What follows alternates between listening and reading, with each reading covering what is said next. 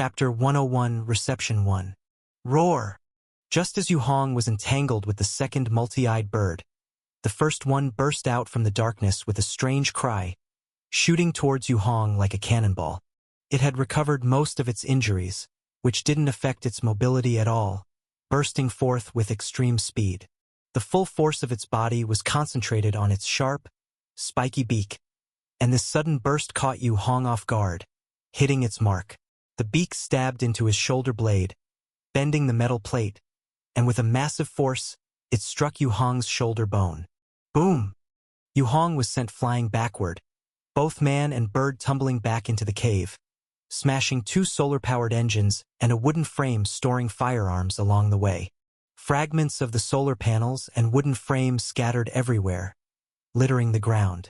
It looked like they were continuing towards the area where the talisman array was placed. Those talismans couldn't withstand much pressure, and a slightly larger force would completely destroy them, among them two silver talismans. Yu Hong couldn't take it anymore. Get lost! His body bulging with blue veins, he angrily grabbed the bird's beak bare-handed, his legs scorching marks into the ground, mustering all his strength, inner chi exploding as he sprinted forward. Bang! Bang! Bang! Bang! Like a heavy rhino, his steps were heavy as he roared, lowering his head to wrap his arms around the monster bird, bursting out of the cave with a fierce leap. Downward he smashed. Boom! The ground cracked open, dirt spraying everywhere. The monster bird's chest cavity crushed by the tremendous force along with the wolf fang club. But it was still struggling, its flesh and wounds rapidly healing under the moonlight, recovering. I don't believe you can't be killed. Overcome by rage, Yu Hong grabbed the bird by its neck with one hand, hoisted it up, and smashed it into the mountain wall. Boom! Rocks exploded, and the mountain wall caved in. But that was not all. As Yu Hong grabbed the monster bird and furiously hammered it against the mountain wall, amid the successive booms, the monster bird continued to heal. Furthermore, the other bird, also ignoring its healing wounds, let out strange cries in the distance and crazily flew towards Yu Hong, smashing into his back. But Yu Hong didn't care, allowing the other bird to attack while he violently smashed one with his hands. Boom! Boom! Boom! Boom! He didn't know how many times he struck until he could no longer hold any complete chunks of flesh or feathers in his hands. He stopped, panting like a bull. Turning around, he grabbed the second monster bird charging at him. But this time, the bird screeched and veered upward, avoiding capture and then flew off, not looking back, heading towards the distant sky. Thump! Thump! Thump! Yu Hong raised his gun and fired continuously, emptying the clip. By a stroke of luck, one bullet hit the bird's wing, causing it to veer sideways and crash down into the nearby woods. Still want to run? Yu Hong, frenzied, pounced on the monster bird and soon plunged into the woods, hands clutching the bird's body, raising it high. Hiss! The monster bird split open right through the middle of its belly, torn in two by brute force, a rain of blood and feathers scattering all over the ground. Ah! Yu Hong roared to the sky, his blood boiling hot and fast, his long-time fear and repression turning into furious rage at this moment, edging him into a fury. He seized the bird's body and smashed it wildly against the ground, not knowing for how long, until the ground was indistinguishable with blood and flesh and all that was left in his hands were two mangled chunks of meat. Finally, everything quieted down. Yu Hong sat heavily, panting with thick breaths, covered in sweat like rain, his body temperature scalding, his heartbeat thumping wildly like battle drums. Under the moonlight, he tossed the two pieces of meat aside, spitting out the blood and saliva in his mouth. It's over, he said, turning towards the courtyard to return. From a distance, he saw the disorder in the yard, but fortunately, the luminous stones hadn't been damaged. The recent fight had taken him and the multi-eyed birds straight out of the yard, covering an even larger range than last time. Thus the damage was minimal. The yard was empty, no one in sight. Clearly, the mother and daughter had wisely hidden in the small cave ahead of time and didn't dare to come out. Yu Hong felt somewhat comforted that at least they had strong self-preservation instincts. He didn't have to worry every second. It was only after killing the two multi-eyed birds that he felt a burning pain spread across his body. His back had just taken the brunt of one bird's attack, and due to the hormone secretion that had numbed his body's sensations, he hadn't felt pain at that moment. Now that he had calmed down and relaxed, the pain surged up, becoming much clearer. My back must be bleeding. I'm not sure about bone injuries. My left wrist is a bit sprained, probably from overexertion when I was wildly smashing the bird's neck. Overexertion was a sign of his own strength injuring him, indicative of excessive emotional agitation and a lack of self-control, prompting introspection in Yu Hong. I can't do this again. I lose my reason too easily when I fight. It's too dangerous. He felt around his body for other injuries.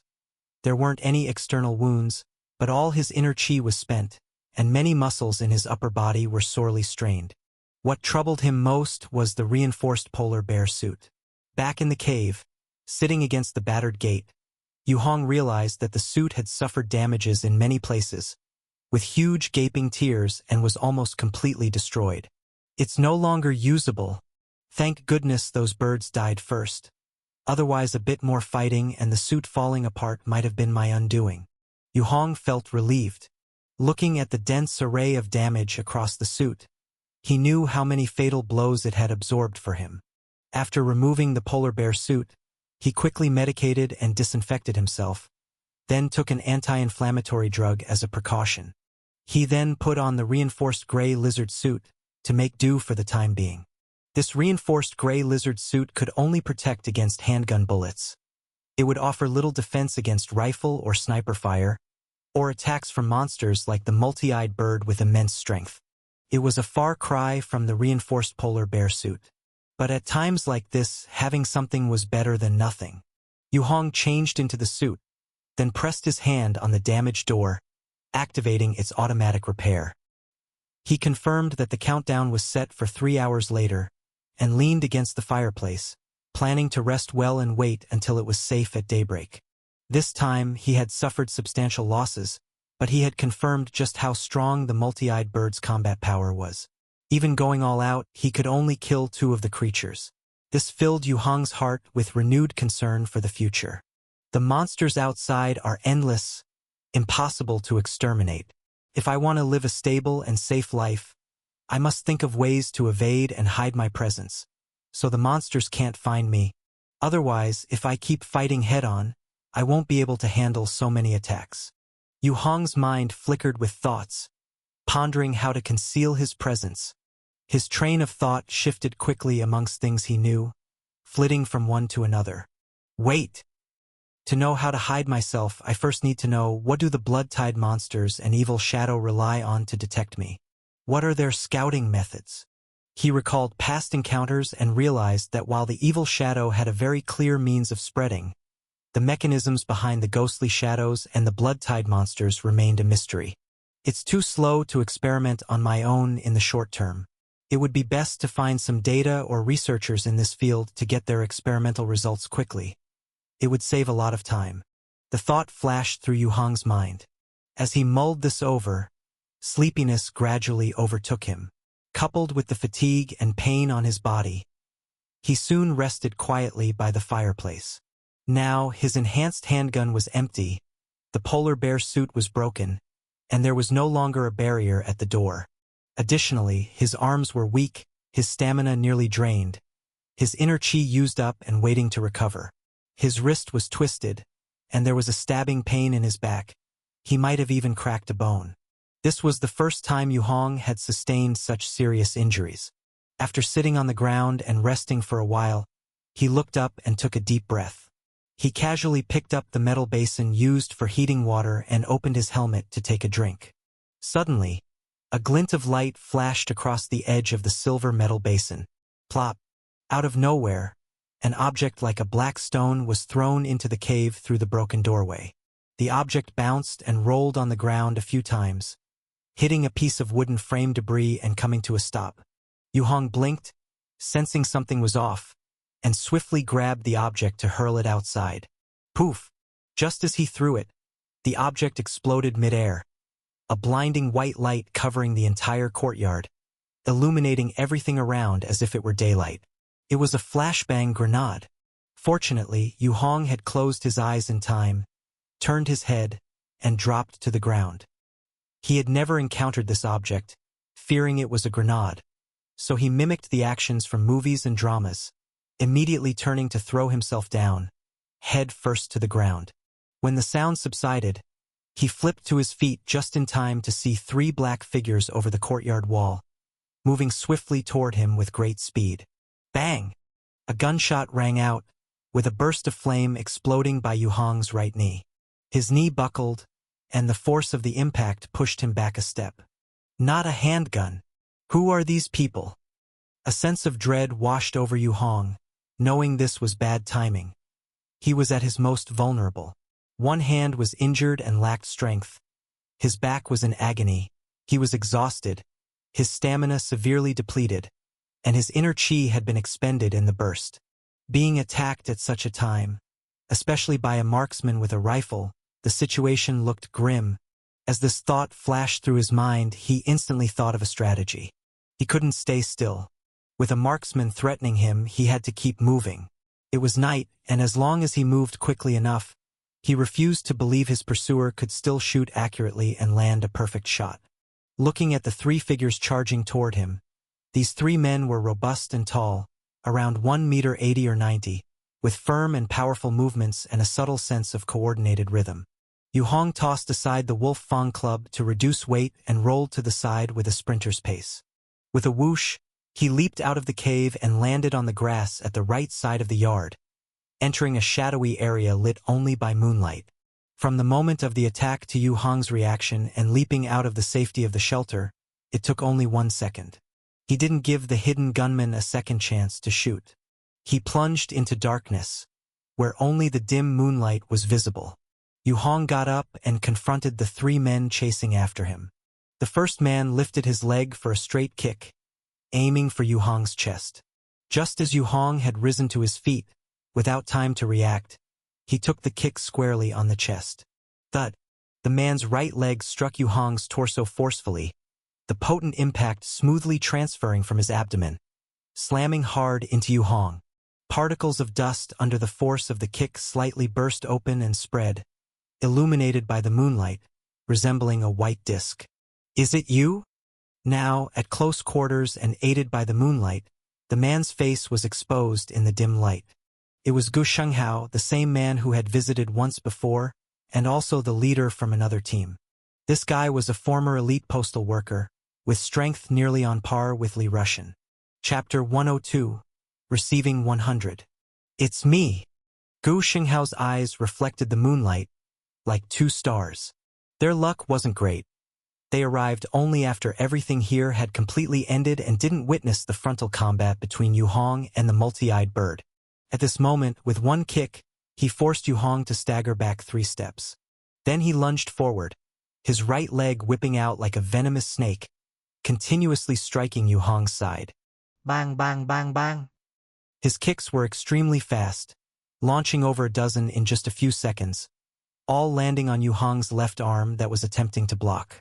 Not just that, the 2 behind him also closed in, the one with a stick, the other with a hammer, hitting Yu Hong so that he trembled continuously, his defenses insufficient, continuously being struck.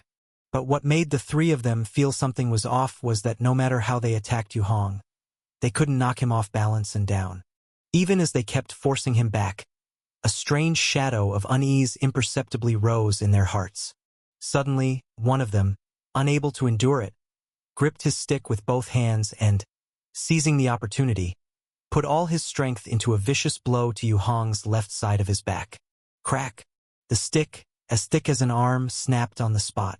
Yu Hong stood his ground, his gaze projecting from beneath his helmet, looking at the 3 of them. Have you had enough? His voice was calm, as if the previous exchanges were no more than a warm-up. Boom! Gu Shenghao suddenly raised his heavy leg skill high and smashed it fiercely against the left side of Yu Hong's neck. The heavy force crashed against the outer layer of the suit, scattering a layer of light ash clearly visible in the moonlight. But horrifyingly, Yu Hong stood his ground, the helmet only slightly wobbling, with no further reaction. He didn't even attempt to block, standing there motionlessly. "Any more?" he asked.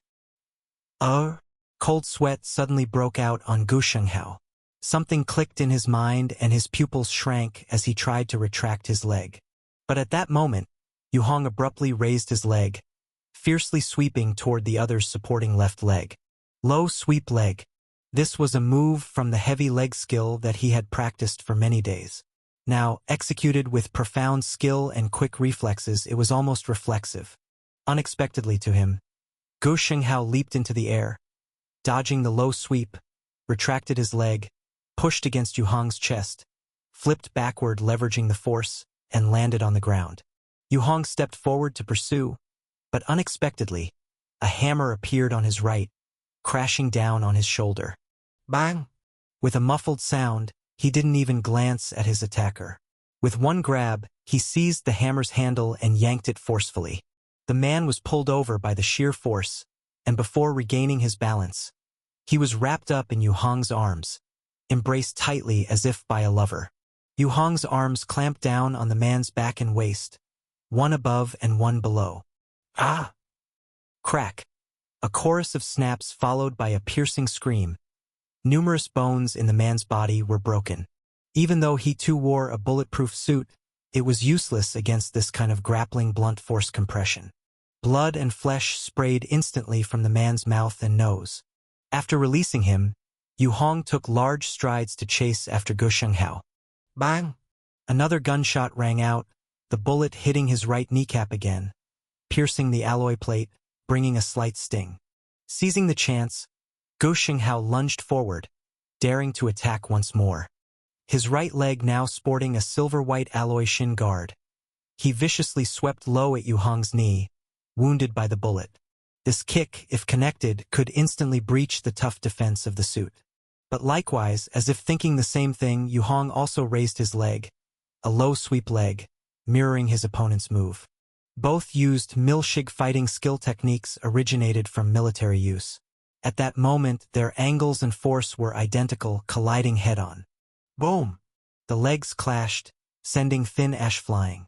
Gu Shenghao lacked enough strength and was forcefully knocked back, but he seemed to have been provoked into fighting even harder. "I'll end you!" With a roar of rage, he powered his right leg repeatedly, smashing down on Yu Hong. Bang, bang, bang, bang. Both men's legs swept against each other, neither giving way, clashing with over a dozen kicks in succession. Seconds later, crack! With a sudden light sound, Gu Shenghao clutched his leg and hopped back continuously, his body dripping with cold sweat, his face twisted with pain and swollen with bulging veins. He stared at Yu Hong across from him, grinding his teeth, unable to believe that his years of tirelessly trained fighting skill had been so easily overpowered in mere moments. Sixth, run. Don't look back. Ye Chenghu suddenly halted. Looking at Yu Hong, who seemed no different from before they had engaged in combat, he suddenly understood how the other had remained unharmed under the multi-eyed bird's assault, still able to protect the two vulnerable women. But at that very moment, his understanding came too late. I never imagined that in such a place. Before he could finish his sentence, he turned and bolted. But he hadn't run far before Yu Hong seized the back of his suit with one hand, hoisted him up, and forcefully dragged him back into the air. As he was about to be embraced again, with all his bones likely to be snapped, a figure suddenly approached from behind and, with a sneak attack, hammered down fiercely on the back of Yu Hong's helmet. Bang! Several cracks formed on the helmet, caving in slightly. But the remaining impact, enough to cause a concussion in an ordinary person, meant little to Yu Hong. His bones, much harder than before, and the thick keratin layer that had grown on the outside left him feeling only as if a piece of flimsy cardboard had lightly hit the back of his head. Nothing more. Struck in the head, Yu Hong's brow furrowed as he ducked forward, turned back swiftly to grab his attacker's arm, and swept low again. Bang! Bang! Bang! Bang! Bang! In just a few seconds, he unleashed more than 10 kicks in quick succession. At first, the attacker could withstand a couple, but soon after, amidst continuous screams, his body became softer and more battered with each hit. Not until his lower half was thoroughly ruined, with both the reinforced suit and the flesh within torn to shreds, leaving only a small part still attached to his upper body. Blood and fragments of the suit were kicked all around. The alloy plates inside were bent and scattered from within the fabric. Realizing there was no sound from his opponent anymore, Yu Hong finally let go of his hold and carelessly dropped the body to the ground. Although he was using only one hand, his strength was far superior to that of his opponent. They were not even on the same level, making it impossible for the attacker to resist even single-handedly. Regaining his focus, Yu Hong hoisted Gu Shenghao with one hand. "What were you thinking?" By that time, Gu Shenghao had completely collapsed. His mouth agape, his face twisted in an ugly grimace as if spasming, unable to make a sound, his whole body convulsing and curling up into a ball. He watched in horror as his companions, who had arrived with him, were effortlessly killed by Yu Hong like squeezing chickens. The disparity between them was too great. The attacker must be a monster fully enhanced with luminous stones. Yes, only such monsters could achieve the exaggerated feats before his eyes. This sort of monster, combined with the obviously modified and reinforced gray lizard suit, meant their loss wasn't undeserved. They had utterly lost this gamble. Either die in the beak of a multi-eyed bird or perish in the struggle before them. From the beginning, their choices had been limited. What he hadn't expected, however, was that Yu Hong had not relied on any tricks to evade, but had instead likely used his sheer strength to withstand the attack. Yu Hong shook the man, realizing he had lost the will to resist. Uninterested in further talk, Yu Hong suddenly squeezed his hand. Crackling noises ensued as he crushed the remaining limbs of his captive. Then Yu Hong carried the man back to the courtyard.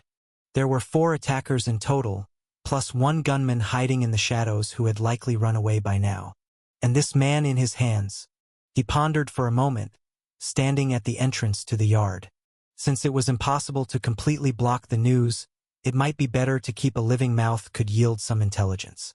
He didn't kill Gu Shenghao but instead threw him into the yard, drove a wooden stake into the ground, and tied the man to it in a corner of the yard. Then he moved the luminous stones to block the man's view, creating a hidden nook with the stones and the courtyard walls. After arranging all these, Yu Hong returned to the cave and finally had a chance to rest comfortably. This time he dared not let his guard down completely. Until the door was fixed, he did not intend to fall into a deep sleep. After he covered the hole with a wooden board, he used a cloth to cover it thoroughly. Fortunately, no threats arose, and by nightfall, the door blurred momentarily and then restored itself to its original state. Gu Shenghao could not see the restoration, and Qiu Yanxi and her mother were still too scared to move from inside the cave, also unable to see. Once sure everything was safe, Yu Hong finally felt secure enough to fall asleep. He was exhausted from the trip.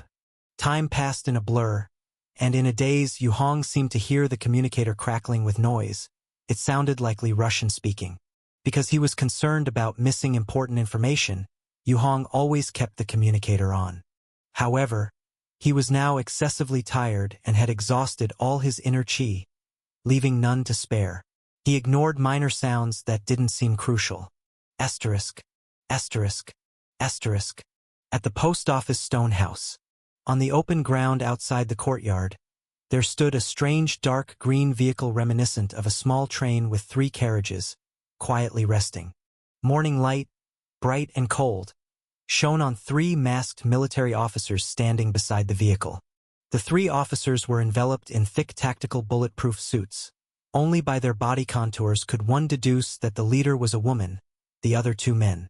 Inside the post office, a group of trembling United Army higher-ups family members emerged from the basement, walking emotionally towards the strange vehicle and hurried inside under the protection of guards.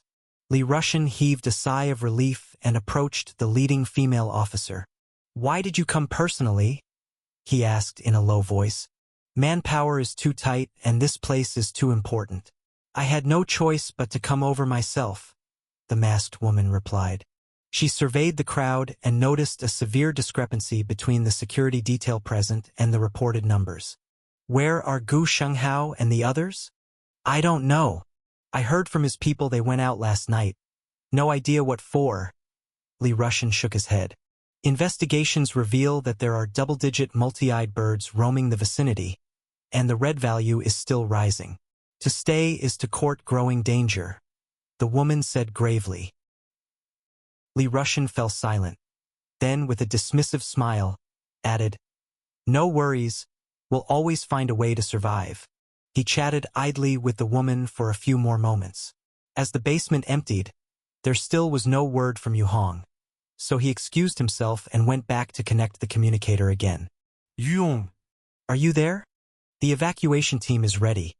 If you don't come now, you'll miss the chance. He raised his voice to remind. This was his third communication attempt. Fortunately, a response finally came through. Sounds of stretching and yawning were heard. You aren't sleeping, are you? Li Rushan frowned in irritation. Too tired. Show some understanding for last night. Yu Hong sighed. Take care of yourself. Isn't 1 against 2 a bit much? Li Rushan's face betrayed a hint of speechlessness. What 1 against 2? It was 1 against 4. Yuong corrected. Forget it, you wouldn't understand. The evacuation team has arrived, right? I'll bring people over. As long as he could hand over Qiu Yanqi and her mother to the evacuation team, his deal with Wei Shanshan's father, Wei Hongye, would be complete. Right, hurry up. Director Wei brought something for you, but you need to come with people to get it, Li Rushan urged. Okay. Anticipating a potential solution to the energy problem, Yu Hong also felt a sense of expectation. Chapter 103, Cultivation Technique 1. Li Rushan might not know the news about Gu Shenghao and the others, of course. He might also be pretending not to know, deliberately deceiving me. But the equipment and weapons of the rescue team far exceed the outside world's. They could achieve their goal by directly attacking us. There's no way they'd be indifferent. Yu Hong hung up the communication, speculating in his mind. The attack by Gu Shenghao and his people was unexpected, and he guessed they didn't anticipate the rescue team arriving so quickly either. Anyway, if these people knew the rescue team was coming today, they definitely wouldn't have any reason to attack him. Yu Hong exhaled, opened the door, walked out of the cave, and approached Gu Shenghao. It seems the people over there don't know you're with me, he said softly. This sentence was affirmative, treating speculation as certainty, to communicate with the other party. He wanted to determine their reaction to get more accurate feedback. Hee. Gu Shenghao was completely limp, pale-faced, lying on the ground, unable to move. Only the 4 of us took action. Were you worried about the rescue team arriving later? He was a former postman, having undergone similar training, and naturally understood Yu Hong's concerns. Got anything you want to say? Yu Hong, having been exposed, couldn't be bothered with small talk and directly asked. Didn't you ask about my situation before launching an attack?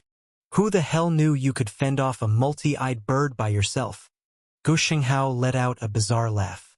A person like you, it's my first time seeing. Not even those monsters fully enhanced can compare with you. The victor becomes the king, and the defeated is the villain. Just kill me.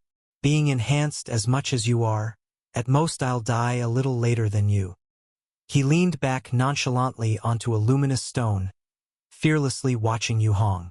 This was actually an avoidable fight, but due to the time difference and Gu Shenghao's arrogance, it turned into a slaughter. They blindly trusted their own judgment, and the result was the current situation. No one could have imagined that someone who lived in the wilds long-term, with irregular food intake and no security, could repel a level 4 dangerous monster without special weapons.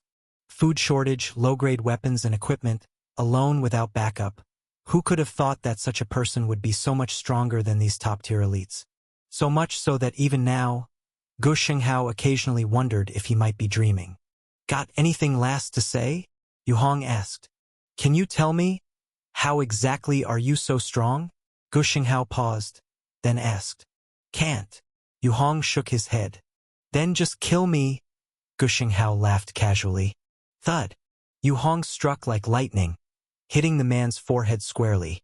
The stick crushed his forehead, Blood spilled from his mouth and nose. He died instantly. Standing in place, Yu Hong picked up the stick, approached the hole in the stone wall, and tapped the obstructing stones. Thump, thump. The stones slowly moved aside, revealing the heads of Qiu Yanqi and Wei Shanshan. They clung to each other, drenched in sweat, not knowing how long they had hidden inside. The rescue team has arrived, Yu Hong informed them. Upon hearing this, they were first stunned. Then their faces burst with joy. Quick, quick, quick. Qiu Yanqi hurriedly urged her daughter, and they both crawled out of the cave. As they came out, they saw Gu Shenghao, limp on the ground, lifeless, and they fell silent for a moment. But they didn't say or ask anything, and began to pack up quickly. Actually, there wasn't much to pack. They hadn't brought anything with them when they came over. Even their food had been provided by Yu Hong. Excuse me, can we take it with us? Qiu Yanqi asked carefully, holding the talisman array plate. You can. It's not worth much now anyway. Yu Hong knew that the joint forces had already begun mass production. There's one more thing. Can I take some of this grass with me to use as a sample? Maybe it can save more people, Qiu Yanqi asked again. I can promise that if you agree, we'll split half the profits from any technological patents we get with you. You can exchange for supplies through the postal channel. These days she had observed carefully and confirmed that what had been protecting them all along was this luminous stone grass. However, broken or uprooted pieces of luminous stone grass were useless, quickly becoming indistinguishable from ordinary wild grass. Only if it were transplanted with roots intact might they be able to research something. Yu Hong thought about it. Technically speaking, luminous stone grass couldn't be too far from his surroundings. The black marks enhancements had a range limitation. But he also wanted to see if there were other ways to get around this limitation. If something could indeed be researched, it might help with the increasingly deteriorating environment outside. And if he could get some supplies in return, all the better. You can try, he said casually. His consent was partly because the utility of luminous stone grass was so limited. It was only good for creating a buffer zone that isolated shadows and safe houses. This mark function still required detailed research and exploration. With permission granted, the mother and daughter quickly dug up 2 luminous stone grass plants, wrapped them in plastic bags, and left the courtyard with Yu Hong, heading towards the post office. This time, because of Gu Shenghao and also because of their wariness of the rescue team, Yu Hong didn't get close. He just sent them from afar, watched as they approached the strange car near the post office, were taken inside by people, and then he left. The rescue team definitely had powerful weapons. Otherwise, they could not have safely reached this place. From this point on, the trade between Yu Hong and Wei Hongye became dominated by Wei Hongye. From a distance, he saw Li Rushan waving at him and also saw Wei Shanshan frequently looking back towards him. Qiu Yanqi was speaking cautiously to a mask-wearing woman. Yu Hong didn't approach. Instead, he slowly backed away, disappearing into the fog. Based on the intelligence he had gathered earlier, the lock-on capability of the micromissiles likely couldn't confirm distant targets, meaning that interference may be strong, and they could only become aware of the monsters once they were close enough to sense them. So, for his own safety, he stayed hidden in the fog as much as possible. Standing in the fog, Yu Hong watched as the mother and daughter boarded the beastly vehicle, and the 3 members of the rescue team exchanged a few words with Li Rushan. The masked woman leading them turned her head to glance in his direction before turning back, patted Li Rushan on the shoulder, and then boarded the vehicle. The vehicle started, emitting a faint engine noise, then turned the corner, slowly driving down the empty path into the fog. It wasn't long before it disappeared from sight. Inside the vehicle, Qiu Yanqi and Wei Shanshan sat close together, listening to the surrounding cries of overwhelming joy, the low groans of sorrow and pain, the happy and even slightly delirious laughter. For a moment, it felt as if these people might all have some mental issues. On the contrary, the 2 of them, amidst such a group of discomposed survivors, were elated, but their emotions remained conspicuously stable. Mom, did you give Dad's relic? Wei Shanshan couldn't help but look up and ask. She was very grateful to Hong, knowing that without him, she and her mother would not only have been violated, but might not have survived until the rescue team arrived. Yes, I left it at the post office. Since Mr. Yu didn't want to show himself, I had Mr. Li Russian pass it on. Qiu Yanqi nodded, her heart filled with hopes for life. I hope Mr. Yu is unharmed. Wei Shanshan whispered her blessing. Although his rescue wasn't without cost, in such a deteriorating environment, ensuring a basic fair exchange was already the greatest kindness. But Qiu Yanqi was thinking further. She gently protected the 2 luminous stone grasses she had unearthed, full of anticipation that her husband might discover something through them.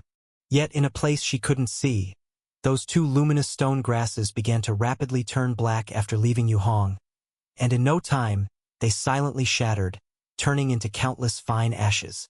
Yu Hong waited for the rescue team to leave completely, let out a breath, and after waiting a bit longer, he approached the post office. Oldly, he saw Li Russian sitting in the yard, sorting through a pile of parcels on the ground. Where's the item from Wei Hongye? Yu Hong didn't bother with the parcels and asked directly. Got it. Li Russian tossed him a silver circuit board. This is the startup mainboard. Find the place, plug it in, and you'll get what you want. The specific storage location is on the back. Yu Hong caught the circuit board and looked at the back. The back was written in black ink with a line of words. Walk 4 or 500 meters south of Anshi Bridge in Lulong County to reach the Anshi Military Isolation Zone. The stuff is in the underground 3rd floor of the isolation zone, in the power room. Where is Lulong County? Yu Hong pocketed the circuit board and asked. Quite far, almost 70 or 80 kilometers from here. He gave you the closest address? Li Russian replied. All right, pack up and get ready to leave. It's not safe outside now, those. Boom! Before he could finish, an explosion sounded in the distance, followed by a burst of intense machine gun fire, accompanied by the incessant screeching of the multi-eyed birds. SSS. The convoy attracted at least a dozen multi-eyed birds over. After carefully listening to the noise, Li Russian took in a sharp breath. Yu Hong's expression also turned solemn, looking in the direction from where the sounds emanated. He could handle at most 2 multi-eyed birds, but with more than a dozen of them, apart from hiding, he had no other option. Can they win? He couldn't help but ask. They can win, they have many high-powered weapons, but the key is not to win, but to return to Hope City before they exhaust their weaponry. Multi-eyed birds are inexhaustible. The most disgusting thing about blood-tied monsters is their undying nature. They revive much faster than the shadow. Li Russian sighed, picked up the parcels from the ground, and walked towards the dilapidated stone house. Together, he asked. Yu Hong shook his head, quickly turned around, and headed back to the safe house. Communicator contact. He dropped a sentence and soon disappeared into the fog.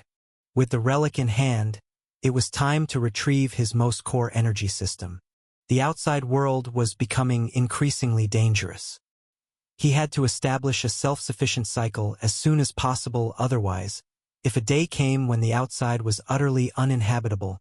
Running wildly through the fog, Yu Hong suddenly stopped, spotting Qiu Yanqi in a gray tracksuit standing by a tree to his right, with Wei Shanshan in a white silk short skirt slowly walking out beside her, both women smiling at him but keeping their distance. Without a second thought, Yu Hong immediately threw out a talisman array. The talisman array board hit the spot where the 2 women were, instantly lighting up with white light. The white light exploded, and the 2 women disappeared. These shadows are becoming more and more rampant. He glanced at the red value detector embedded in his collar. 27.133. This enhanced detector presented an exaggerated environmental value. Yu Hong's heart sank. Previously, a regular shadow's red value would be a bit over 20. Now, just the environmental red value alone had reached 27. This wasn't the red value of a shadow, since the shadow had already been offset by the talisman array. This was the pure environmental red value. He picked up the incompletely consumed talisman array board and ran all the way back to the luminous stone grass courtyard. He closed the courtyard gate, entered the cave, and the silver talisman array on the back of the door continued to release an extremely faint white glow. Chapter 104, Cultivation technique 2. Yu Hong looked at the red value detector again, discovering that the values within the safe house had returned to single digits, nearing 0. It seems the talisman array in the safe house might have had some effect, he thought. He let out a sigh of relief, turned on the light and pulled down the shield, but he didn't take off his suit. In this situation, the constantly emerging multi-eyed bird forced him to remain vigilant at all times. Picking up the Vortex rune board, he sat down to ponder carefully. Asterisk, if I apply the storage function of the Vortex rune to the safe house, could it serve as a stable battery for converting and storing luminous stone radiation energy? Asterisk. Asterisk. Then, what can luminous stone radiation energy batteries be used for besides making grenades? Asterisk, he considered, returning to his original thought, creating a cultivation technique that would grant him the ability to handle the shadow. Asterisk, suppose I could use my body to create an explosion of luminous stone radiation energy similar to the Vortex rune. Wouldn't that easily solve the problem of dealing with the shadow? Asterisk. Following this line of reasoning, Yu Hong took out a sheet of paper and wrote with a charcoal pencil. Special attack cultivation technique for the shadow. Using inner chi as the pen, constructing a vortex rune within the body to create a luminous stone radiation battery-like structure that can absorb external radiation. This structure needs to remain extremely stable under normal conditions, only temporarily disrupting the battery structure when I make specific actions or enter specific states, causing a massive radiation release that results in a luminous stone radiation attack to counteract external shadow or evil shadow. When I exit the special state or action, the talisman array will return to its original state, starting to absorb and store energy automatically again. Side effects. The luminous stone radiation will cause harm and mutation to the body. This issue might be countered by my continuously strengthening physical fitness. After writing these words, Yu Hong carefully reviewed them, ensuring there were no typos or significant flaws before placing the paper on the wooden table. Asterisk, the enhancement of the black mark must have a viable foundation as a prerequisite. Now, let's see if the foundational cultivation technique I've envisioned is feasible. Perhaps the black mark can enhance and perfect it into a better technique. Asterisk. Looking at the cultivation technique speculation, Yu Hong extended his hand and pressed it against the surface. Asterisk, enhance the special attack cultivation technique for the shadow. Direction. Integrate heavy leg skill. Asterisk. Soon, a black line flashed, and a feedback tone quickly sounded. Enhance technique. Feasible. Yu Hong was thrilled, not expecting success on the first attempt. He glanced at the countdown displayed on the paper. 1 hour and 4 minutes. In such a short time, it seemed the difficulty was not high. Thinking of this, he pressed his hand down again. Asterisk, enhance the special attack cultivation technique for the shadow. Direction. Integrate heavy leg skill, enhance control, reduce side effects, increase power, and optimize the vortex rune to increase the total storage of radiation energy. Asterisk. Yu Hong added everything he wanted in one go. Then, as he awaited the feedback tone, he quickly checked the emerging countdown. 1 day, 23 hours, and 11 minutes. That's about right. Any longer and the risks would be too great, he sighed. He confirmed the enhancement process. This time, obtaining the vortex rune greatly aided in his response to the evil shadow, enhancing his means more than double. Pressing the page undergoing enhancement with a block of wood, Yu Hong got up and went to the first basement, which was the one he initially dug. In the basement, he picked up the vortex rune board he had made earlier. This board, inscribed with inner chi, had now completely turned silver. It looked very similar to the previously enhanced silver talisman array. But the patterns of the two were entirely different.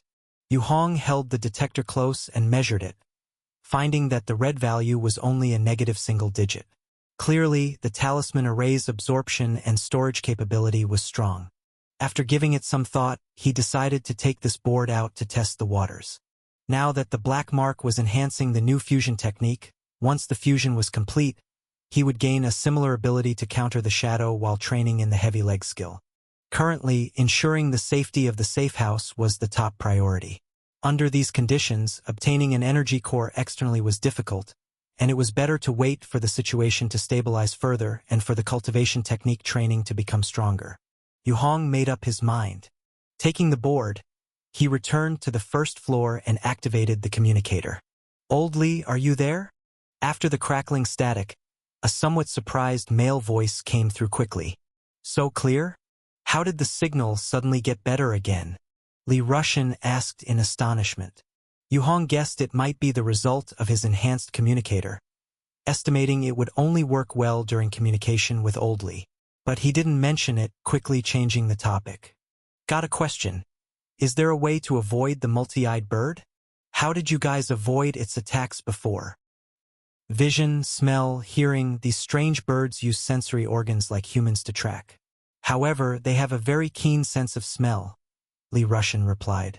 "We missed the scent aspect before. Later, when the support team came over, they gave us some odor removal sands, and the multi-eyed birds didn't get close temporarily. I have 20 pounds of odor removal sand here. Are there other methods?" Yu Hong frowned. "There's the Sunray series materials. Multi-eyed bird is quite a familiar creature at the front line of Aurora City and is one of the monsters restrained by the Sunray series materials," Li Russian replied. He paused before continuing. "If you need it, I'll try to get some for you. It should arrive next month. Hold on until then." "How much does it cost?" Yu Hong was a bit surprised, realizing the miser was finally willing to spend. "I have a set of communicators here. Could you take a look for me? Apart from contact with you, all other communications here are very poor. It's all unclear and relies entirely on Morse code," Li Russian said casually. "All right," Yu Hong agreed. "By the way, about your postal delivery, can you still send things? I need to send something to Baihe City." "Yes, but it will cost extra. Baihe City is currently under invading speech people. You know this thing can't be detected, you can't even notice until it attacks.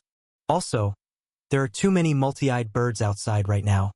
You wouldn't dare to step out without some Sunray series luminous stone blankets. Travel costs are getting higher."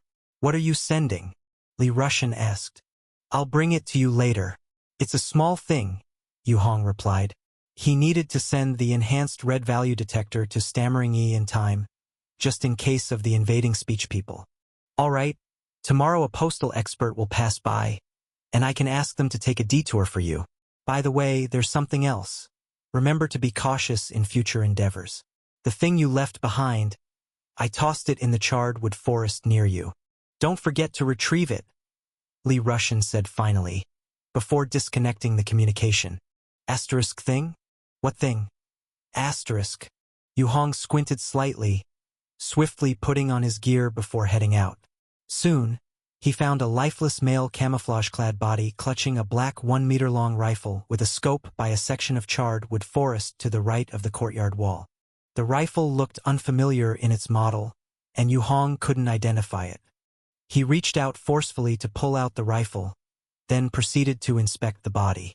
Everything was gone, thoroughly cleaned out, leaving only the rifle in the hand as the sole item, suggesting that this guy was very likely the only companion Gu Shenghao managed to escape with. Asterisk, why even bother running back then? Wouldn't dying by my hand have been more straightforward? Asterisk. Yu Hong carried the rifle, realizing this item was probably left by Li Russian as evidence. Otherwise, it would have long been gone.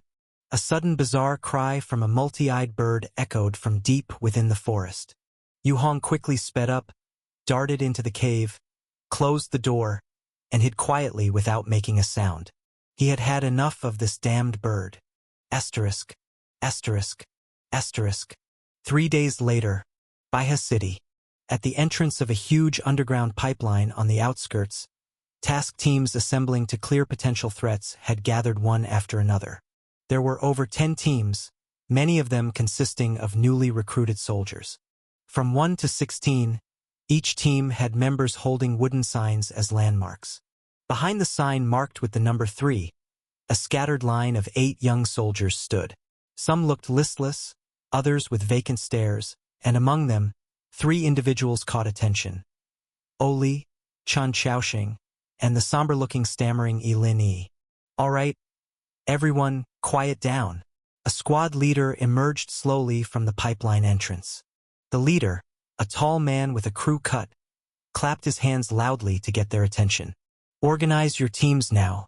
Once this exploration mission is over, you may go to the system registry to calculate your contribution points based on your respective findings. The man instructed before turning away, not even glancing back at the group, and left on his own. This left each team leader to return to stand in front of their own team. Schweningning, with one arm bound and hanging in front of her chest, returned to the sign of Team 3. She assessed her team members in front of her and shook her head slightly in exasperation. Despite navigating relatively safe routes during the exploration and clearing tasks, they had still encountered several dangerous situations. When critical moments hit, the team's lack of coordination forced Schweningning to personally intervene, using luminous stone weapons to fend off several attacking monsters. She got injured and 2 team members were seriously hurt and had to leave the team to recuperate. The mission almost went unfinished. In the end, it was nearly by sheer force that she pushed her team to hurriedly complete the task. Now reflecting back, Schweningning realized that Oli and the other 2 had little real value, contributing almost nothing along the way. She considered replacing them, but doing so would mean elimination from here. Given their situation, Oli, Chen Xiaoxing, and Lin Yi couldn't likely be accepted by other teams. Ningning, word has spread about your team. Are you thinking of replacing them? Whispered another female team leader nearby. In Team 3, Oli was alright, average in most respects. Chen Xiaoxing was physically weak and just tagged along, barely useful. Lin Yi often foolishly charged forward, unafraid of death or pain but frequently disrupting Schweningning's plans. However, if they were replaced, Lin Yi's only option would be to move to even more dangerous teams. Team 3, thanks to Schweningning, was relatively the safest. Given Chen Xiaoxing and Lin Yi's traits, switching to other teams would increase their risk substantially above Team 3. Considering this, Schweningning shook her head. Just recruit more people to fill the gaps. No need to replace anyone. It's better to have these 3 follow safely behind the team than send them to other teams to face certain death. Each had significant shortcomings. Apart from Oli, joining other teams would genuinely be a death sentence. As for Oli, she had recognized that while protective towards herself, it only served as a shell hiding her true self. Chapter 105. Setting forth. You can't go on like this. Even if the tasks performed by the 3rd team are safe, over time the members' abilities won't improve and you'll be dragged down with them, impacting your evaluation, said Sufei, one of the team captains, frowning as he tried to persuade on the side. In his opinion, useless team members should be replaced as soon as possible. It's okay. My family is gone, it's just my sister left. She's stronger than me, so it's better to leave progress to her. Schweningning smiled casually. She was just planning to get by in life. A drop in your evaluation will affect your logistics support and can even lead to a reduction in equipment and supplies. Sufei, who had always had an interest in Schweningning, continued to persuade her. It's fine. Schweningning was not interested in this, just smiling. In fact, she also wanted to replace the team members, but once she did, leaving the safest 3rd team, those 3 would definitely be in trouble. It had happened before, so later she gradually stopped just casually firing team members. Anyway, she only took the safest tasks. I'll train them in my free time. They're all good kids, and I believe they'll catch up soon, she said earnestly. Schwening, you're still so naive. According to the intel, the evil shadow will soon be here. By then, there might not be any absolutely safe mission zones. How many times can you lead them? The distant captain of the 9th team, Yao Chenling, said coldly. The 9th team also had a female captain. Yao Chenling was a tall, strong woman with both looks and strength. She had never liked Schwening, who rose through her sister. And now, while everyone else was striving to improve the strength of their teams, Schwening was still naively trying to pull the deadweight along with her. Indeed, those with the ability could do that, but the cost was holding themselves back, even regressing. In such a harsh environment with scarce resources and increased competition, moving backward meant fewer resources, which equated to digging one's own grave. Schweningning didn't respond, just smiled, thinking that at worst, she wouldn't take any missions by then. As long as she didn't leave Hope City, it wouldn't be a big problem. On the other side, After the team assembly, they quickly dispersed, and each team's members returned to their dormitories. Oli and the others split up, and since she lived with stammering E, they also went back together. As they entered the dormitory building and approached their door, a voice called out to them. "Lin Yi," said the dormitory manager, an older woman, while patting a small box in her hand. "You have a postal package." "A package?" Stammering E blinked, somewhat puzzled. "Yes, it's from Baiqiu village," the woman replied casually. "Baiqiu village?" Stammering E immediately thought of a name, her face lighting up with excitement. Asterisk, asterisk, asterisk. Baiqiu village, mountain cave safe house. Yu Hong stood alone in the basement, concentrating quietly, without moving for a long time. The minutes ticked by, yet he remained the same, as still as a statue. About 15 minutes later, suddenly, his face flushed red as he spat out a small mouthful of blood. Failed again. He raised his hand, looking at the slowly fading red vortex rune in his palm, shaking his head. Since completing the new cultivation technique yesterday, he had been trying to train according to the new method. The new cultivation technique, as he desired, merged many functions into the heavy leg skill and included the newly acquired vortex rune. The enhanced booklet describing the technique's effects was indeed promising, but the difficulty of cultivation was much higher than before. Yu Hong slowly relaxed his body, walked to the side, picked up a red booklet from the ground, and flipped through it. Basic Survival Leg Technique. This was the name he gave to this new cultivation technique, a name that was very fitting as he created this technique for survival. Upon opening the thin booklet, the 3 moves of the heavy leg skill were still there, but compared to before, there were 3 additional layers, no longer just the previous 3 moves, totaling 6 layers. Moreover, each layer now included some static exercises integrated into the specific training and cultivation process. Yu Hong had just been practicing the static exercises part of the first layer, the low sweep leg, only to find it difficult to master. After flipping through the booklet for a while, he confirmed he was practicing correctly. It was just that his body needed time to adapt, and hurrying was not the answer, so he could only endure it slowly. The new cultivation technique, the basic survival leg technique, besides the usual diet, required one more thing for training, which was radiation, and not luminous stone radiation but red value radiation. This initially struck Yu Hong as odd, but he soon understood. If he could absorb and adapt to the increasingly higher red value environment, then his survival rate would naturally greatly improve. This cultivation technique perfectly achieved his intended goal. After studying the technique for a while, Yu Hong set the booklet aside and moved up to the first floor. The bright lights illuminated the outside, which was quiet. The entire safe house appeared peaceful and serene for a moment. If this kind of life could be rid of its dangers, it would actually be quite nice, except for being somewhat lonely. Yu Hong walked to the doorway, pulling back the board to look outside. In the courtyard outside, pale glowing luminous stone grass swayed gently in the breeze, releasing invisible radiation. Beyond that, outside the grayish-white courtyard wall, faint mist swirled in the darkness, occasionally accompanied by fleeting, indistinct sounds. Yu Hong drew back his gaze, closed the board, and since yesterday, after acquiring some deodorizing sand from Li Rushan, he covered the outer door with a lot of fine stone powder, making it roughly the same color as the mountain wall. Surprisingly, the multi-eyed birds had not come to bother him since. He glanced at the time on the enhanced red value detector, which read 21:42 p.m. Yu Hong turned on the communicator, listening to the crackling noise, waiting for the connection with Li Rushan. They had agreed to contact each other at around 10 every night at this time. After waiting a few minutes, activity came through the communicator. "Sorry for the wait. I just got Nana to sleep, told her several stories. Kids nowadays are really hard to handle." Li Rushan's tired voice came from the other end of the line. "Kids are like that," Yu Hong chuckled. "By the way, thanks for your support with the deodorizing sand and disguise methods. The multi-eyed birds really haven't attacked. It seems to have worked."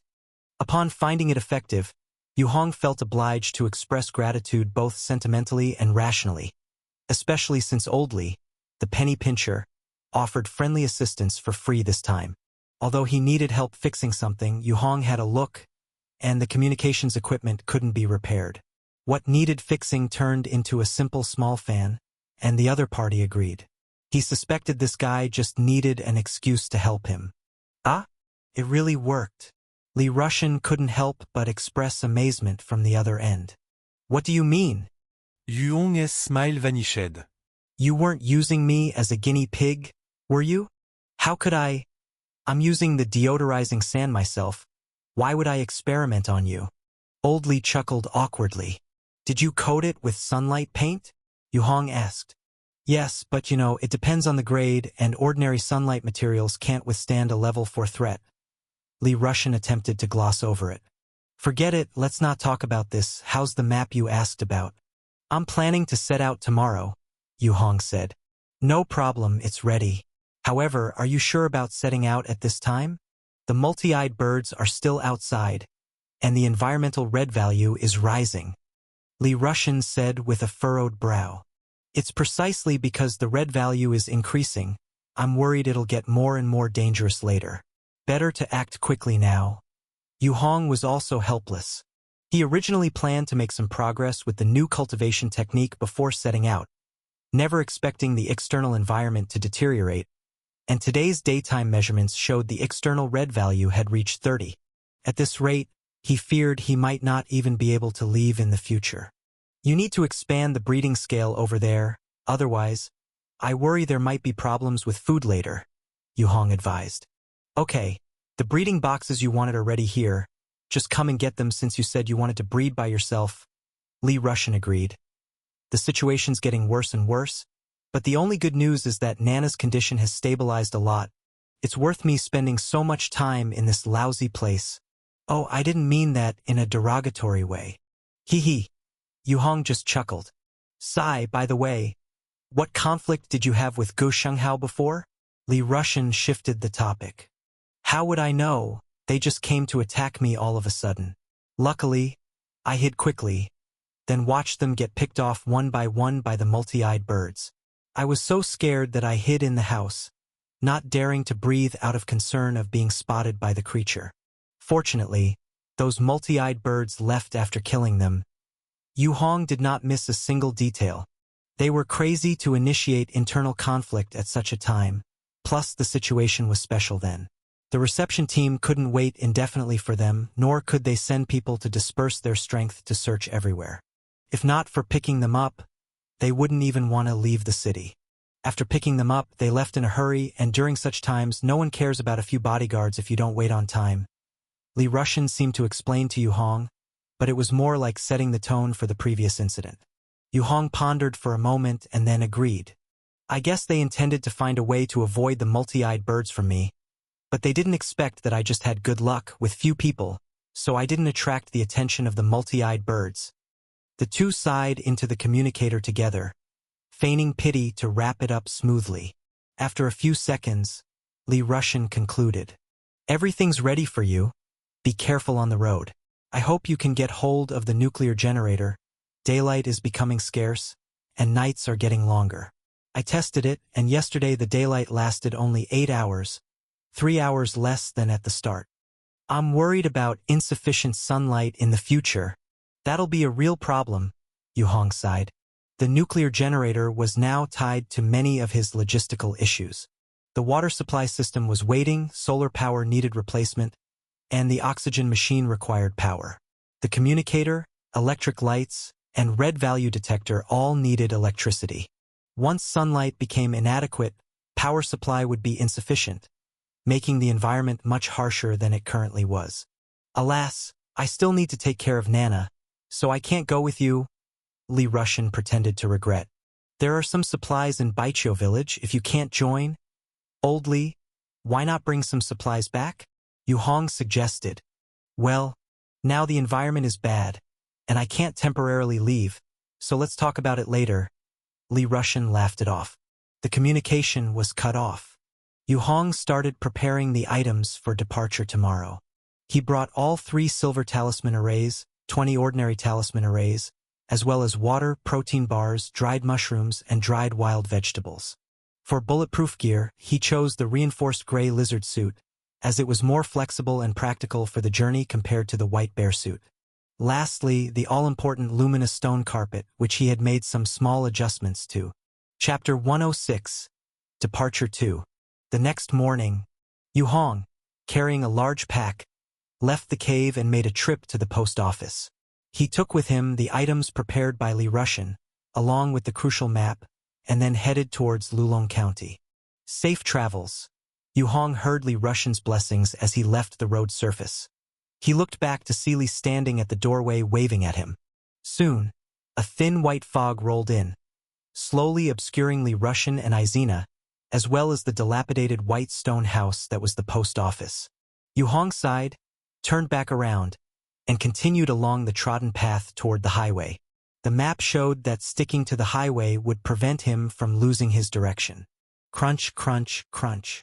His boots snapped the dry branches and leaves underfoot, creating a distinct, grating sound. Through his breathing valve, Yu Hong could still smell a faint scent of burning in the air around him. He walked in the gray fog, able to see only about 3 meters around him. Beyond that was just a gray blur, obscuring everything else. Pressing on, he followed the path for about 15 minutes until the trees ahead parted, revealing a 30-meter-wide gray and white expressway. The road surface had some cracks and collapses, but it was mostly intact. Several gray trees had broken and fallen across most of the roadway. Yu Hong breathed out, tightened the straps of the large pack, and carefully slid down the slope to step onto the lower surface of the highway. He looked around. The fog was slightly thinner here, allowing visibility up to about 5 or 6 meters. Pulling a talisman array from his chest and holding it in his hand, Yu Hong continued along the highway toward the left.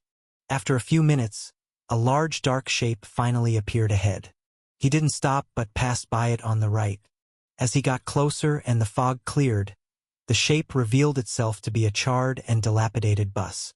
The bus was entirely black, its structure twisted and partially melted, with collapsed wheels and one side higher than the other, leaving just a hollow shell. As Yu Hong passed by, he slowed down a little and suddenly heard a soft beeping sound. His complexion changed slightly as he glanced at the enhanced red value detector embedded in his collar. The red value on the LCD screen had already soared to 92.331. There's something hiding in there. Yu Hong immediately became alert, his expression stern, and quickened his pace, trying to make as little noise as possible as he moved forward.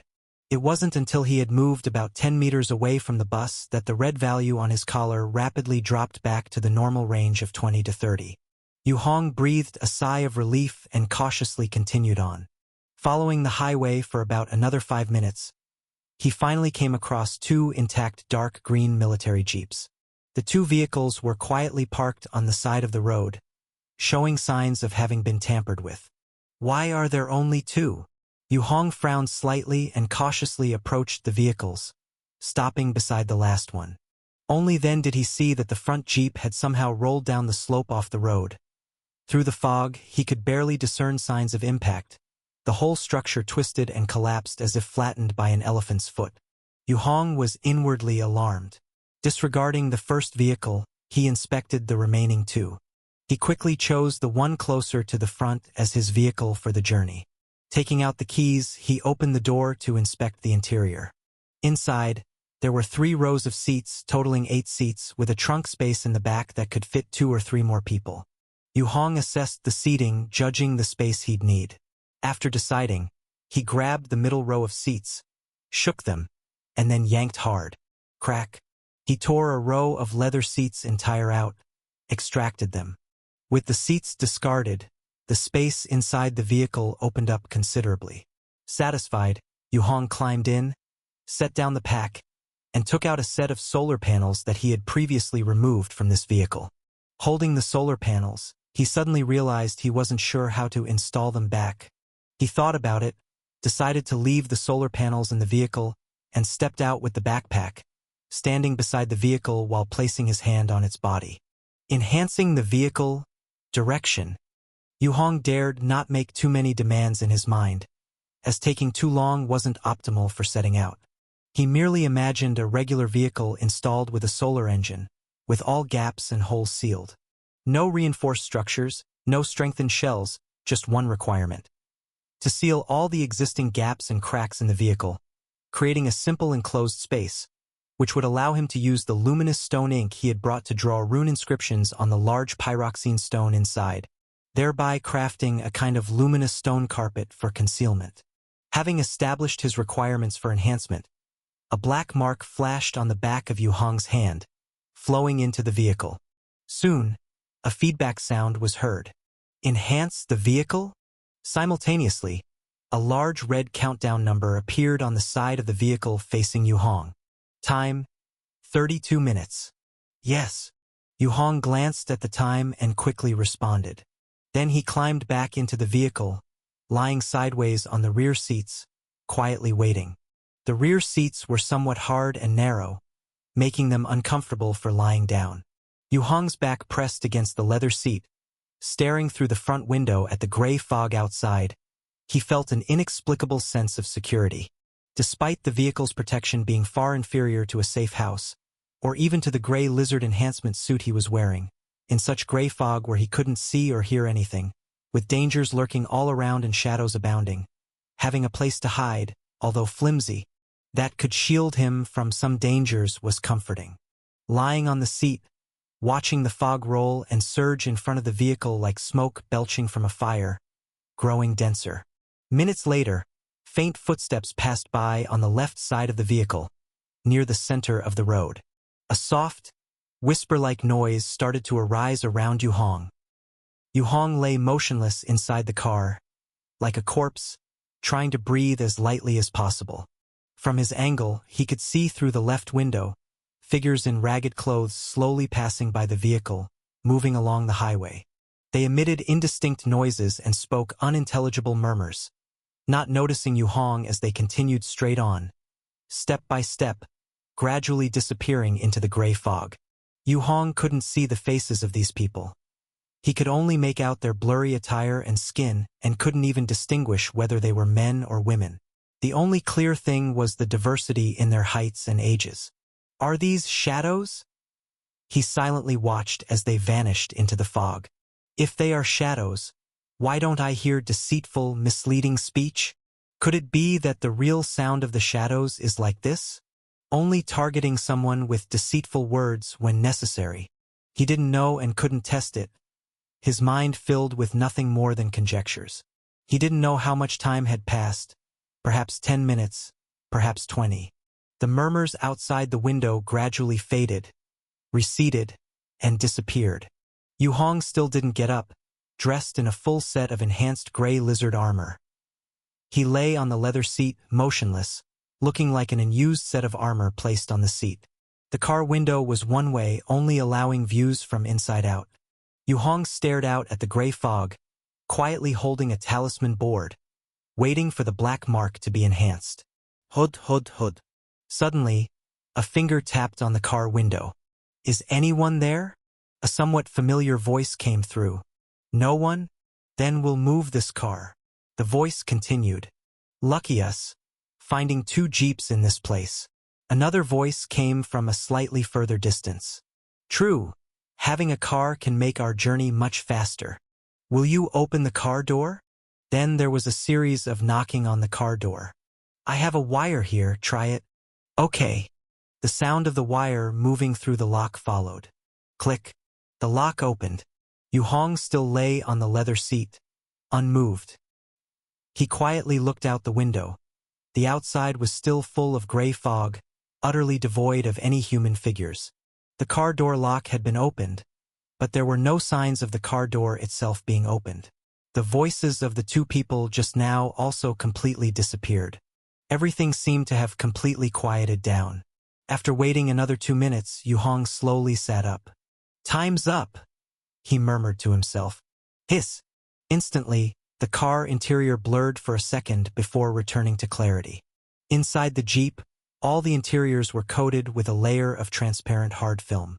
It was as if glue had been applied inside the car, covering every gap and hole completely with this layer. At the same time, the solar panel, which had been on the car floor, had disappeared. In front of the driving seat, there was now a control switch for the solar panel. Besides, the previously torn seat was also gone, replaced by a smooth and solid car floor.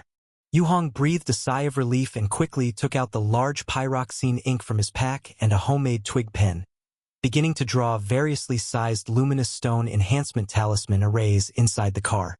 After more than an hour, all the areas inside the car were covered by the protection range of the talisman arrays.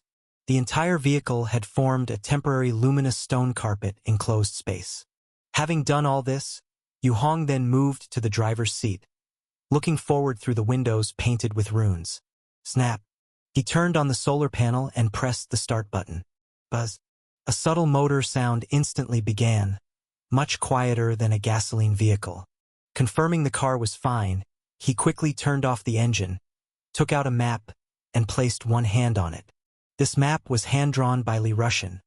He had visited Lulong County, so based on his memory, he had drawn this route map.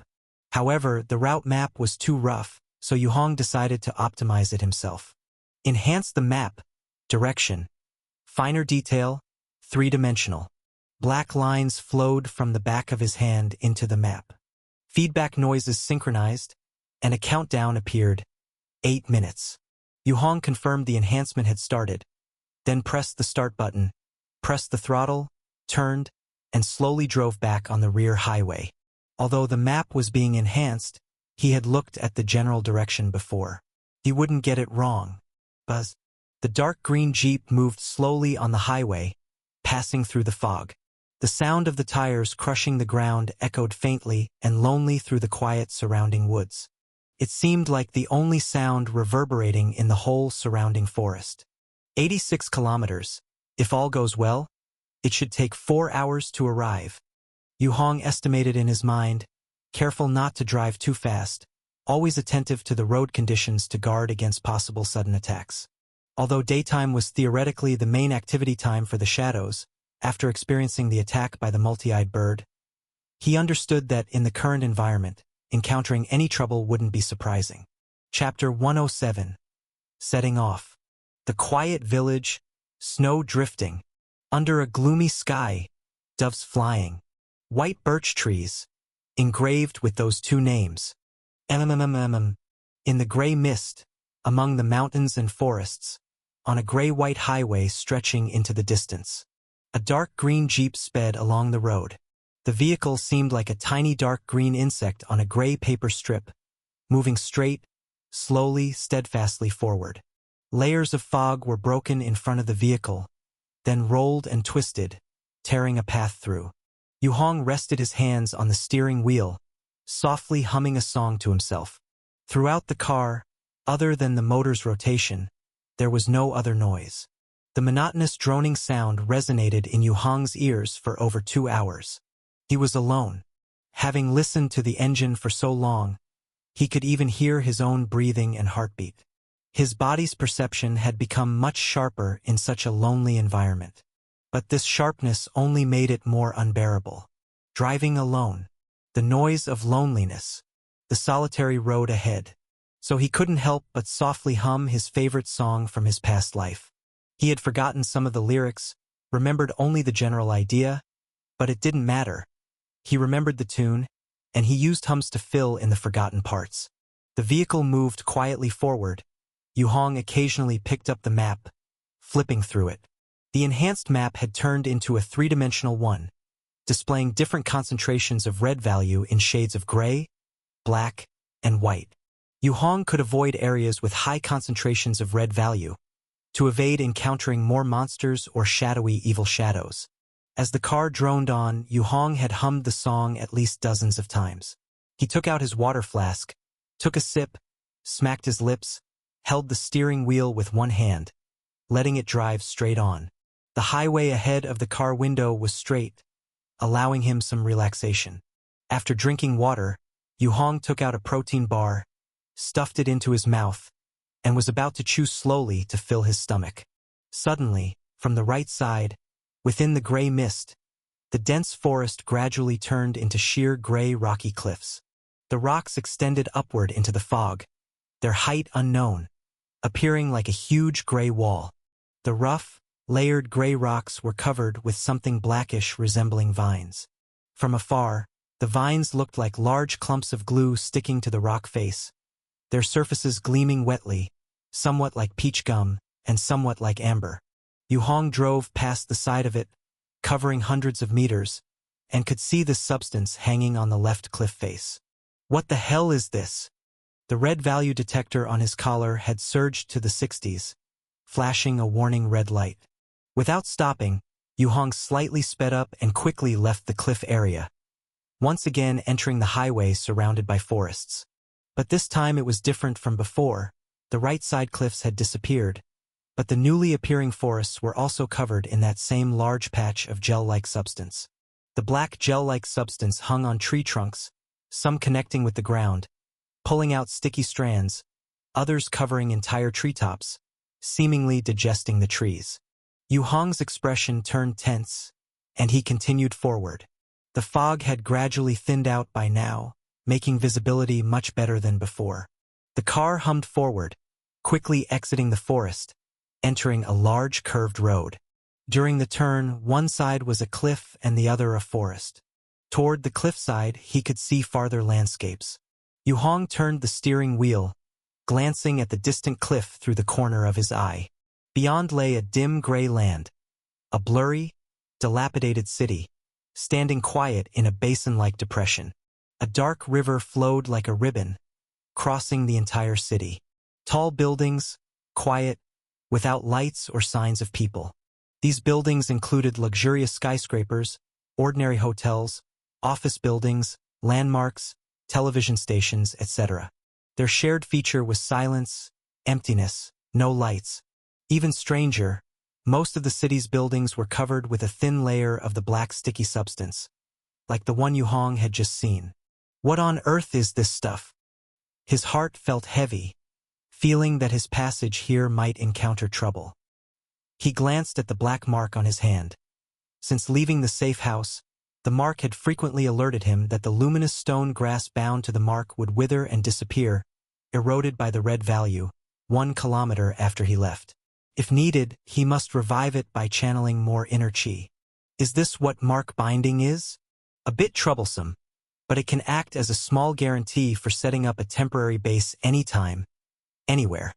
Yu Hong calculated in his heart, withdrew his gaze, took a turn, and glanced again toward the city. Suddenly, his body tensed, his spirit shook violently. What the hell? In the distant city, that giant black gel-like substance covering the buildings had just moved. That black, seemingly lifeless gel material had moved. Yu Hong stared in disbelief as, up on the city's tallest building, the gel covering the upper half of the building lifted something resembling a tentacle slowly reaching toward another uncovered building. That thing, it's alive?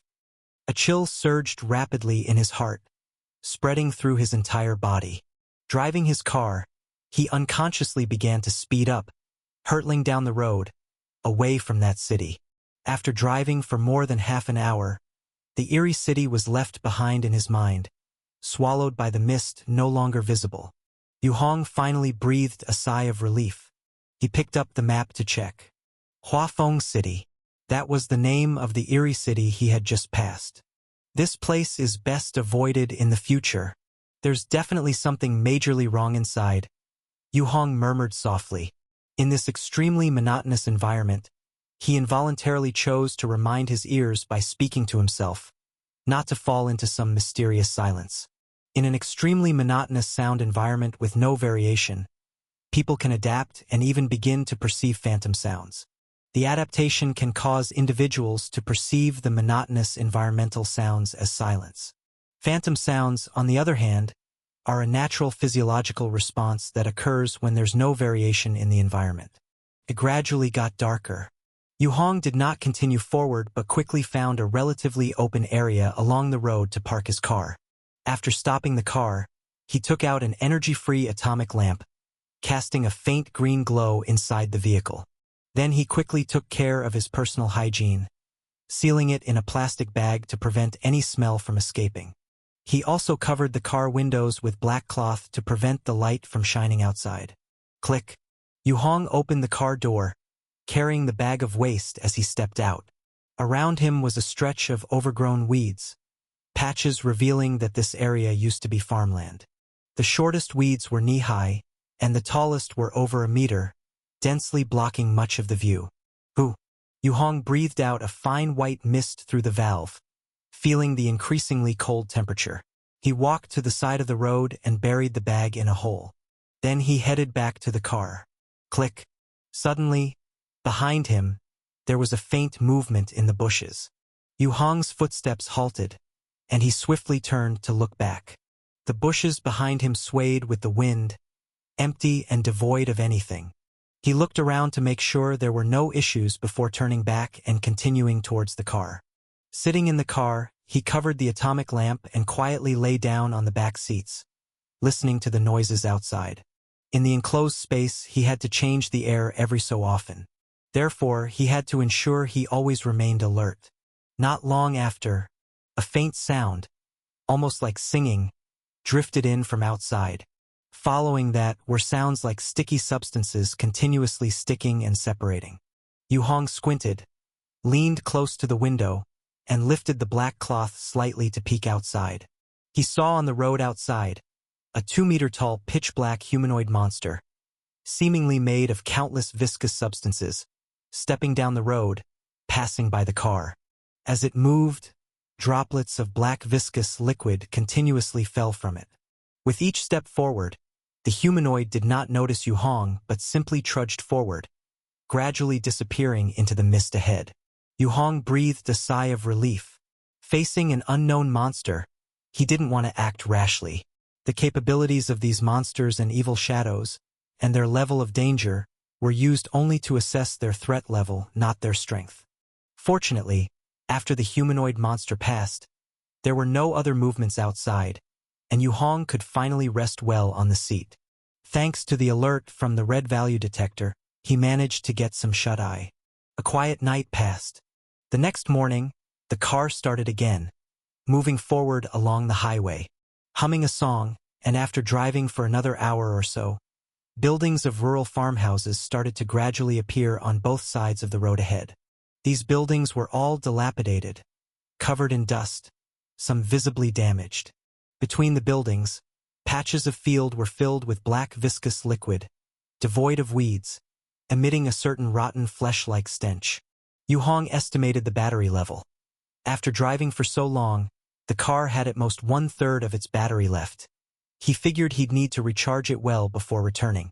Buzz.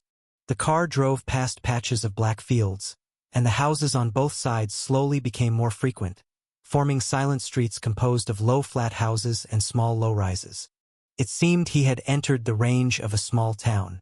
Yu Hong unconsciously slowed down, carefully observing the situation on both sides. The streets were littered with randomly parked electric bikes, tricycles, and the occasional car that also had smashed windows and twisted bodies, as if something had run over them. Help! Help! Suddenly, a faint sound came from the right side up ahead. The voice belonged to a young girl, tender and pitiful, seemingly enduring pain. Yu Hong furrowed his brow, turning his head to the right. In the doorway of a 2-story gray building crouched a little girl with long hair, naked. She hugged her body, squatting on the ground, looking up towards the car with a pitiful expression and pale skin, smeared with a bit of mud. "Please save me. Please help," she cried out loudly. Chapter 108. Departure at 106. Yu Hong's expression remained impassive as he continued to drive past, showing no intention of stopping. The car sped past the girl, whipping up a cold gust as it went forward. The girl's expression changed abruptly as she stood up, not caring about her exposed body. Her previously pitiable expression now turned grim. From the hallway behind her, rustling footsteps emerged as 2 more female figures appeared, each armed with guns and knives. The 3 cursed at the retreating car, spewing expletives before returning to the hallway and disappearing. Hearing the voices, thick with a local accent, Yu Hong instead slowed down and stopped the car, making sure his talisman array was in place. He stepped out and turned towards the entrance of the building. Bang! Halfway there, A hard stone was launched by something and smashed against the helmet on his forehead. The chalky residue of the stone left a stain on the dark green helmet. Yu Hong paused for a moment, then looked up toward the upper floors of the building. In a second-floor window, a woman with a ponytail holding a slingshot looked at him in shock. She couldn't believe her powerful slingshot had failed to have an effect. She had successfully ambushed others with this very slingshot before. One shot, one hit. "Hello," Yu Hong said with a grin to his counterpart. Suddenly, he lunged forward with the speed of an arrow, dashing to the entrance of the building and charging up to the second floor, 2 steps at a time. At the doorway of the second-floor stairwell, the 3 girls from before were still there, not having managed to go inside. Upon hearing the noise, they turned around. They saw Yu Hong, clad in an enhanced gray lizard suit, bursting through the narrow hallway entrance. Standing over 6 feet tall, with a broad and muscular figure, Yu Hong resembled a fierce black rhinoceros as he stormed up the staircase towards the trio. Thump! One of the women raised her hand and fired a shotgun. A burst of pellets slammed into Yu Hong's chest, but they only made him pause slightly.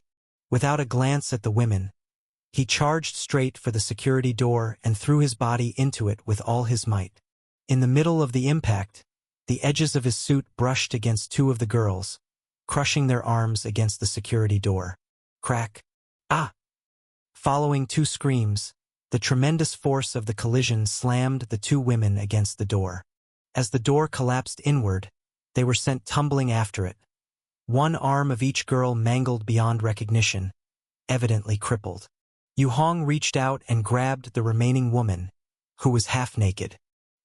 He seized her by the hair and dragged her into the room. "Let go of me! You!" The half-naked woman struggled and cursed fiercely, but she was immediately silenced as Yu Hong smashed her head against the wall. Thud! Her gaze became vacant in an instant. Her mind was hazy, and she fell silent. The room had a 2-bedroom, 1 living room layout. Yu Hong's first sight inside the living room was several desiccated corpses hanging in midair. These bodies were all stripped bare, their fleshier parts having been carved away, leaving only wounds. 2 of them had been eaten to the point where only their upper bodies remained, and their lower halves were mere bones. "Put down my daughter!" The woman from the balcony, previously armed with a slingshot, now held a gun resembling a dark tube, aimed in their direction and bellowed. "Put her down! I just need to ask for directions," Yu Hong said as he looked at her. "Do you know where Anshi Bridge is?" The map had detailed directions on how to reach Lulong County, but it lacked specifics for the county itself. Even after enhancement, it was merely a refinement of the original layout. "I told you to put her down!" the woman screamed, hoisting her gun. "Release my daughter." "All right." Yu Hong nodded, turned, and pressed the unconscious girl against the wall. With one hand he drew a long dagger and plunged it in fiercely. Shick! The blade pierced the girl's shoulder, protruding from her back and pinning her to the wall. The intense pain startled the girl awake, and she screamed and wailed, reaching for the dagger but not daring to touch it. To encounter friendly living people in such an environment, "It seems today is my lucky day," Yu Hong said with a smile. "Damn!" The enraged woman pointed her gun, but she didn't dare pull the trigger. The man was too close to her daughter, so close that her daughter would be hit by the bullets if she fired. "You answer when I ask," Yu Hong spoke once more. "Fine. Ask," the woman said through gritted teeth. Yu Hong repeated his earlier question and quickly got the answer. "Anshi Bridge is close. Just follow this road straight ahead, turn right at the fork, pass through a farmer's market, and you'll see it." "Thank you," Yu Hong nodded, pulling the knife from the wall and hurling it forward with a fierce throw.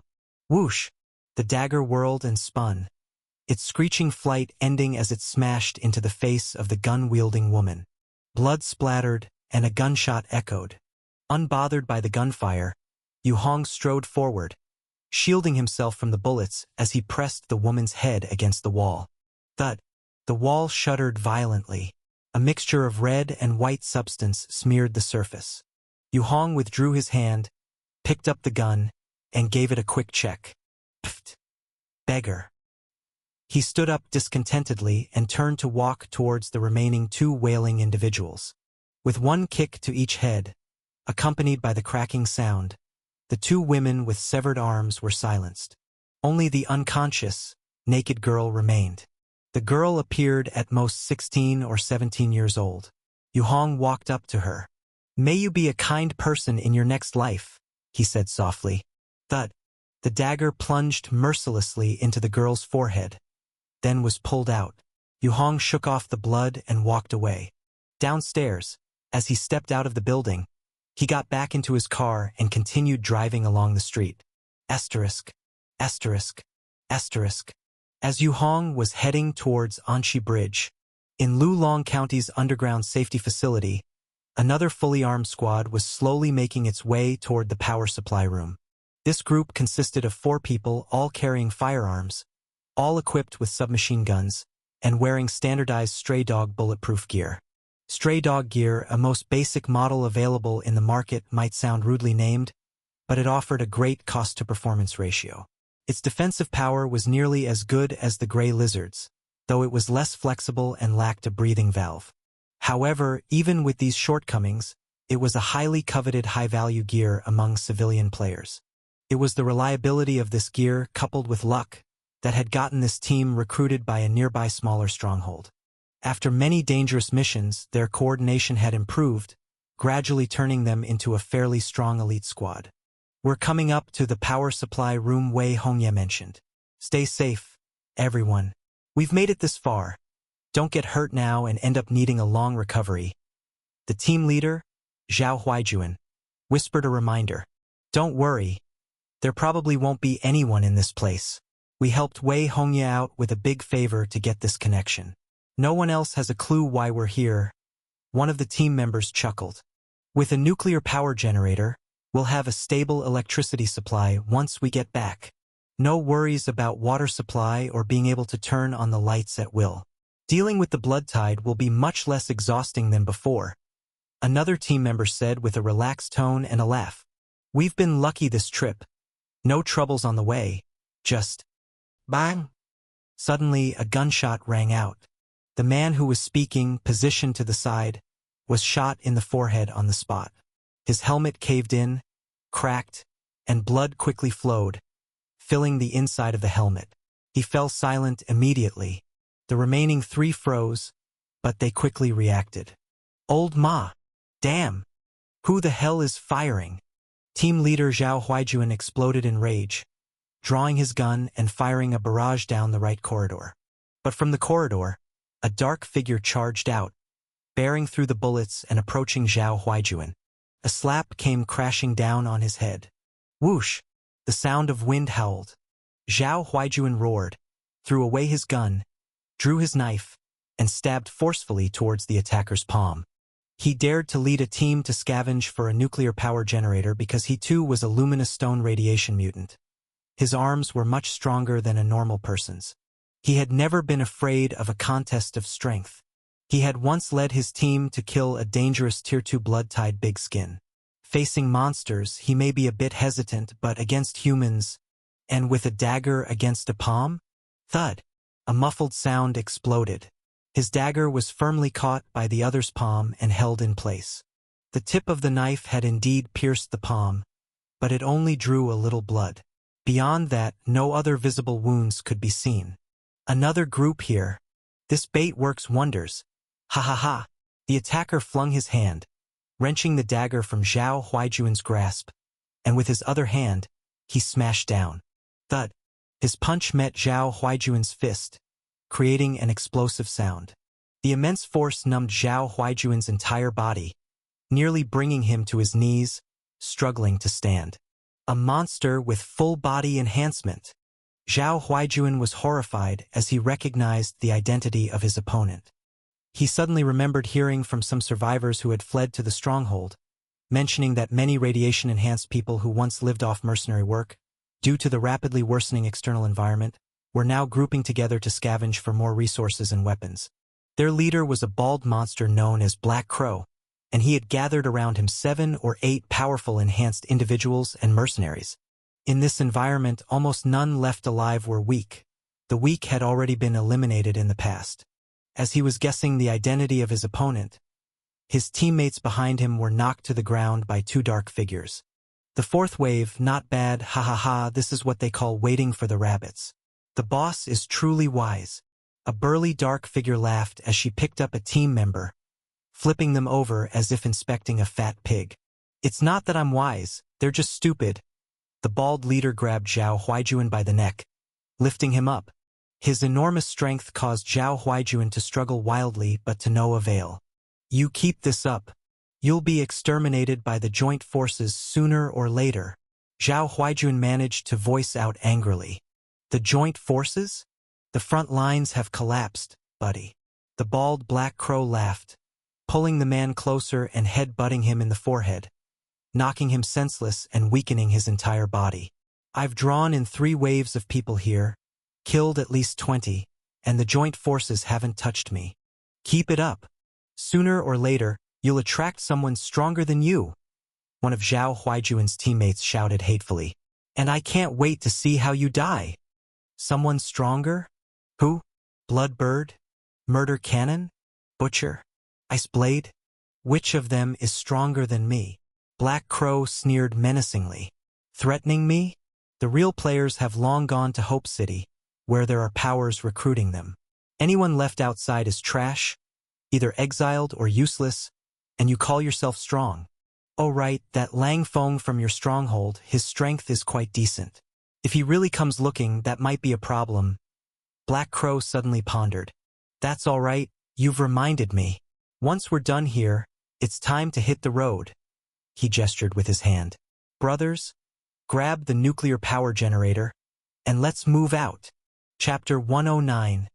Electric Motor 1, Alliance Hierarch. Buzz. The jeep slowly drove across an ancient, gray stone bridge and stopped to the right. Below the bridge was the almost dried-up Black River water, with weeds as tall as a person growing densely on both sides of the river. A light breeze blew, rustling softly. Click. The car door opened, and Yu Hong got out with the club, slinging it over his shoulder. Then he surveyed the surroundings. Roar! Just as he had stepped out of the vehicle, a familiar cry came through the fog not far away. Hiss! A wave of irritation crackled through Yu Hong's helmet. Another multi-eyed bird. He took off the club and turned his head toward the direction of the sound in the sky. After quietly waiting for a few seconds, a huge white shadow suddenly burst out from the enveloping gray mist. The white shadow moved extremely fast, heading straight for Yu Hong like an arrow. Just as it was about to reach him, a black wolf fang club swung out sharply, striking right at its forehead.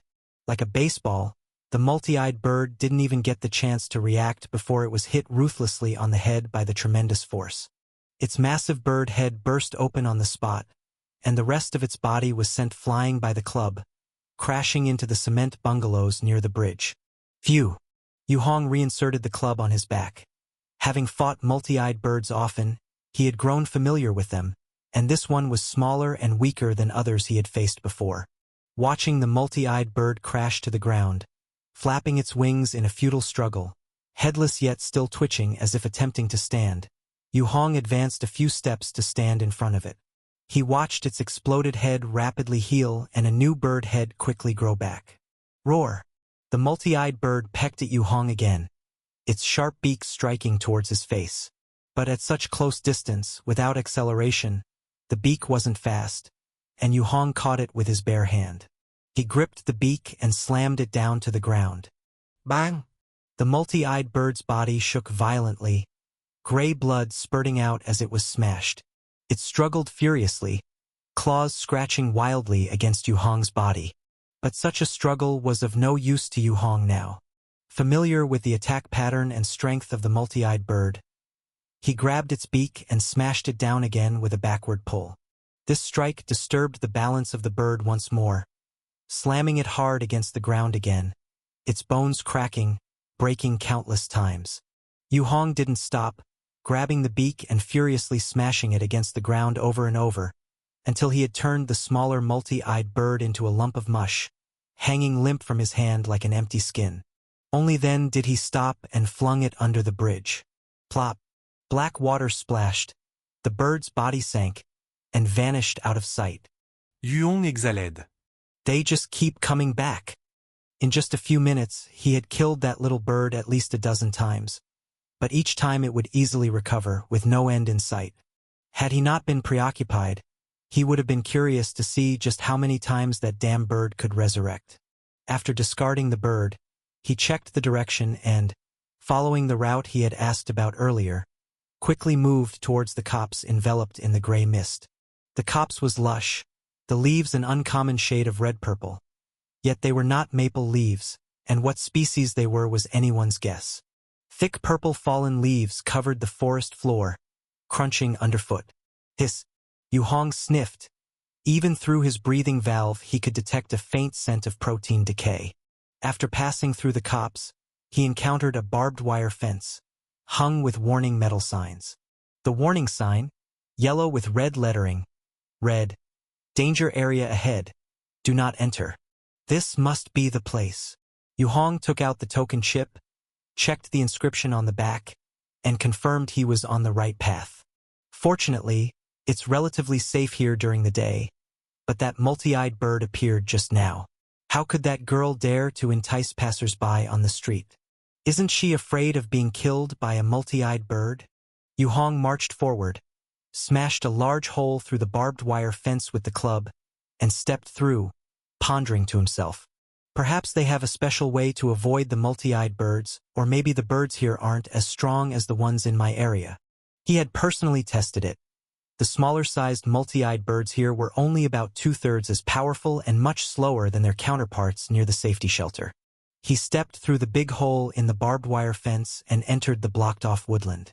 Not far ahead, in the middle of the forest, stood a 2-story conical gray building. The building's door faced Yu Hong, half open, with a sign posted on it, "Civil Defense, asterisk, asterisk, asterisk." Inside the underground civil defense tunnel. "Come on, come on, come on."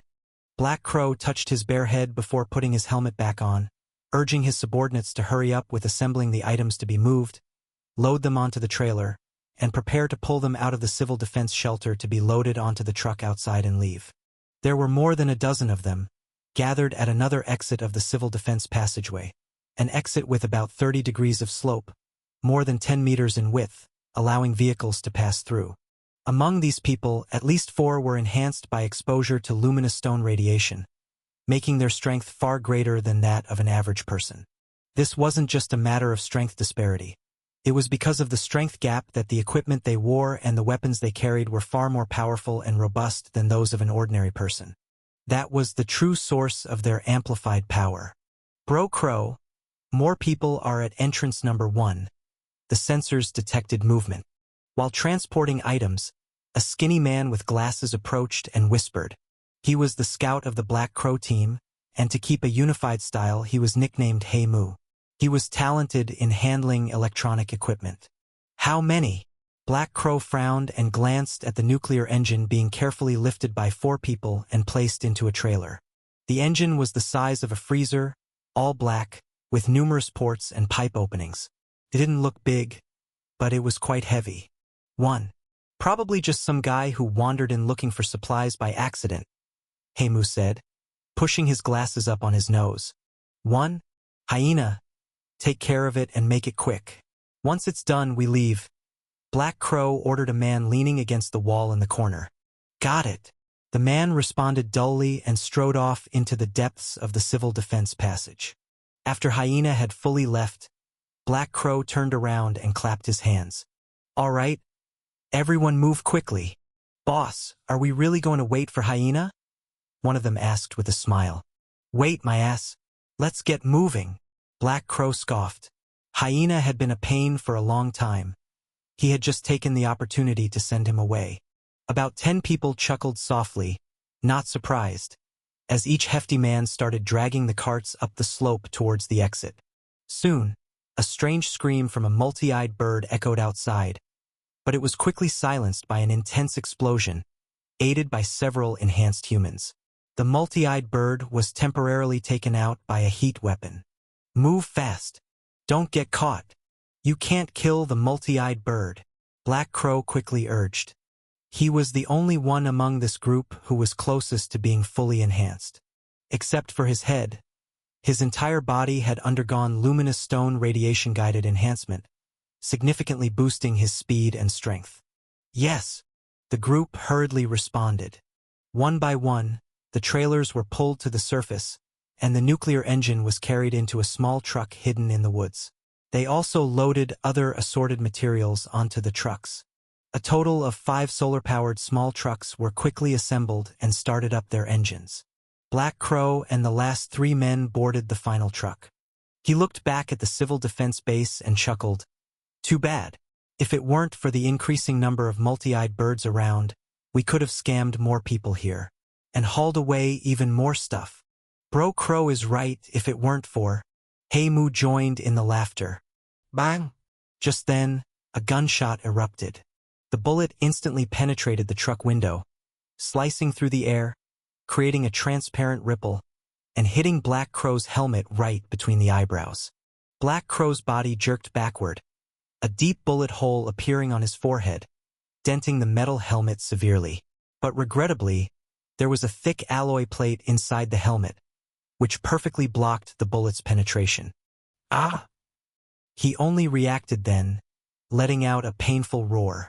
With a roll, he burst out the door, raising his gun and firing randomly in the direction the bullet came from. Bang, bang, bang, bang. Not just him, the other team members also got out of the trucks and started shooting. The target they were firing at was a sudden appearance of silhouettes in camouflage uniforms in the forest ahead. The gunfire quickly stopped. The bullets were limited, and no one had time to reload. The 5 silhouettes in camouflage quickly closed in and engaged hand-to-hand with Black Crow's team. These 5 had agile movements and held short blades. Upon contact, they quickly cut down several members of the Black Crow team. The leader of the 5, over 2 meters tall, wielding a knife and a shield, took big steps towards Black Crow. "Xiao Feng," he shouted. A shorter figure then emerged beside him, swinging a hammer at Black Crow's lower body. The two showed perfect coordination, swiftly surrounding Black Crow in close combat. "Lang Feng? You really dare to leave your base to seek death?" Black Crow recognized the man and sneered on the spot, pulling out an alloy club from his back and rushing forward without hesitation. "You've tricked and killed so many people. You think I didn't notice?" Lang Feng said coldly. In an instant, the 3 clashed. The club, hammer, and knife collided rapidly, sending sparks flying. All 3 were incredibly swift and forceful, but Black Crow's overall strength and physique were clearly superior to Lang Feng's duo. Occasionally, the hammer and knife landed on his body, but with special bulletproof armor, he didn't even bother to defend. Focusing solely on offense, he quickly gained the upper hand. "I didn't kill your men on purpose. What's it to you?" Black Crow retorted. "Where is Zhao Huaijuan?" Lang Feng suddenly shouted.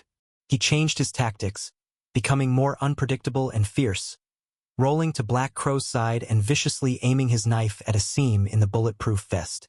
Asterisk, asterisk, asterisk. Inside the underground civil defense. The pitch-black passage, at certain intervals, was lit by an atomic lamp clinging to the wall, emitting a green light. The passage was silent and lengthy, with steel doors either closed or open on both sides. The dark ground was littered with various life supply packages, tattered clothes and socks. Occasionally, one could spot dried patches of yellow urine in the corners, emitting a foul stench. Yu Hong frowned and quickened his pace, looking around for the so-called power supply room. If Wei Hongye's information was correct, all he had to do was find the power supply room, use the chipboard he had, insert it, and he could take the miniature nuclear engine inside. This place is pretty big. Too many rooms. It'd be great to have a schematic layout. With this thought, he began to carefully scan the walls. Typically, facilities like this would have layouts posted on the walls at entrances and exits. That purposeful search paid off. Soon, he found a yellowed plastic schematic layout on the right side of a junction. After examining the layout closely, He used the marked red dot to pinpoint his location. Then he located the power supply room and figured out how he should travel there from where he was, choosing the best route. Bang! Suddenly, a repair hammer hit Yu Hong at the back of his head. Chapter 110, Electric Motor 1, Alliance Hierarch. The massive helmet-shattering sound was especially clear in the corridor, its echo resounding. Behind him, the bulky wild chicken held hammers in both hands. His face twisted into a vicious smile as he drew out his hammer. Idiot! You didn't even notice me getting this close. How did someone like you live until now? But soon, the smile on his face quickly disappeared, because Yu Hong remained standing still, no screams of pain, no staggering, no falling to the ground. He simply turned his head, looked at the wild chicken, and through the goggles, one could faintly make out that not even a hint of surprise crossed his face. What was that sound just now? So loud? Yu Hong asked. Cold sweat broke out on the wild chicken's back. You bastard! I'm looking for the power supply room. Can you lead the way? Yu Hong spoke. Power supply room? The wild chicken's sweat increased. He guessed right away that this person was here for the nuclear energy machine, just like those who had been lured before. Yeah, I'm here to take the nuclear energy machine that was given to me, Yu Hong replied. His eyes locked on the wild chicken through the goggles. You won't stop me from taking what's mine, will you? I. The wild chicken's eyes were bloodshot. His body hair stood on end, feeling as if some terrifying beast had set its sights on him, causing goosebumps to surface all over his body. His blood was accelerating, his heart pounding, and his breathing felt dizzy. He was also an individual with augmented strength. Even when facing the leader Black Crow, he didn't feel as oppressed as he did at this moment. As the second-best fighter in the Black Crow team, he was only a notch behind Black Crow in combat skills and speed of attack. In a real fight, given the right conditions, he could barely defeat Black Crow. That was also why he did not really respect Black Crow and had tried to usurp his position multiple times. But now, his pride in his augmented physique and combat instincts was feeling crushed in the presence of this person. Absolute oppression.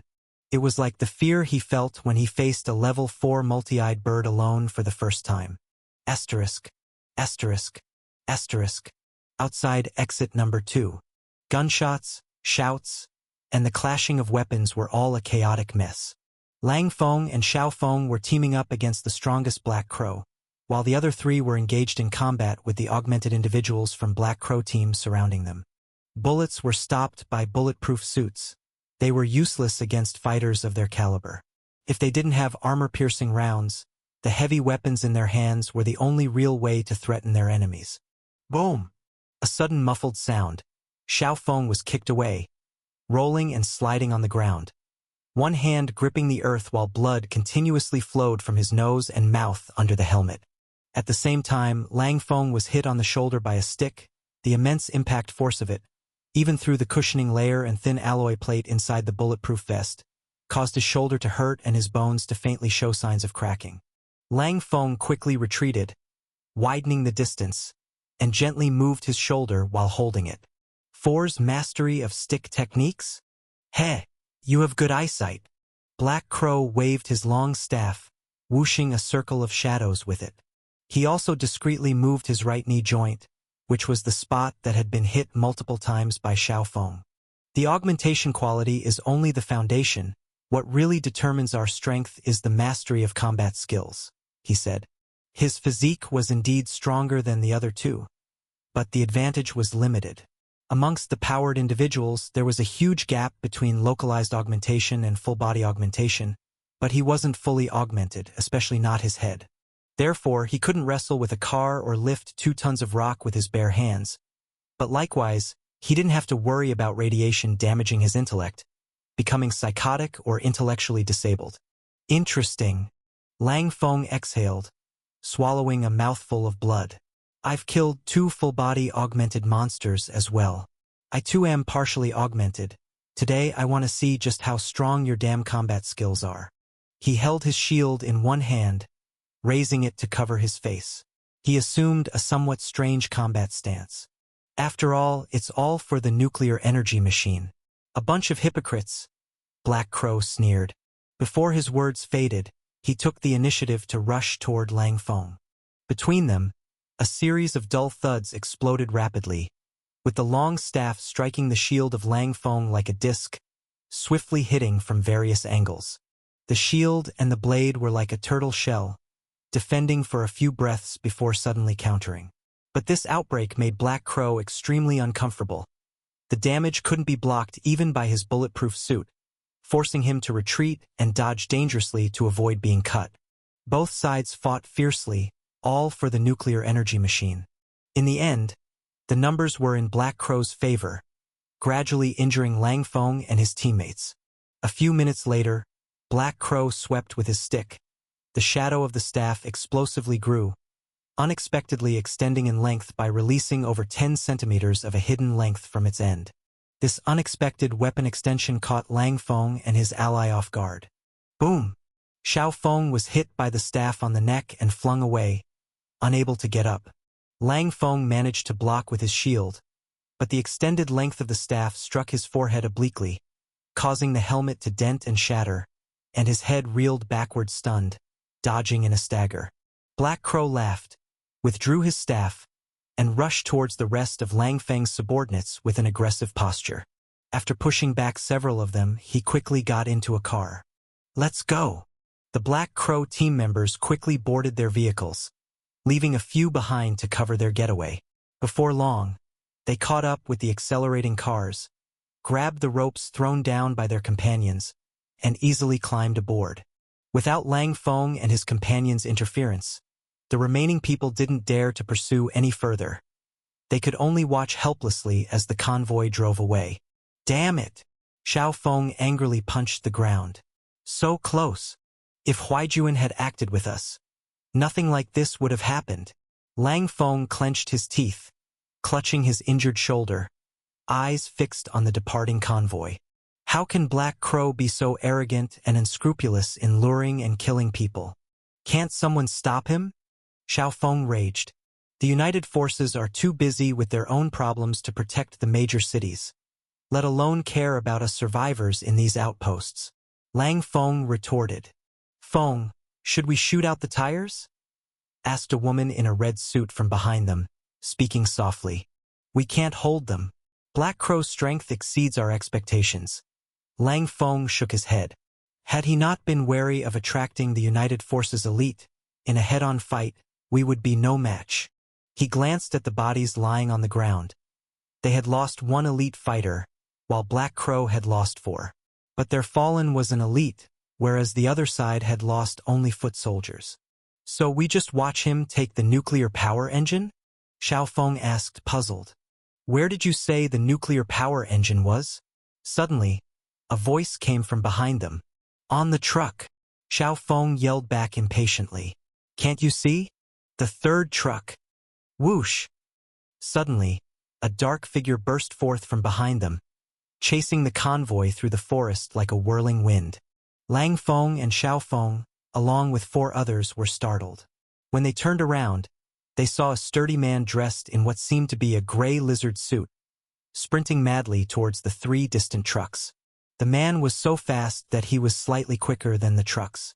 A man actually running faster than a car? What the hell? Lang Feng and the others stared dumbfounded at the scene. Not just them. The Black Crow team members on the 3rd truck also heard the noise and looked back to see someone actually chasing the truck and gaining on it rapidly. "An enhanced human? Are you looking for death?" Black Crow laughed out loud. He drew his gun and aimed at the pursuer. Bang! The bullet struck the pursuer's suit, sparking only a few sparks. Black Crow's smile instantly froze. That's supposed to be a lizard suit, right? How could it be so tough? He couldn't be bothered to waste words with the pursuer. The man was too fast, and while Black Crow might enjoy a bout under normal circumstances, with Lang Feng and the others behind them, getting delayed and then faced with more fighters might make it hard for him to escape. "Speed up!" Black Crow shouted. "Lose him! You got it!" The driver ahead responded. Black Crow turned his head back, took aim again, and fired consecutive shots. Bang, bang, bang, bang. He quickly used up his last rounds, but the bullets did little more than dent the man's suit. You're lucky, you fool. If it were any other time, I'd claim your suit for myself. Black Crow tossed his gun aside. Feeling the vehicle accelerate and pull away, he relaxed and taunted the man. Goodbye. Hope you're just as lucky next time. He waved at the man. Give me back my engine. Suddenly, with a roar, Black Crow's vision blurred as he saw the man surge forward with a leap-like motion. Close in on the vehicle, grab onto the edge of the truck, and forcefully kick up his leg. Return it to me. Boom. The man swept his leg low, striking the rapidly spinning rear tire. The tire deformed on the spot, squeezed, and burst like a balloon under pressure. Boom. The truck rolled over immediately, with Black Crow and his men aboard, heads spinning, completely stunned. They didn't have time to react before tumbling with the overturned vehicle, which then skidded forward a distance before crashing into two large trees. Bang! The severe impact left half of the 4 people in the vehicle dead on impact, while Black Crow and another subordinate, Hey Moo, were trapped by twisted metal inside the vehicle. Damn it! What the hell? A blood-tied monster? Black Crow struggled to free the iron plate on his chest, took a breath, and pulled Hey Moo out with him. His physical strength was extraordinary. The crash had only slightly injured him, but the shock to his psyche was far greater than the physical pain. That was a 2-ton truck while spinning at high speeds, and someone had just kicked and burst a tire at such a velocity? Such an insane act. Not even those fully enhanced freaks would dare such a feat, right? Wasn't he afraid of having his leg torn off? Black Crow climbed out of the truck and stood up, only to shudder as he spotted that man standing behind the truck's cargo space. The man was tearing at the cargo doors with both hands. Crash! He brutally tore the cargo door off and tossed it aside, beginning to check the state of the engine. Black Crow's heart raced, and without hitting him, Black Crow already judged that he was no match for the other's strength. He certainly wouldn't be that violent opening cargo doors. Exhaling a foul breath, he quietly bent his body, gripping the similarly scared pale Hey Moo, and they both retreated toward the depths of the forest unseen by the man. He was certain that this man must be an enhanced human with mental issues, and only such a creature could have performed the bizarre act they had just witnessed. Chapter 111. The Harvest One. Just as Black Crow and Hey Moo quietly left towards a concealed viewpoint, boom! A dull noise came from behind them. A nuclear-powered motor, as big as a giant ice chest, was being moved down from the carriage. Hearing the noise, Black Crow immediately sped up, dragging Hey Moo with him as they sprinted into the distance. Boom! They had not run far when gunshots erupted from behind, and the tree trunks near them were instantly pierced, leaving fist-sized gaps. Splinters flew, causing both men to shudder in fear. Black Crow could no longer care for his subordinate. He flipped over and rolled on the ground, dodging from his original position and taking cover behind another large tree to check behind him. If the opponent had high-power firearms, running like before would be suicidal. He pressed himself against the tree trunk, looking forward, trying to find the other 4 trucks his subordinates had driven away, but no one came back. Those so-called subordinates were nothing but fair-weather friends, who scattered as soon as things looked bad. Damn! Black Crow's eyes grew cold as he thought about settling scores with those useless men once he had escaped. He gently pulled out the alloy stick from his back. Pulling it, the stick suddenly extended and locked. I can't increase the distance with that guy's high-power firearms. I must get in close.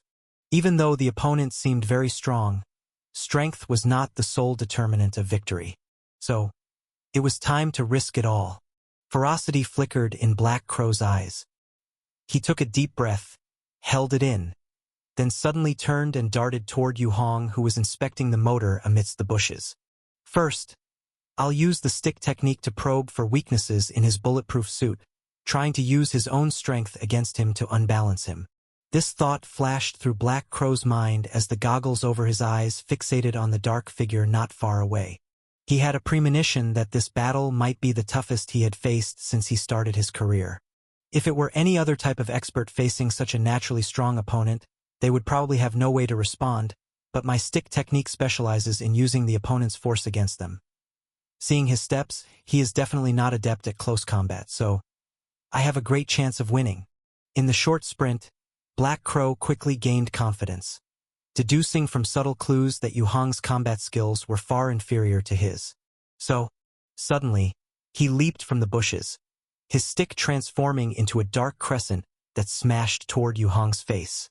Master Fu stick skill, secret skill, shadow sweeping. This move was designed to induce the opponent to exert force in the desired direction, setting up for a counterattack using their force. This was the beginning of Black Crow's planned strategy. That seemingly direct attack with the stick was actually a feint. As long as Yu Hong made a move, no matter how he attacked or blocked the dark crescent, he would... Just then, the dark crescent crashed down, striking Yu Hong's helmet and shoulders with a dull thud.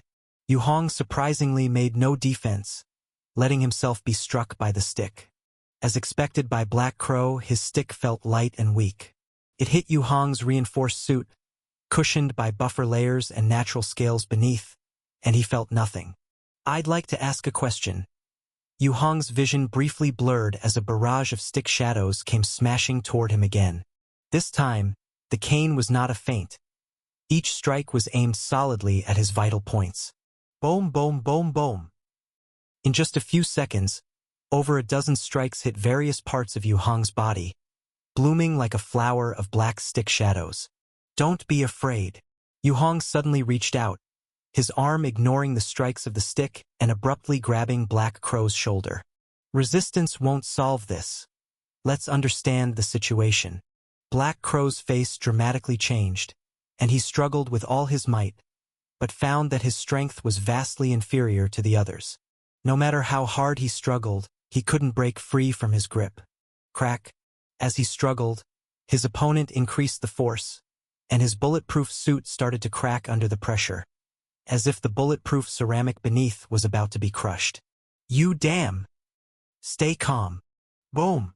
Black Crow's cheek was immediately slapped. The immense force caused his helmet to burst open with large cracks on one side, and he himself was dazed, with his consciousness blanking out momentarily.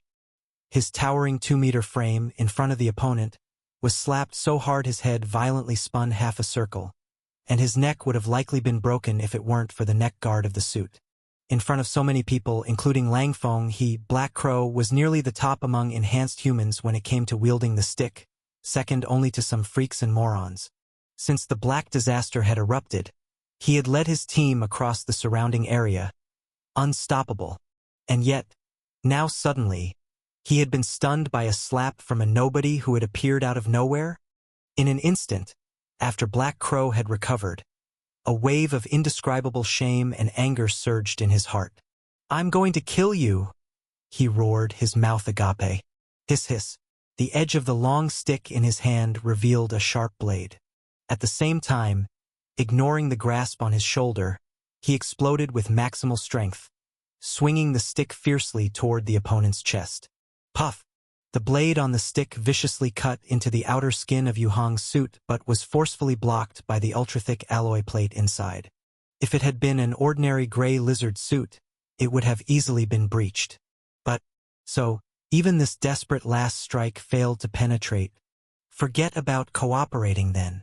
Yu Hong felt nothing as he only observed Black Crow's furious resistance.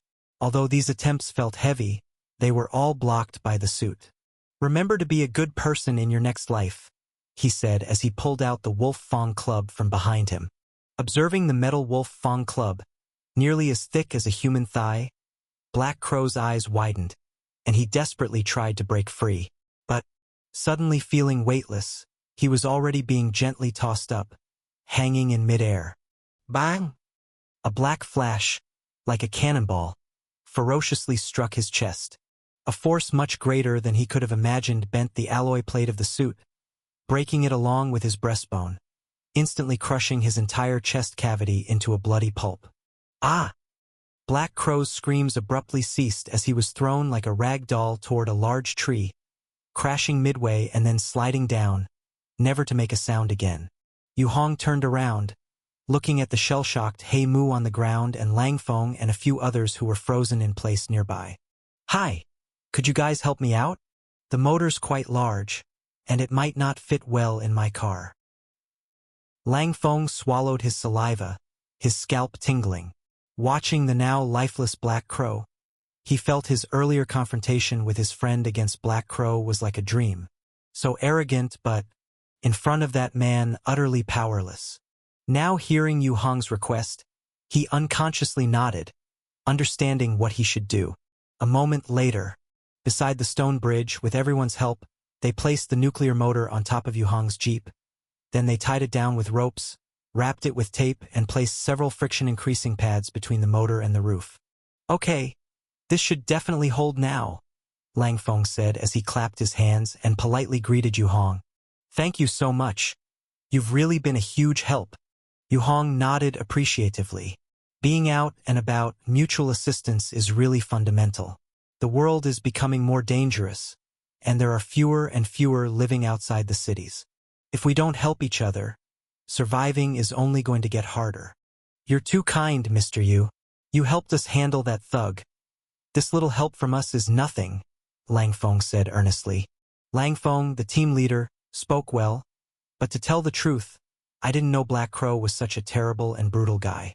I initially intended to have a proper talk with him, but unfortunately, his reaction was just too abnormal. Yu Hong sighed. "I heard he had accomplices? Don't worry about that. These days, everyone just looks out for themselves, especially those thugs who are even more selfish." Xiao Feng, standing beside Lang Feng, couldn't help but interject. He was very curious about Hong, and since he saw him about to leave and found his demeanor quite amiable, he finally couldn't resist joining the conversation. "I have a question, and it's all right if you don't wish to answer, Mr. Yu." "Go ahead," Yu Hong smiled. These people hadn't just helped him with the motor but had also brought him extra food supplies. They were kind and righteous. Although he had only spoken with them for half an hour, he could see that they were genuinely nice and easy to get along with. "Are you fully enhanced?" Xiao Feng murmured. "Enhanced? I don't know." Yu Hong shook his head.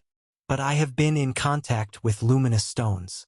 I haven't had professional instruments to check." "Okay." Xiao Feng seemed to have received his answer without a disappointed expression.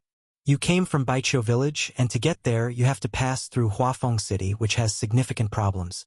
Please be very careful. Did you encounter any danger or trouble on your way here?" "So far, so smooth.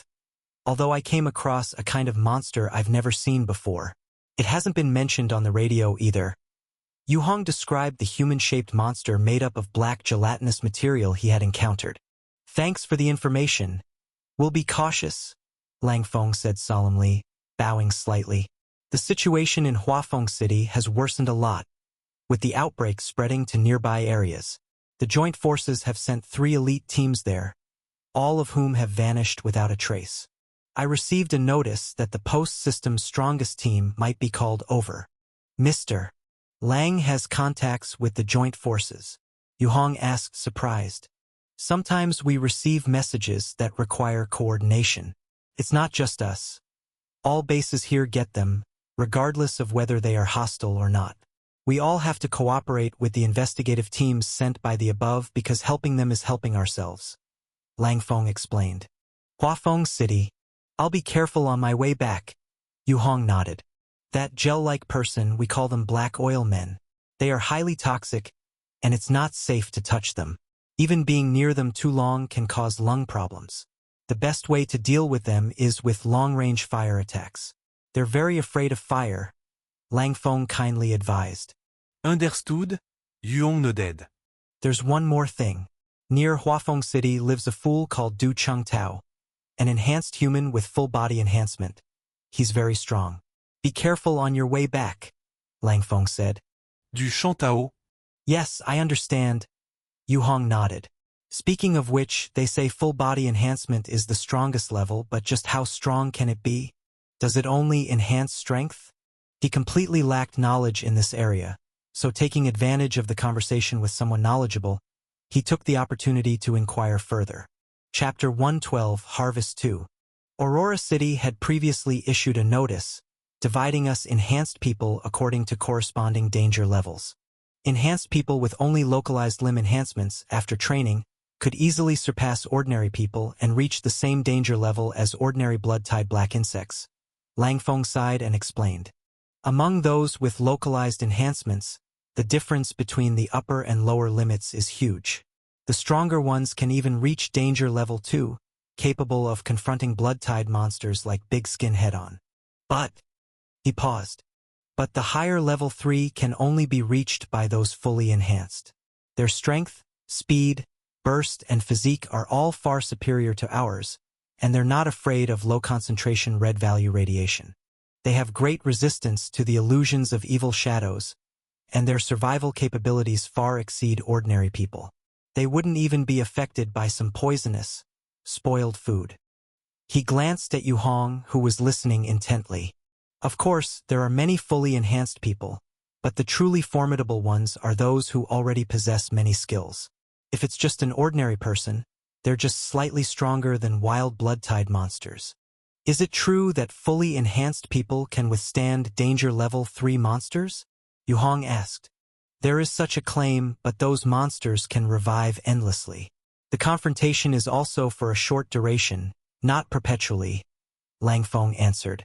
That's still quite impressive. Yu Hong himself knew what a danger level 3 monster entailed, understanding how difficult it was to deal with that level of creature. Not to mention, the elephant worm from before was of this level. Being able to directly confront such large monsters was already very impressive for frail humans. Actually, blood-tied monsters can still be dealt with, worst-case scenario using weapons, bombs, but the dangers from the Evil Shadows line are much more troublesome. Our only reliance are the various Luminous Stone series of tools and equipment, along with Sunshine series materials, Langfeng sighed. This time the higher-ups dispatched the Blood Attraction Force partly to deal with language people. Language people are level 4, right? Yu Hong frowned. Indeed, compared to the level 4 multi-eyed bird. These creatures are harder to handle. So the higher-ups had no choice, only able to task the blood attraction. Blood attraction. This force is more elite than the rest. Yu Hong was hearing this name for the first time and was curious. Blood attraction. Actually, Langfeng shook his head. Actually, the name itself reveals it. They were never created to defeat or resist monsters and evil shadows. They are actually sacrificial soldiers, using their own blood to lure evil shadows and monsters to remote, uninhabited, deadly places. Yu Hong fell silent. He found it hard to imagine what kind of person would voluntarily make such a sacrifice for the greater good. Seeing that everything was almost moved into the car, he looked at the sky, knowing it was time to leave. With a 4-hour journey ahead, he hadn't miscalculated, and they should be able to return to the safe house before dark. If it really becomes unbearable, you can come to my place. Not to mention anything else, I myself make large pyroxene stones, and in terms of resisting evil shadows, there's a luminous stone mine nearby which makes it even more convenient. Yu Hong finally invited. Good. If there's really no other way, we'll consider it. Langfeng nodded earnestly. Yu Hong closed the door, started the car, and at that moment, the solar-powered car had regained 60% of its battery power. He rolled down the window and looked towards Langfeng and his group. By the way, are there any recognizable features of fully enhanced people? Langfeng thought for a moment and replied, the parts of our bodies that are enhanced can be detected with a red value detector showing negative values. Generally, according to public data, the higher this value, the greater the degree of enhancement and the greater the enhancement received.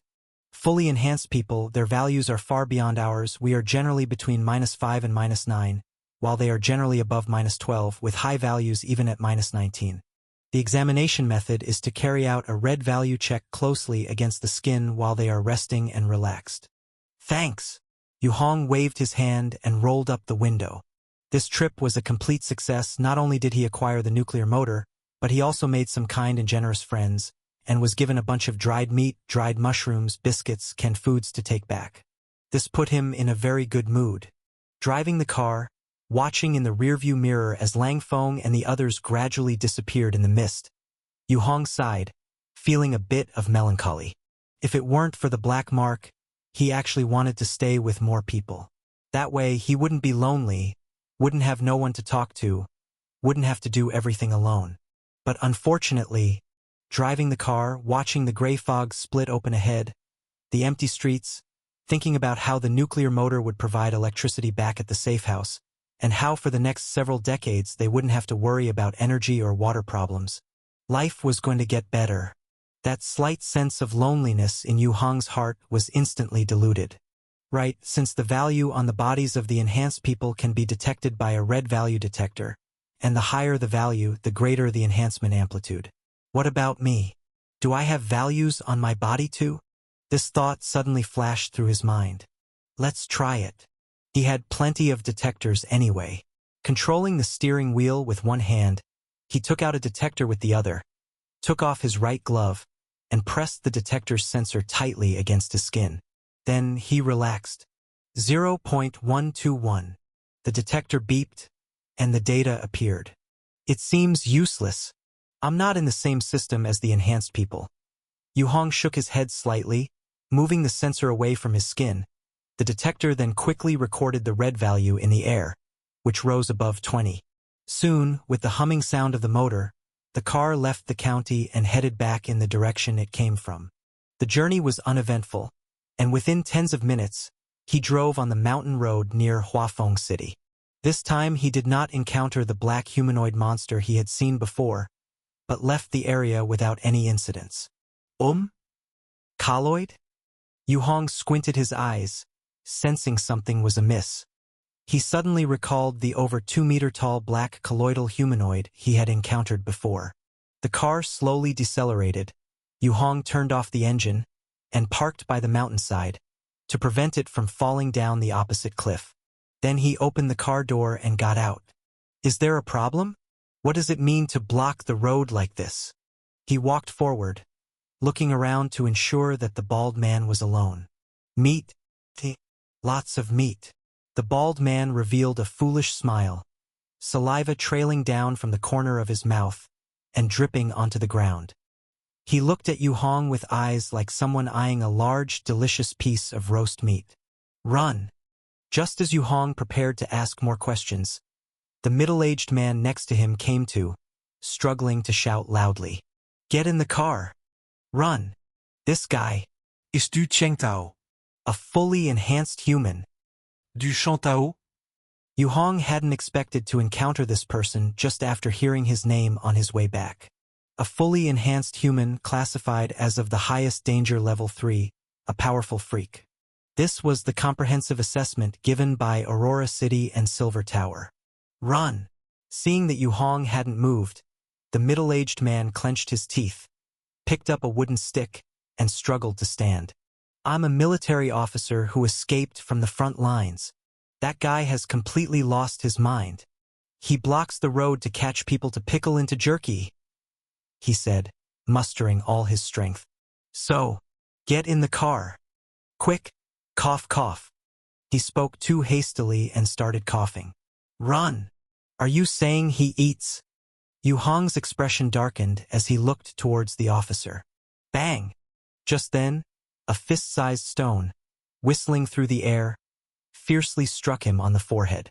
The rock, under the force of a tremendous impact, shattered into several pieces on the spot, scattering a small cloud of white dust. Such a stone, striking the human head with such force, would have caused dizziness and possibly a broken neck even with a bulletproof helmet, instantly killing a normal person.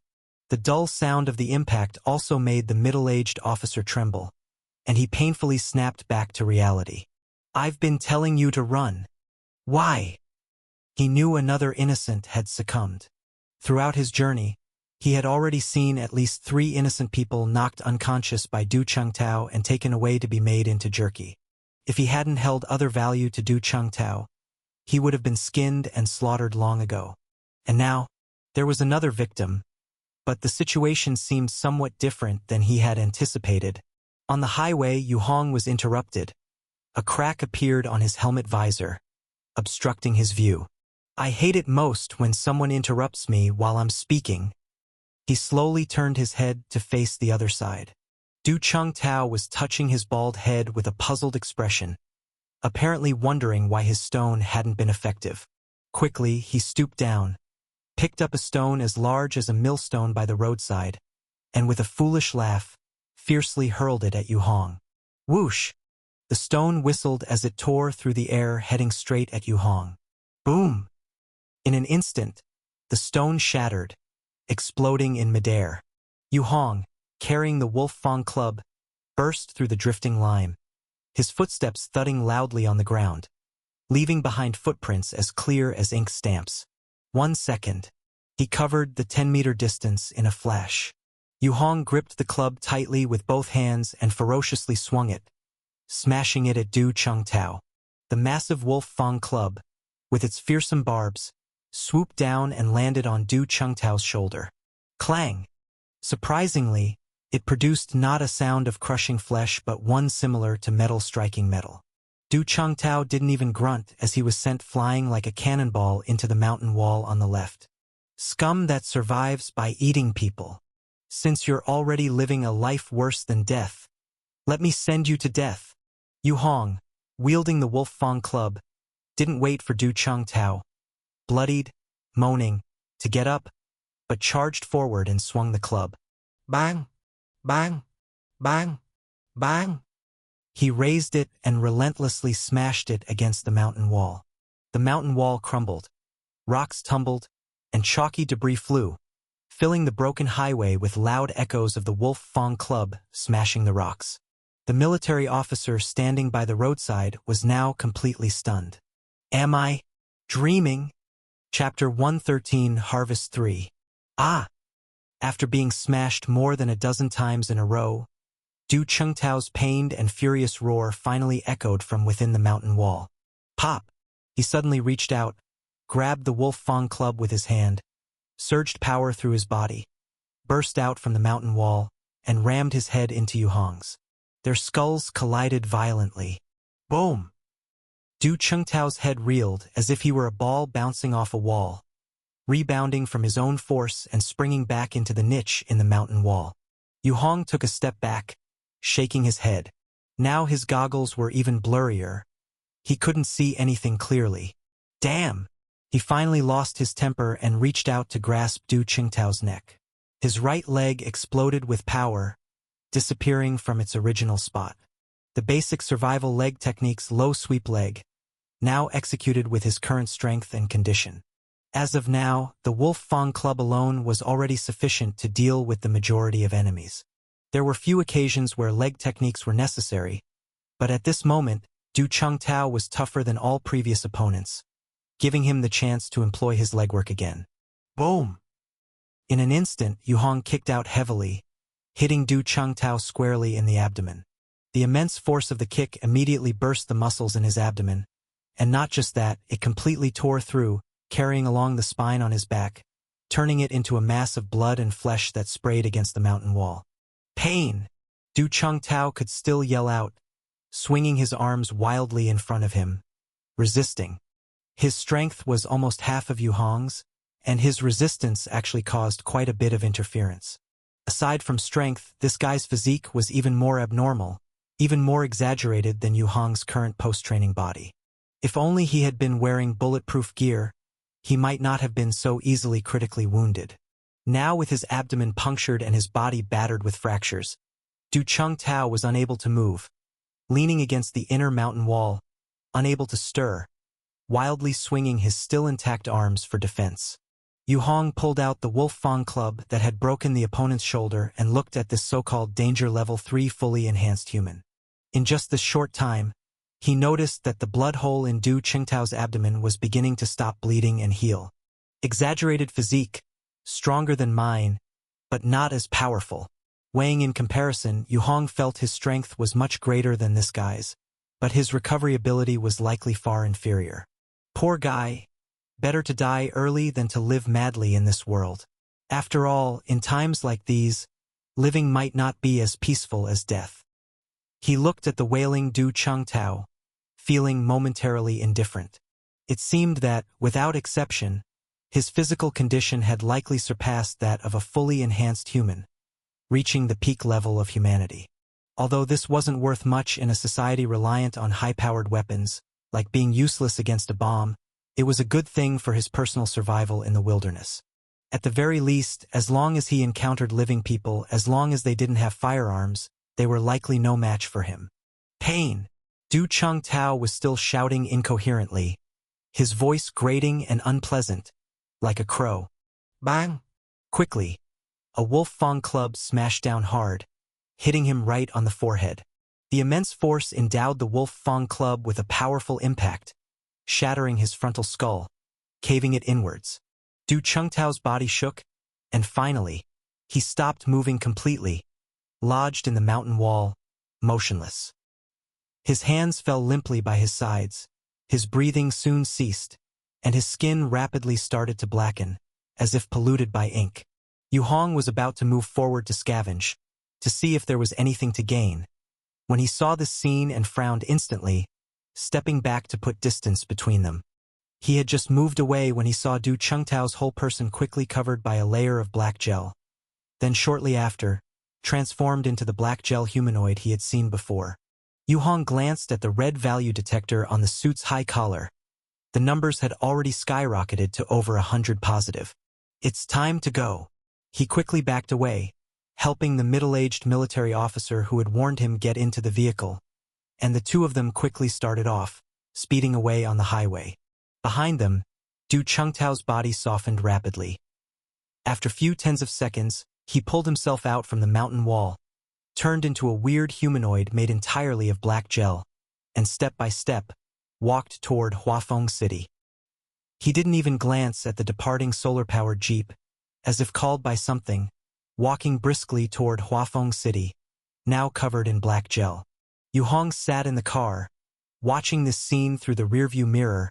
His expression darkened. He had already flipped up his goggles. The shattered, blurred goggles were not just unhelpful but also a hindrance. The middle-aged military officer was now sitting in the passenger seat, breathing heavily, clearly still injured. He looked at Yu Hong, who was driving, with an expression that seemed hesitant to speak, eyes still reflecting the shock from earlier. "What do you want to say?" Yu Hong asked casually. "Brother, you're an enhanced human too, right?" the officer asked solemnly. "I'm not. I'm just an ordinary person," Yu Hong replied. He had just confirmed that he indeed did not belong to the enhanced human system but followed another path. "I'm Zhou Shuaguang, a deserter who's just escaped from the front lines." The man fell silent for a moment before speaking. "You aren't asking me how I managed to kill Du Chengtao?" Yu Hong was somewhat surprised. "Everyone has secrets, just like I wouldn't want you to ask why I'm a deserter," Zhou Shuaguang replied. "Okay, I was indeed about to ask you that." Yu Hong raised his eyebrow. "What are your plans now?" "No plans, just find a place to settle down first. Survive. Heal up first, then I'm qualified to consider anything else." Zhou Shuaguang sighed.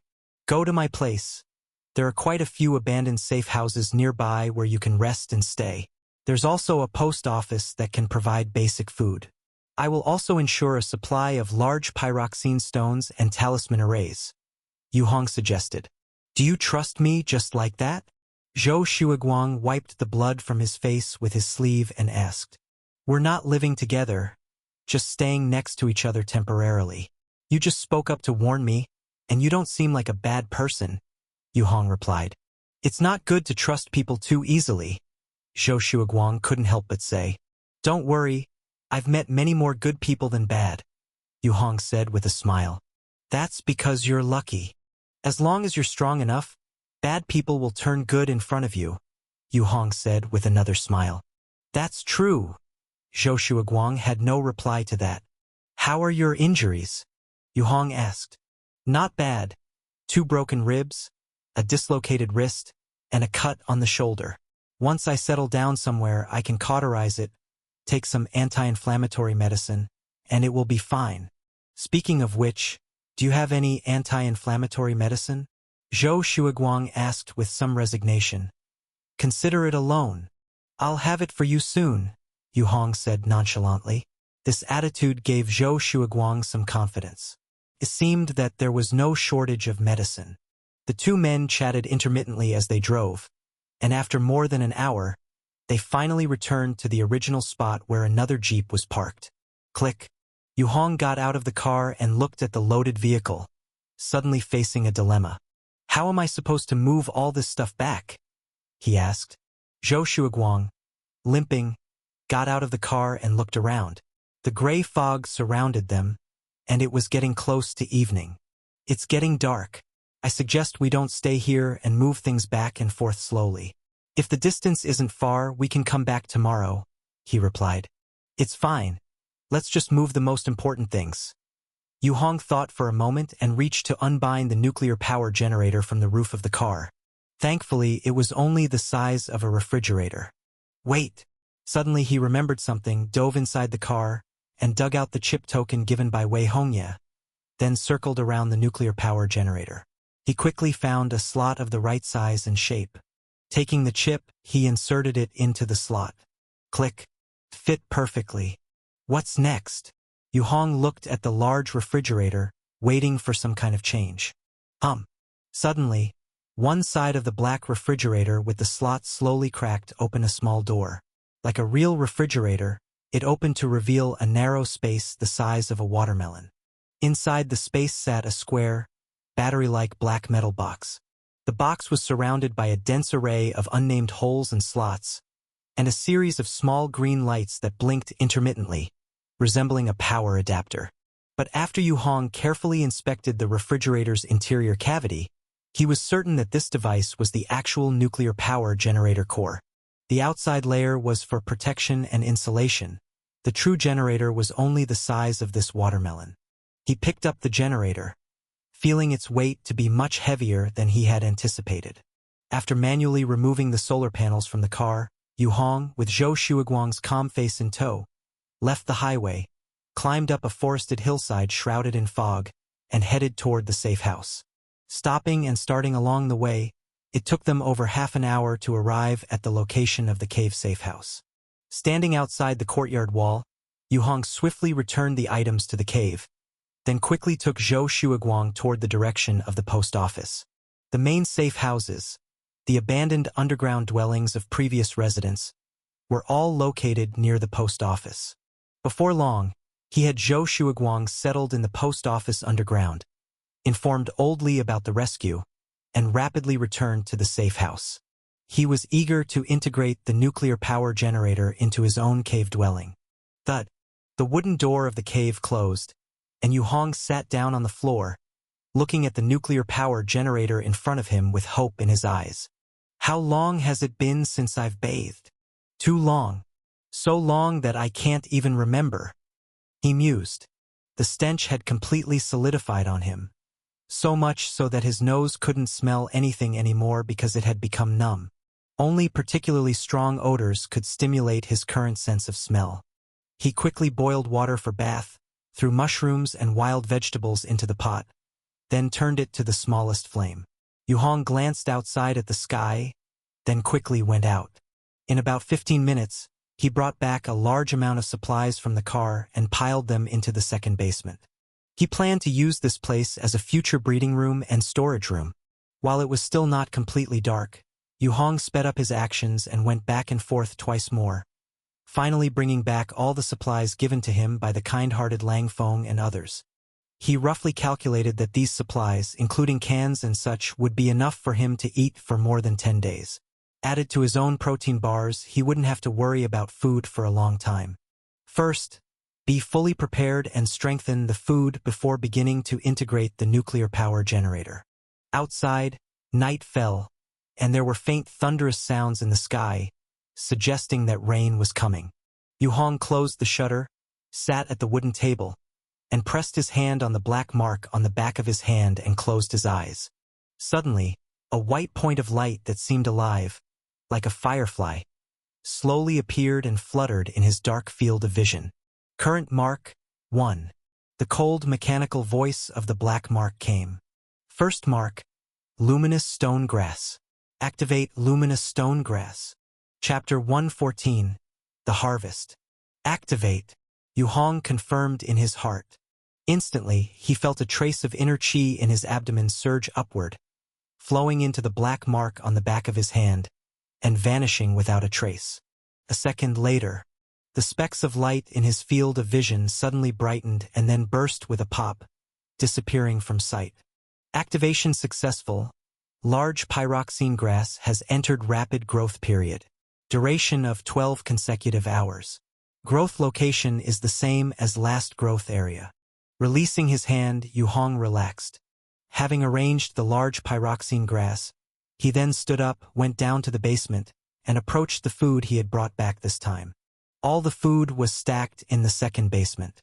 In the pitch-black basement, the green glow of the atomic lamp was dim and dark. There were boxes on the floor, one of beef cans, one of fish cans, two of scallion oil biscuits, and one of chicken with mushrooms-flavored instant noodles. In addition, there were 4 pieces of dried salted fish of varying lengths. The longest was the length of an arm, and the shortest was only the size of a book. What a good person! Yu Hong exclaimed. He had long been tired of eating protein bars and dried meat. Now he finally had the chance to change his palate. First, strengthen to extend the shelf life. He extended his hand, gently pressing it on the surface of the stacked boxes.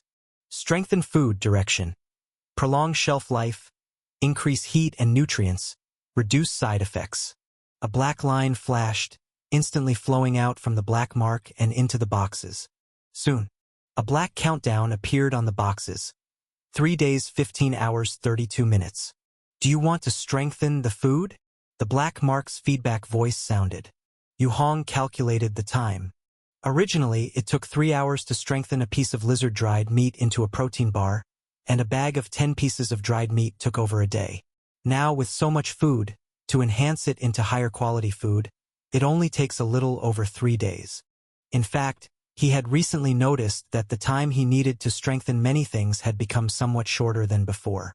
This reduction in time was spread across a variety of small things and was not very noticeable because each was shortened only a little. But now, with so much food all at once, the reduced time was quite significant. Once he confirmed the strengthening had started, Yu Hong, with patience, returned to the first floor to enjoy the cooked protein soup. He could wait 3 days. After eating and resting for half an hour, he began to practice. The new cultivation technique integrated heavy leg skill and added a lot of static exercises. According to Yu Hong's original strengthening goals, it was able to inflict certain damage on Shadow. That was why Yu Hong had great expectations for it. Standing in the first basement, he continued to practice the static exercises of the first layer of the cultivation technique. Following the description in the cultivation technique, he sat quietly on the ground, imitating the Taoist meditation posture. At the same time, the inner chi that had just been depleted inside his body began to slowly absorb the mysterious particles around him, gathering new threads of inner chi. He closed his eyes in concentration, visualizing the first layer's visualization diagram, as if he was flying and roaming within that bizarre image. Time seemed to lose its meaning at this moment. He had no idea how much time had passed and gradually forgot where he was. When he came to, he had gathered a small point of a second thread of inner chi in his abdomen. Compared to the size and density of the first thread of inner chi, he estimated that after about 2 more such progresses, he would be able to successfully gather the second thread of inner chi. This meant that he would completely fill the first layer static exercises and begin to work on the second layer. Whoosh! The sound of rain from outside faintly entered the basement. The rain pattered against the wooden door, making a dull pitter-patter noise. Yu Hong slowly opened his eyes from meditation, stood up with some joy. Soon, I didn't expect that after just one outing, the first layer static exercises would be completely filled. He was not sure why this happened, but as long as the progress was positive, it was acceptable. He glanced at the red value detector for the time, which showed that only a little over 3 hours had passed since he began his practice. Ignoring the food being strengthened, Yu Hong ascended to the first floor, went to the door and pulled open the cover. Outside the fortified glass was a downpour in the night. No black insects, no moonlight, and even fewer stars. Outside was pitch black as if drenched in ink, invisible to anything. The sound of the rain was the only sign of life outside. Not only that, but the outside temperature had also become chilly. The door continuously radiated a cold chill.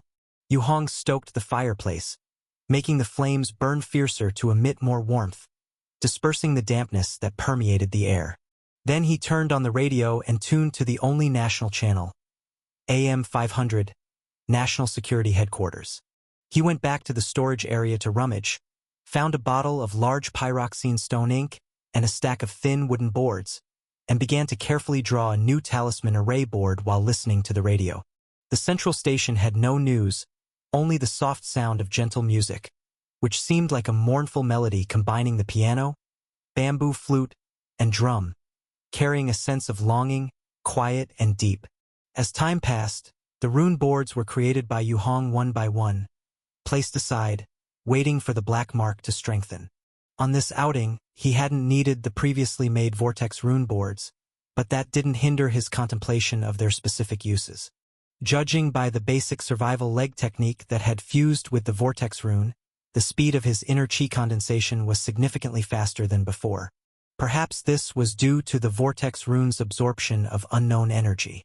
After making a pile of rune boards, Yu Hong drank some water, got up, lay down in his sleeping bag, and closed his eyes to sleep peacefully. Night unknowingly passed in such a tranquil setting. Asterisk, asterisk, asterisk. At Baihe City, at the entrance of an integrated research park, troops of armed United Forces soldiers stood guard around, protecting the black solar-powered sedans parked at the gate. Soon, doors of the cars opened, and people of all ages, men and women, disembarked. They looked disheveled. Some even bore wounds, but at that moment, there was a common feature on their faces: joy. Joy mixed with relief. The people were organized into two lines by the soldiers, gradually checked, registered, and let into the park.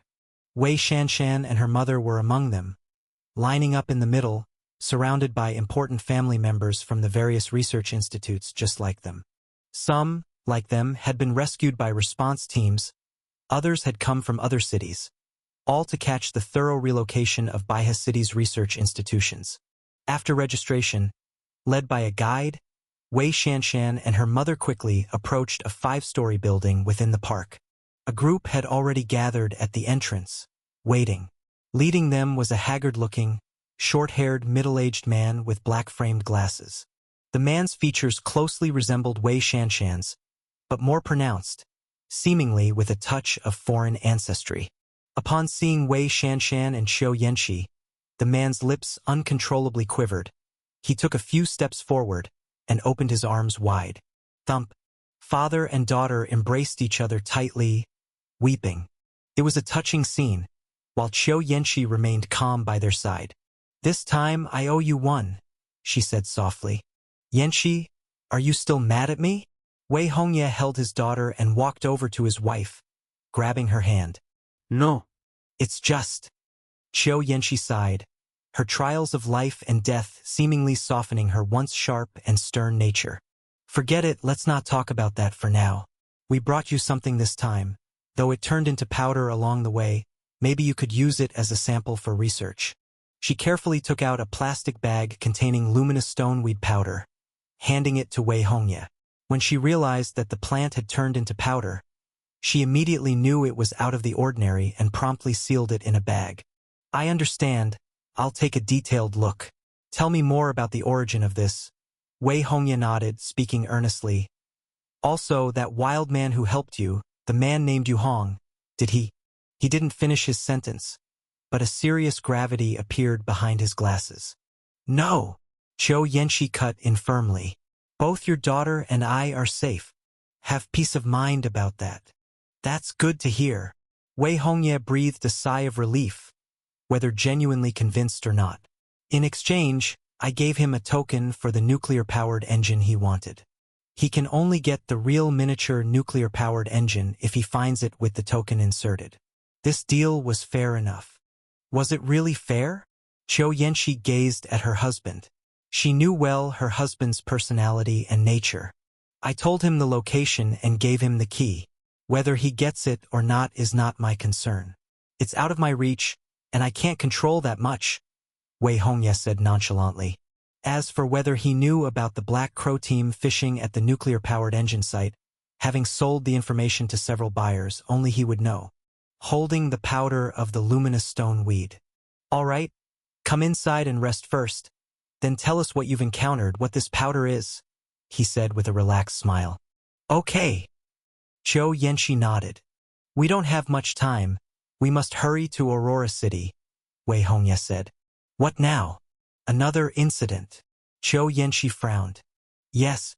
The defense line retreated again and again, the red value increased, and the frequency of shadow appearances went up, with monsters and shadows that were less dangerous becoming harder to deal with.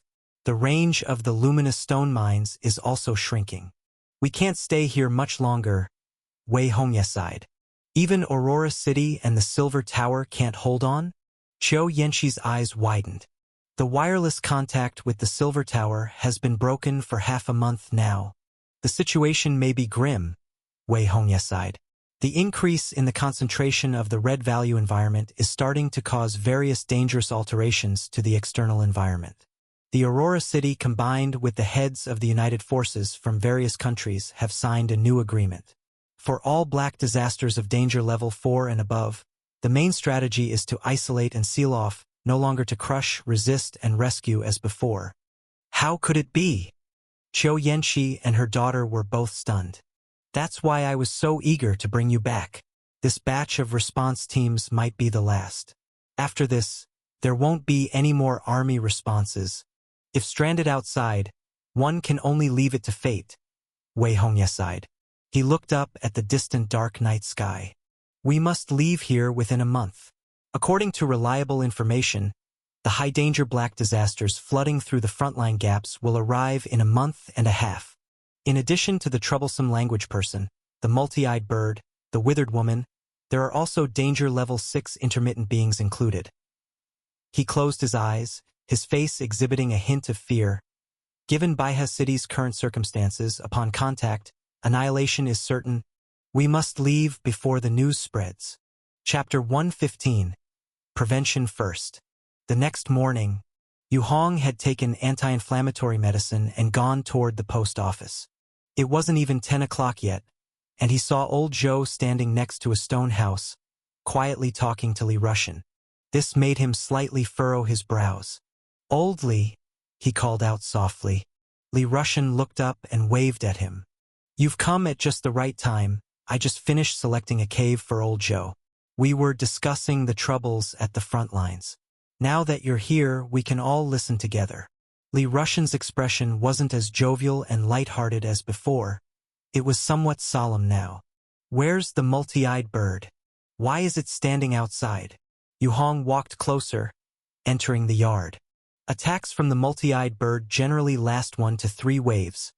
After constant failures, it will swiftly change targets. From what Old Li told me about the attack patterns here, it's highly unlikely the multi-eyed bird will come back now. Zhou Shuaguang, having rested overnight, seemed much better, and his injuries were well treated, bandaged with white gauze. Then why are you guys making such faces? Yu Hong asked with a frown. The real danger in the black disaster isn't the blood-tide monster, but the shadow species. Whether ordinary shadows or various evil shadows, they all attack like assassins, unpredictable and hard to defend against. Zhou Shuaguang sighed.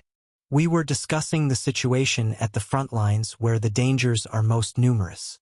Old Zhou is giving us tips so we can think of more response strategies in the future, Li Rushan explained. Ah! Zhou Shuaguang sighed. The most troubling thing about the multi-eyed bird is not its strength, but the fundamental reason it's classified as war level is actually its reproduction. Reproduction? You don't mean the kind of reproduction I'm thinking of, do you? Li Rushan paused, his expression turning grim. It's exactly what you're thinking. The multi-eyed birds that leaked from the front lines were initially just 2. The rest, all bred during this time, Zhou Shuaguang said helplessly. Yu Hong's expression froze. having personally driven back multiple attacks by the multi-eyed bird. He knew how troublesome they were. But now, the most dangerous things aren't those, but the high-risk black disaster coming from the front lines. Zhou Shuiguang said. Let's talk inside. Li Rushan picked up a wooden barrel for collecting rainwater and entered the stone house. Though the stone house was dilapidated and had numerous issues, at least the roof was intact, sufficient to block sunlight and heavy rain. The three men moved further inside and sat in the living room. The black disasters at the front lines are more dangerous than the language persons. Which types will come here? Old Joe, don't scare us now. Are you sure high-risk beings will come? Li Rushan still had a daughter to care for. Hearing what was just said, he was perturbed. The high-risk black disasters generally don't appear together. It seems they also compete among themselves when hunting humans. In our area, the main threats are the withered woman and the interrupt people. Zhou Shuiguang spoke lowly. The withered woman is at war level. Encountering her almost certainly means death with no means to counter. The interrupt people belong to the same system as the evil shadows, with over 10 different branches, extremely fast at slaughtering, like the language person, unpredictable, and the worst part, if you're even slightly careless, you are gone. I know about the withered woman, an enhanced version of the withered. Never seen the interrupt people though. Tell us how we can deal with them, Yu Hong said gravely. The method is simple. The pyroxene secret room works the same, capable of hiding oneself. Interrupt people can't attack or touch you like the language person, and only at the very moment of an attack can you truly make contact with them. To temporarily escape and defend, the pyroxene marrow solution used must be at least 1 liter per application. Any dilution and it won't protect. Zhou Shuiguang sighed. The interrupt people are the most common and dangerous black disasters at the front lines, killing the most because they are so hard to defend against, unlike language persons who need time to build up. High-concentration pyroxene marrow solution. Yu Hong's expression was serious. He didn't have pyroxene marrow, only large pyroxene stone. But according to what was described, these so-called interrupt people probably required the silver talisman array to deal with. Judging by the time I've returned from the front lines, there's likely just over a month left before a large-scale black disaster will cover this area. Both of you, prepare yourselves. Food and water too. The danger outside will increase several levels. Zhou Shuiguang continued. Damn. How are ordinary people supposed to live with this? Li Rushan's face looked terrible as he punched his thigh. In fact, the environment should have worsened long ago. It's just that the front lines have been blocking the most troublesome and dangerous black disasters. But now they just can't hold back anymore, Zhou Shuiguang said quietly. You just said, at most a month more? Yu Hong's face also turned grim. Just the current outside dangers had already troubled him. If they were to escalate further, he felt he might not even dare to step outside. And for other survivors without sunlight materials for hiding, stepping outside could mean death. I'm only guessing. The black disaster's movement isn't fast, but its direction is steady, predictable. Moreover, black disasters are mutually exclusive. Within a certain period, only one high-risk black disaster will appear and attack. So many times at the front lines, we would deliberately lure relatively easier-to-handle known black disasters to cover and drive away the troublesome ones, Zhou Shuiguang said. So, in our direction, the ones we are likely to encounter are the withered woman and interrupt people? Yu Hong asked again. Yes, these are the main evil shadow dangers our sector of the front line has been dealing with. Other creatures like the elephant worm, eagle worm, phantom jellyfish are somewhat dangerous, but they can still be temporarily repelled by laser sweeps and large-scale bombings. Zhou Shuiguang nodded. Yu Hong and Li Rushan exchanged a look, both reading the worry in each other's eyes. If the information old Zhou provided is true, Li Rushan said gravely, then it means that we must reduce the frequency of going out as much as possible. I asked him what the measures in place at the front lines are, and he said to minimize outings and, if one must go out, to only do so through the underground sunlight tunnels. But even the sunlight tunnels aren't absolutely safe, as the sunlight materials vary and cater to different dangers. Although they can prevent one from being discovered by most dangers, there are still few that may penetrate. That's why at the front lines, the biggest issue is actually food. Zhou Shuiguang nodded. Every resupply mission costs many lives. Rather than saying our fortress is resisting the black disaster, it's more like we are attracting it, allowing them to attack us instead of breaking through the front lines to attack more vital areas. What about Silver Tower? What about Aurora City? Is there really no solution at all? Can't even nuclear bombs kill it? Yu Hong couldn't help but ask. Silver Tower has already lost contact, Zhou Shuaguang replied, his face growing even more morose. If not for that, we wouldn't have completely lost hope and fled from the front lines. Without Silver Tower providing various intelligence and sunlight materials, staying there meant waiting for death. In fact, even so, none of humanity's existing weapons can kill any black disaster. We can only repel them time after time.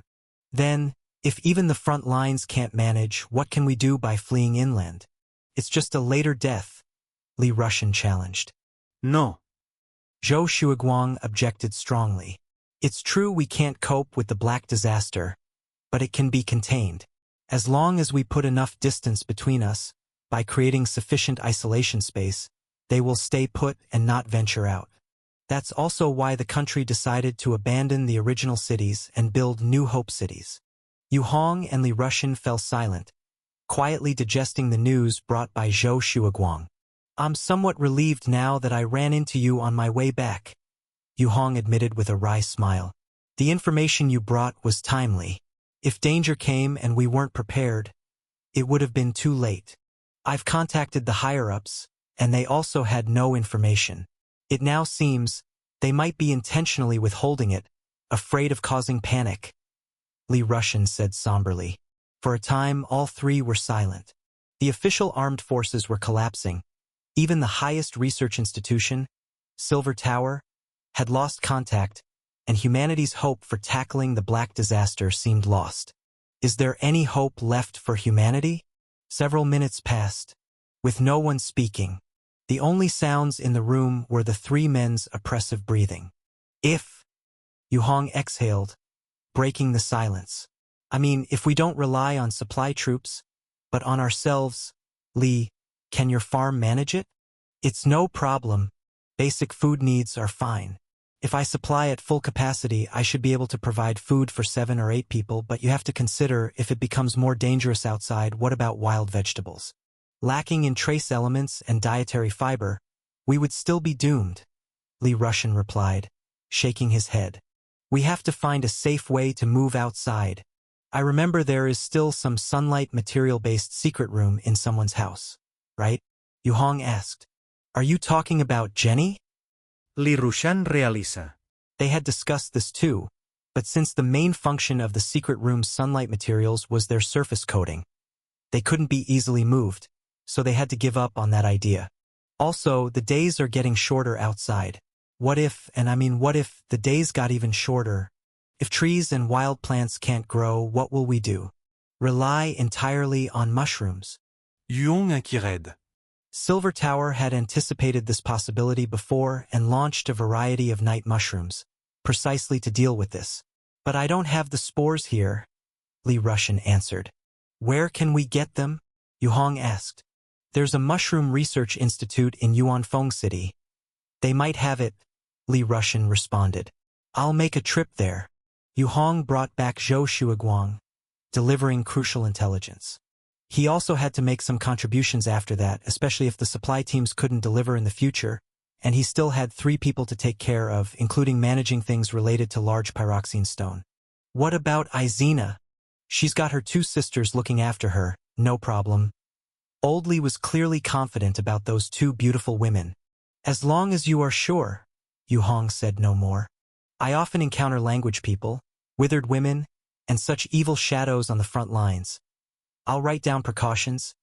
Despite his injuries, Zhou Shuaguang didn't want to waste time doing nothing. I'll lend you my car, but you'll have to reattach the solar panels yourself. Yu Hong took off the car keys and tossed them to Old Li. A solar-powered car would save a lot of time on the road. All right, having a car makes things a lot easier. Li Rushan was thrilled. Remember to take care of Nana. My 2 girlfriends are looking after the farm. No big issue there. I've already trained them on everything. Okay. Yu Hong nodded. I also should get the nuclear power engine installed. With that, if we don't have sunlight or the sun, we can still ensure an energy supply. I'll come to you to recharge when the power goes out. Li Rushan joked, not expecting that the other's trip would actually bring back a nuclear power engine set. Chapter 116. Prevention. Speaking of which, Yu Hong, I heard from old Zhou that you ran into Du Chengtao when you came back? Li Rushan had heard Zhou Shuiguang's account of his rescue but still felt skeptical. After all, he knew better than anyone what Yu Hong was capable of. Even his basic leg technique was bought from him. He could understand handling an average expert with firearms and equipment, but taking down Du Chengtao directly sounded a bit exaggerated. He was well aware of how troublesome Du Chengtao could be. Yu Hong could handle numerous people before thanks to his weapons and equipment, but Du Chengtao was different. This guy was a fully enhanced human, and with any random gear, regular bulletproof vests were useless against him, unless they were high-end custom suits available on the market like the Blue Whale suit. Maybe then one could fight him for a bit and escape with their life. But even that was just for escaping. Against a monster that could smash through walls with a punch and lift a couple of tons barehanded. He doubted Yu Hong's gear could withstand it. I was just lucky, Yu Hong sighed. Du Chengtao underestimated me because I didn't seem as strong as him and got caught by my special weapon unexpectedly. Plus, when I encountered him, he wasn't wearing any gear or carrying any weapons, completely unarmed. Li Rushan immediately understood. No wonder. Without equipment, even a fully enhanced human was still flesh and blood, albeit stronger than ordinary people, but that didn't mean they could withstand bullets or explosions without injury. Only when they had matching advanced gear and weapons did they become war machines, killing machines. No matter how strong an enhanced human was, without armor, one bullet could still bring them down. Let's not dwell on this. Old Zhou's information came just in time this time. We must quickly work together and prepare, Li Rushan said. The three quickly reached a consensus.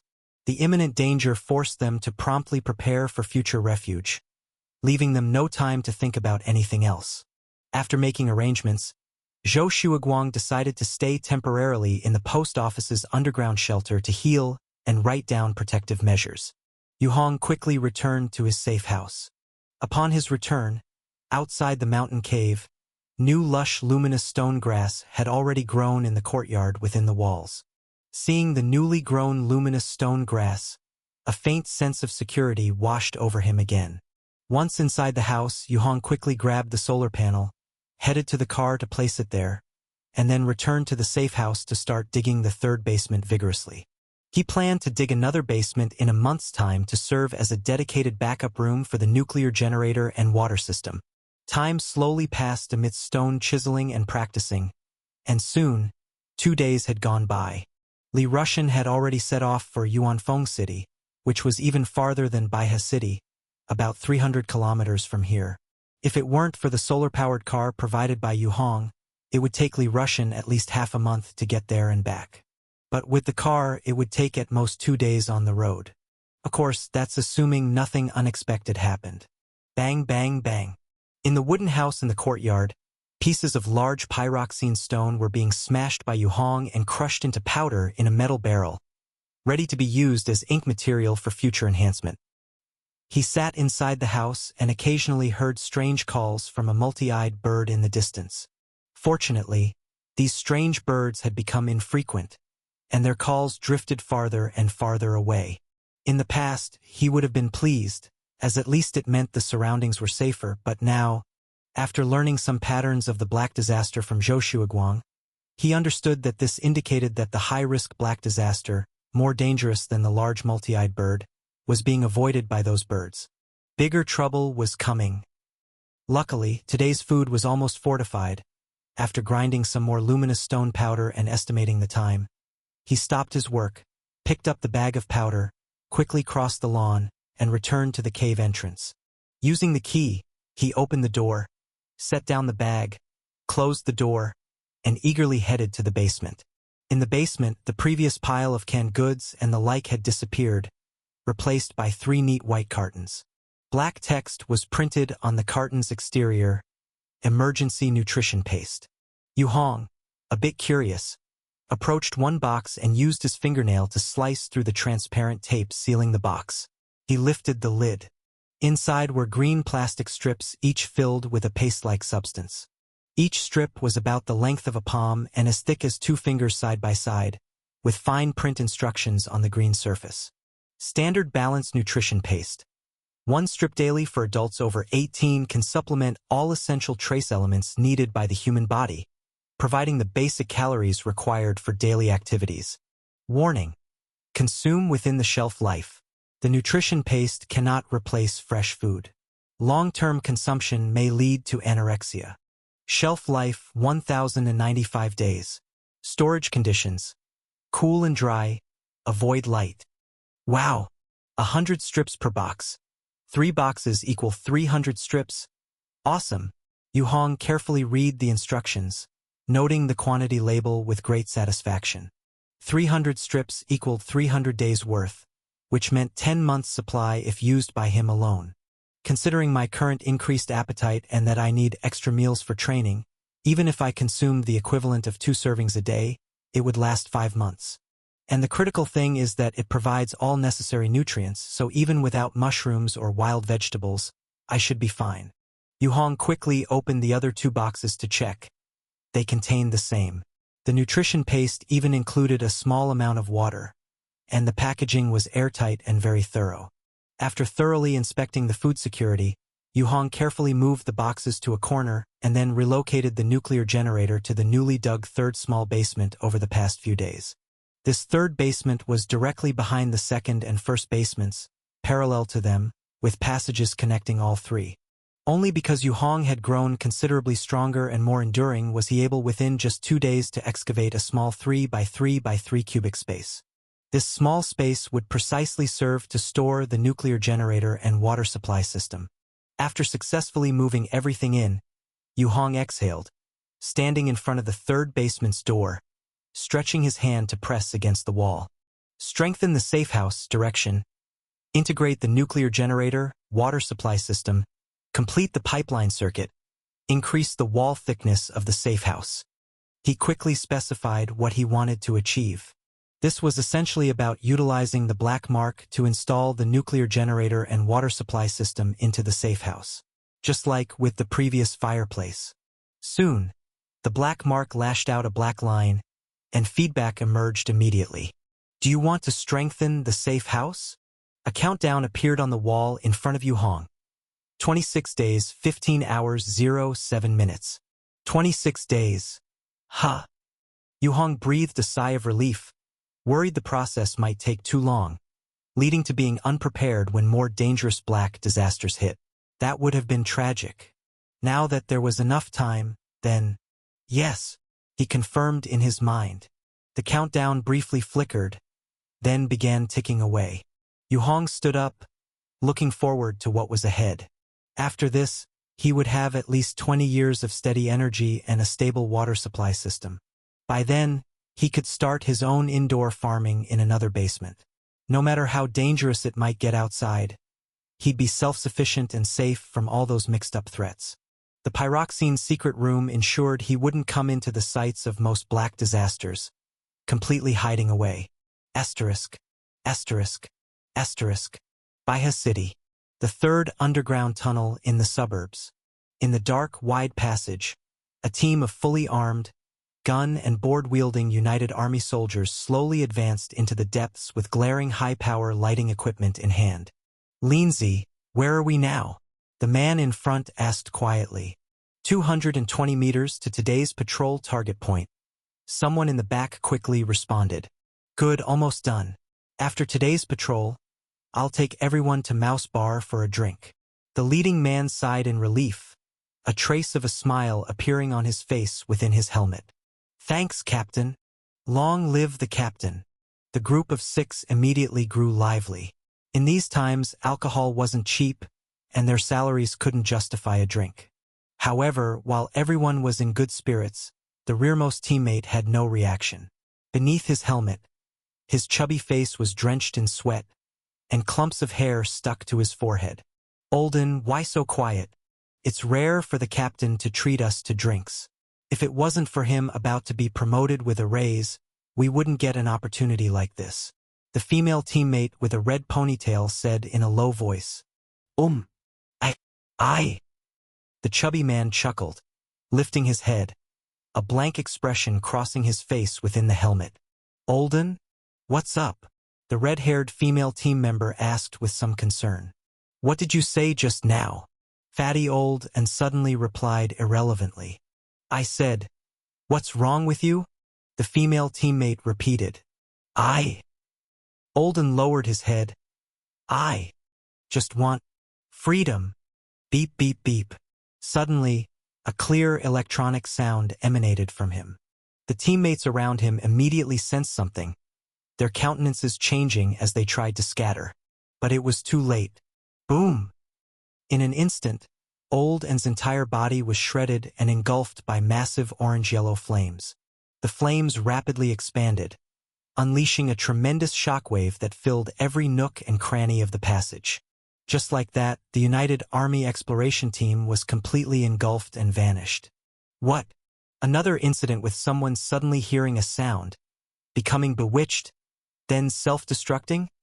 In the Baiha City Joint Army Command, located in the underground defense facing the city center's exterior.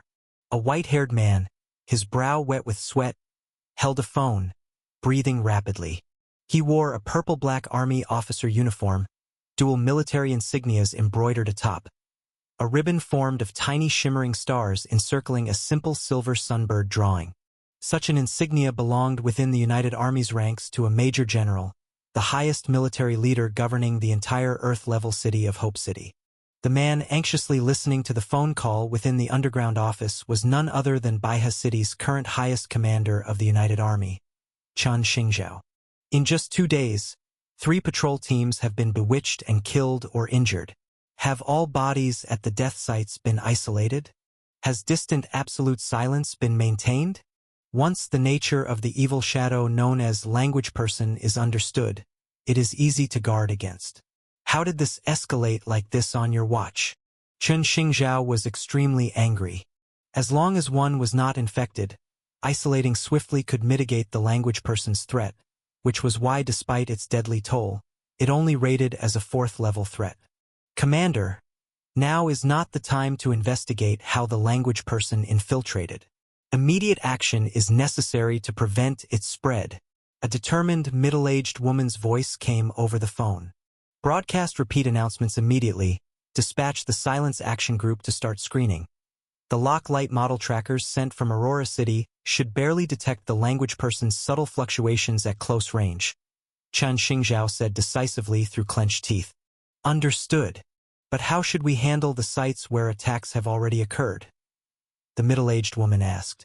Deploy enhancement squads, approach quickly, and deploy sound-absorbing foam. Completely seal off the corresponding area. Chen Xingzhao ordered. Chapter 117, Intermittent 1. Plop, plop, plop. Bucket after bucket of rocks were moved out of the mountain cave by Yu Hong and dumped in the yard. Then he picked up his stone carving tools and returned to the cave, continuing to work on the new chamber. This time, however, his 4th chamber was not being dug downwards but extended into the mountain itself. He intended this 4th chamber to be used for entertainment, relaxation, and rest. Having his bed in the front entrance room for a long time significantly affected his rest. So he planned to make a separate room for rest and entertainment, where he could also keep some of his most valuable belongings. If the entrance was breached, he'd still have strategic depth for a secondary defense. From 7 o'clock in the morning until noon, a total of 5 hours, he spent all his time digging. After lunch, he took a 1-hour nap before he got up to practice his skills. The basic survival leg technique was now combined with the vortex rune and the heavy leg skill, allowing him to cultivate inner chi at a much faster pace than before. According to the enhancement of the black mark, this cultivation technique should be able to resist the shadow. Thus, it also made Yu Hong look forward with some anticipation and curiosity as to how the technique should resist the shadow. After practicing for 3 hours, he headed to the post office and finally brought back the breeding boxes that Lao Li had prepared for him. In addition to the breeding boxes, there were also spawn bags as he needed to first cultivate mushrooms before he could start breeding cockroaches. and only after having a stockpile would he begin breeding lizard hatchlings, which would be fed with cockroaches to produce dried lizard. How should I start this breeding? Next to the communicator, Yu Hong carefully poured team after team of humus into the box, spread it out evenly, then picked up the spawn bags and looked at the instructions left by Lao Li. The instructions were very detailed. First, sterilize to ensure that only the fungus from the spawn bags exists. He thought for a moment, poured out all the humus, and boiled it in a large pot with a little water. But soon, the bottom of the pot was burnt. It seemed something in the soil had charred. He hurriedly poured it out and found the bottom of the pot was almost burnt through. If it weren't for the remedy of the black mark. Just the sterilization process took him all afternoon, and finally he came up with a method. Steaming over water, steaming it bit by bit in batches. By evening he got the soil ready. Then he put in the spawn bags, sprayed water, covered it with a layer of plastic cloth for insulation, and then it was just a matter of waiting. I hope it works. Yu Hong placed the breeding box in the basement, and after getting everything else in order, he continued with his evening practice. This life continued for 3 days, during which he watched as white mushroom caps sprouted from the black soil in the breeding box. This sight quickly relaxed Yu Hong's somewhat anxious heart. Early on the 4th day, he went to the post office to check the situation. Knock, knock, knock. A clear knocking sound was quickly followed by the stone house door being opened. The 2 women, who had been informed of his arrival through the communicator, were waiting inside. Izina was also there, wrapped in a luminous stone blanket as if she had just woken up. Uncle Yu. Upon seeing Yu Hong, she hurriedly greeted him crisply. Nana, have you been all right these past few days? I'll look after you until your dad comes back. Remember to tell me if anything comes up. Yu Hong entered the house and pinched the girl's cheek. Yeah, there's nothing wrong. Izina shook her head, looking very well behaved. Mister, Nana's been fine, but yesterday when we went out to fetch water we found a dead body. A body lying by the water, said one of Lao Li's women. She had her hair tied in 2 braids and, without makeup, looked fresh and pretty, and seemed to be in her early 20s at most. A dead body? Yu Hong raised an eyebrow. Was it a recent death? No. No, it was a body that had died a long time ago. The woman shook her head. What's your name? Yu Hong sized up the woman who had a slight figure but clearly possessed a lively gaze. Unlike the other one who didn't seem to be just another stereotypical beauty without brains. Lin Haney, the woman answered promptly.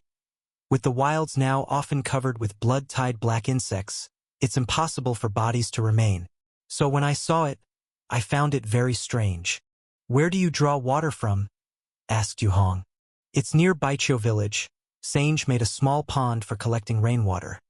The other woman seemed not to want to be ignored, so she butted in. Mister, I'm Song Wei. I also discovered the body, and I can take you to see it. Lin Haney glanced at her companion but said nothing more, seemingly deliberately yielding. All right, there's enough time. You lead the way. Yu Hong didn't care who led, his aim was to see the body. A body preserved from the blood-tied black insects definitely held some hidden secrets. Immediately, Song Wei took the initiative, grabbed a rune board, and led Yu Hong along a familiar route out of the stone house towards their regular water collection site. Before long, they passed through the stone house and arrived at a dim stone wall hidden behind some bushes, shielded by several large trees. Underneath the stone wall, a duckbill-shaped pond was dug, dotted with floating leaves. The pond was full of water, crystal clear to the bottom. On the grassy edge, there lay a completely dried-up black body, quietly prostrate on the ground. The body was clad in gray-black loose clothing with many pockets and wore a wide-brimmed sun hat. One hand was tightly clutching something. The other hand reached forward as if trying to continue crawling forward, perhaps trying to drink water. Did you find a corpse here when you gathered water before? Yu Hong asked. No, it must have just appeared, Song Wei quickly replied. She was still somewhat afraid of the burly stranger in front of her. Yu Hong nodded and moved closer to the corpse, pulling out a red value detector from his bag. To his surprise, even as he approached within 1 meter of the corpse, The detector still showed the environmental red value of about 20, with no fluctuation whatsoever. Yu Hong pulled out the Wolf Fang club and gently flipped the corpse over. Plop. The body lay face up, its hollow eye sockets devoid of eyeballs, as if something had gouged them out. He looked like the withered body of an old man, but the type of shoes he wore indicated that he definitely was not an elderly person. At least an old man would not wear shoes much too large for his feet, especially in such an extremely dangerous environment. Quickly, Yu Hong noticed that the man's clenched hand seemed to be holding something. He squatted down, pried the corpse's fingers open one by one, and pulled out a yellowed wad of paper from its palm. Unfolding the paper, he saw a series of hasty, scribbled lines. My dear was Anna, by the time you read this letter, I will no longer be of this world. The family's fall to this state was never my intention. That reckless gamble. If we had won, we would have soared to great heights, but having lost, this is the result. Everyone must bear the price for their choices, myself included, as does the family. But do you think that losing everything means we will forever plummet, unable to rise again? No, that's not it. We are one of the oldest families in Frilica, the most united family without equal. Centuries ago, due to our unity, we accomplished feats beyond the imagination of ordinary people. We haven't lost yet. There's still hope.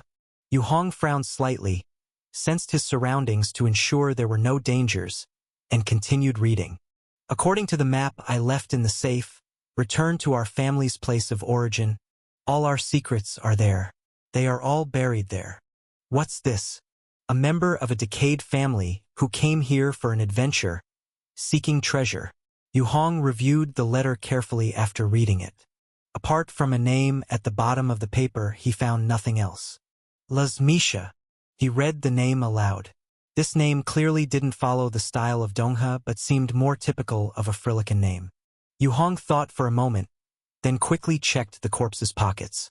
However, other than pulling out assorted items like a flashlight, a magnesium rod, a simple water filter straw, and a backpack stuffed with food packaging, the man had nothing else, not even a silver coin. He was utterly penniless. Standing up, Yu Hong's brow furrowed deeply. Let's go, we'll head back first and talk, he instructed. The mist around them was becoming denser. It would be dangerous to stay out much longer. Okay. Song Wei quickly nodded. The two hurried back to the post office, where they happened upon old Zhou moving items. Zhou Shuiguang was transferring items from the post office to the underground safety bunker where Jenny and her daughter lived. With a large sack on his back, he nodded to Yu Hong and prepared to leave. Old Zhou, just the man I needed to ask some questions. Yu Hong called out to him. How about coming in and sitting down together? Old Zhou was silent for a moment, taking several seconds before he replied. All right. The group entered the post office and sat down, while Song Wei and Lin Haney conscientiously took Nana down to hide in the cellar, leaving Yu Hong and Zhou Shuiguang facing each other. What's up? Zhou Shuiguang exhaled tiredly. I found an abnormal corpse. Have you seen anything like it on the front lines? Yu Hong described the blackened mummy he had just seen and handed the letter over for the other to read. I'm just a low-ranking officer. I know a lot about frontline intelligence, but I'm not familiar with the situation in Frilica. Zhou Shuiguang shook his head. He gently fluttered the letter in his hand. This is strange. In the current dangerous environment, how did this person from Frilica cross the vast sea to Dongha and come to our vicinity? Could it be like you, having also retreated from the front lines? Yu Hong asked. Dongha doesn't recruit mercenaries. It's possible that the joint army might have some exchange officers. But why would he come all the way here? Zhou Shuiguang frowned. According to what the letter says, this place seems to hide a big secret of their family, Yu Hong said. Not necessarily.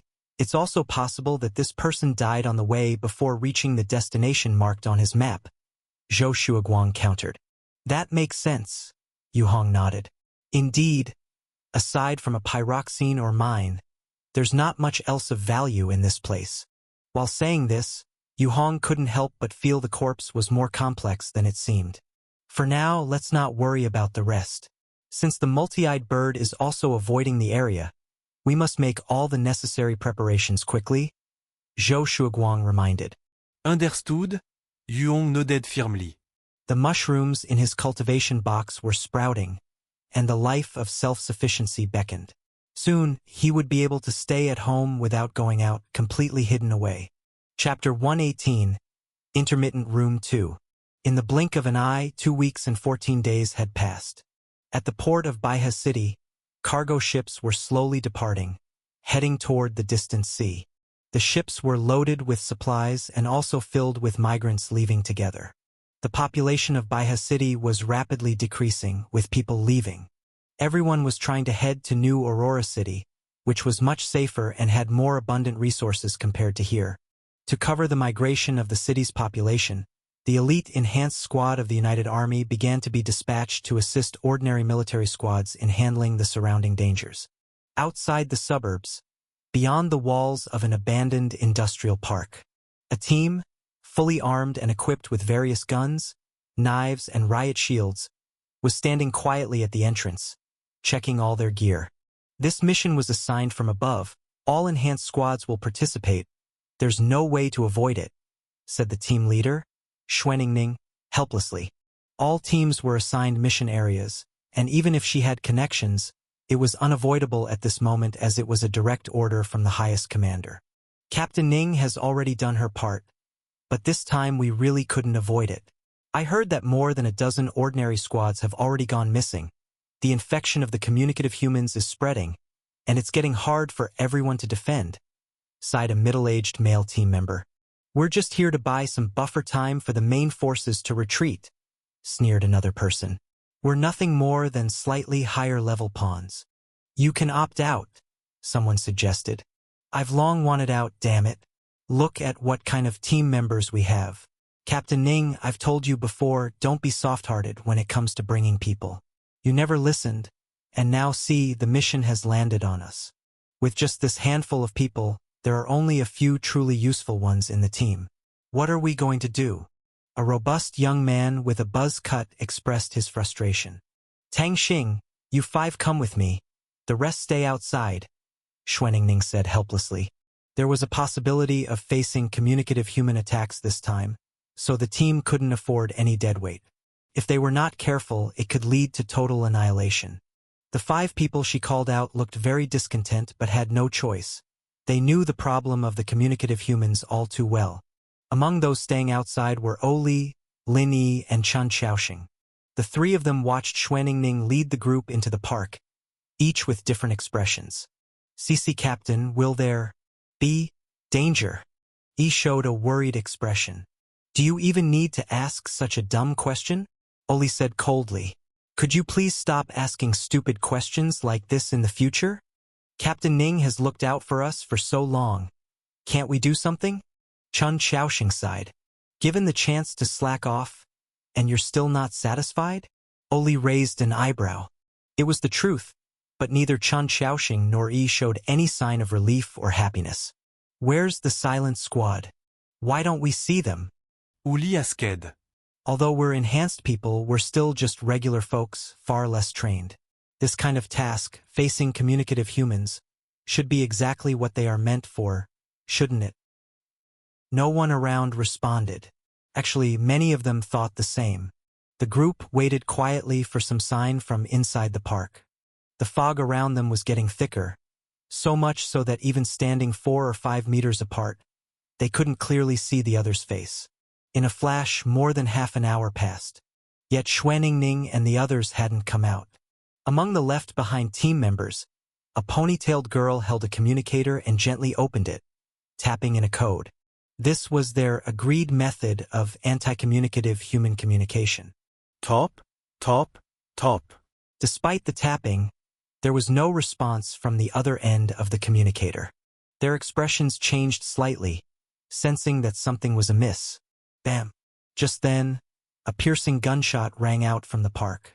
Before they could react, they saw a burst of scarlet flames thoroughly explode from a factory's location in the park. That's where Captain Ning went. Chen Xiaoxing couldn't help but lower his voice, his face tense. Finally, there was a sound from the communicator. Don't talk. Come. A few of you to meet us. Xuanningning's voice came through. It was tinged with weakness, fatigue, and pain. Clearly, she had run into trouble. Upon hearing Xuanningning's voice, the 6 left behind all had a slight change in expression. They had only been in there for a short time, and even the powerful Captain Ning was injured and needed help. It was imaginable how dangerous it was inside the park. At this moment, everyone hesitated, fearing that entering might put them in significant peril. Hadn't they joined the 3-unit team for an easier job? To make themselves safer and avoid risk? But now, the ponytailed girl holding the communicator remained silent, biting her lip. She gently placed the communicator on the ground and stepped back. No one stepped forward to pick it up. Bam, bam, bam. Suddenly, there were more gunshots from the communicator, followed by Xuanningning's painful groan, then a snap, and the sound cut off. The communication on the other end seemed to be broken.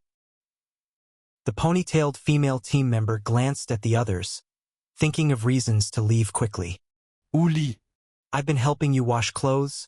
For 2 months, we're friends, right? Stammering E suddenly broke the silence, addressing her companion beside her. I guess so, why? Oli replied in a lowered voice, irritated, as she was also looking for an opportunity to retreat. If we're friends, then come with me. Snap. All of a sudden, E grabbed Oli's arm, not giving her time to react. Digging in her heels, she dashed forward, grabbing the communicator, dragging her caught-off-guard friend through the large iron gates into the park. Communicator, I can't use it, you'll have to. Ah! E's encouragement and Oli's screams sounded simultaneously, and in a flash, the two disappeared into the fog, vanishing entirely within the vast park. Asterisk, asterisk, asterisk, crash. A large basin of stones was poured by Yu Hong at the side of the yard wall. He shook the dust out of the bucket and wiped the sweat from his forehead with his sleeve. Turning around, the large piece of luminous stone in the yard had now been completely turned into powder, waiting for the black mark enhancement to finish, so it could be enhanced into large pyroxene stone powder. Thud, thud. Just as he was about to head back in, there was a light tapping sound from outside the wall. Yu Hong turned his head, looking toward the source of the sound. A car key flew over precisely, landing in front of him over the wall. Picking up the key, a slight expression of relief appeared on Yu Hong's face. Back again, Oldly? Indeed, a familiar figure stood outside the wall. The person was dressed in a black and green camouflage uniform, carrying all sorts of equipment, guns, shields, knives, and even 2 cloth bags for packaging from a grocery store, with Suji lobster printed on them. Li Russian remained the same, pulling up his goggles to look at Yu Hong with a cheerful smile. Mission accomplished. I got the fungal strain and the matching farming instructions. But soon, the smile on his face faded quickly, replaced by a stern and cold demeanor. But there's also bad news. I heard from survivors I ran into on the way back that the surrounding Earth-level cities are evacuating. In the future, the entire Dongha River area will focus on building a new Aurora City, and everyone will migrate there. Migration? New Aurora City. Yu Hong's first thought was of stammering E. What about the other Earth-level cities like Hope City? Are they just going to abandon them? The daytime has shortened by 2 more hours. Now it's nearly dark half the time. With fog even during the day, insufficient sunlight and solar energy resources can't be used anymore, Li Russian answered. Plus, the front lines have collapsed, and with the high-risk black disaster pouring in, I'm afraid even the Earth-level Hope City will be abandoned. Then, in the future, the supply team. Yu Hong paused briefly before asking. There won't be one. If even Hope City gets abandoned, it's out of the question for us. But the migration count is limited, not everyone can be moved. At least 1/3 of the people will be left behind to fend for themselves. We can connect with these people in the future, Li Russian replied. Having conveyed all this, he turned to head back towards the post office. From now on, we'll only be able to rely on ourselves. He waved his hand. Without turning back, disappearing slowly into the fog. Yu Hong held on to the key, watching him leave. Turning away, he entered the safe house, heading to the basement, looking at the countdown on the wall. 9 days, 11 hours, 24 minutes. Asterisk, it's almost time. Almost. Asterisk. He let out a breath, filled with anticipation, planning to warm up on the first floor, increasing the room temperature for a good rest. Suddenly, a sense of unease flashed through his mind. The image of Li Rushen's expression, demeanor, and look while speaking lingered in his memory. He couldn't shake off a sense that something about the whole scene felt off. Straightening up, Yu Hong slowly returned to the first floor, found a chair to sit on, and repeatedly recalled the scene earlier. At the same time, he also took out the enhanced red value detector to measure the values around the environment and on himself. Asterisk 0.124. Asterisk, as a pyroxene secret room structure, the safe house had a red value close to 0, ensuring safety. Asterisk, was it just an illusion? Asterisk. He furrowed his brow slightly. Asterisk. Asterisk. Asterisk. In the gray fog, Li Rushen, carrying the fungal package, entered the yard and unlocked the stone house door with a key. The battered door had been broken several times but was repaired and reinstalled thanks to his own skills. "Hey, Nana, I'm back," he called out loudly. Entering the house, he closed the wooden door behind him. Li Rushen looked at the empty stone house, knowing they were all downstairs, so he placed the fungi package down, took off his slightly cracked helmet, and turned to walk toward the living room. That was the entrance to the underground shelter. Only a few steps forward, he furrowed his brows, his smile waning quickly, slowing down, lightening his steps. Snap! He suddenly halted and turned to look behind him. The corridor of the empty stone house was gray and white, with only 2 brightly colored drawings by Izina taped on the wall. Li Rushen carefully surveyed the corridor, inspecting every corner. But there was nothing to be found. He trusted his instincts because just moments before, he had felt someone behind him. Someone stood about 5 or 6 meters away, staring at him. Could it be a shadow? He examined the talisman board on the surrounding walls. Each board came from Yu Hong and was evenly affixed to the stone house's inner walls, covering most areas. If a shadow wanted to enter, it would undoubtedly touch a board and trigger a reaction. Yet, after inspecting each talisman board on the wall, he found no signs of disturbance. The boards remained safe and sound, still affixed to the walls. Damn! Li Rushen felt something was amiss. He took out the red value detector, pressed the switch and found everything normal, displaying 11. Clearly, the surrounding talisman boards had offset part of the external air's red value radiation. Holding the detector, he let out a breath of relief, pressing the off button. Suddenly, he saw a reflection on the detector's glossy panel. In the reflection, not far behind him, a blurry white silhouette seemed to stand. He couldn't identify its gender, but he sensed that it was smiling. It was a bright smile, directed at Li Rushen, in the reflection of the detector happily smiling. Whoosh! Li Rushen quickly turned around, yet found nothing behind him. But in that instant, he knew something was wrong. I can't stay here. I can't put Nana in danger. He felt a chill and decided swiftly, grabbing his gear, flinging the door open, and rushing out of the stone house, out of the yard, soon vanishing into the fog. Chapter 119, Intermittent 3. Bang, bang, bang, bang, bang, bang. The rapid knocking continued. Yu Hong was tidying up in the basement when he suddenly heard someone pounding on the safety house's front door.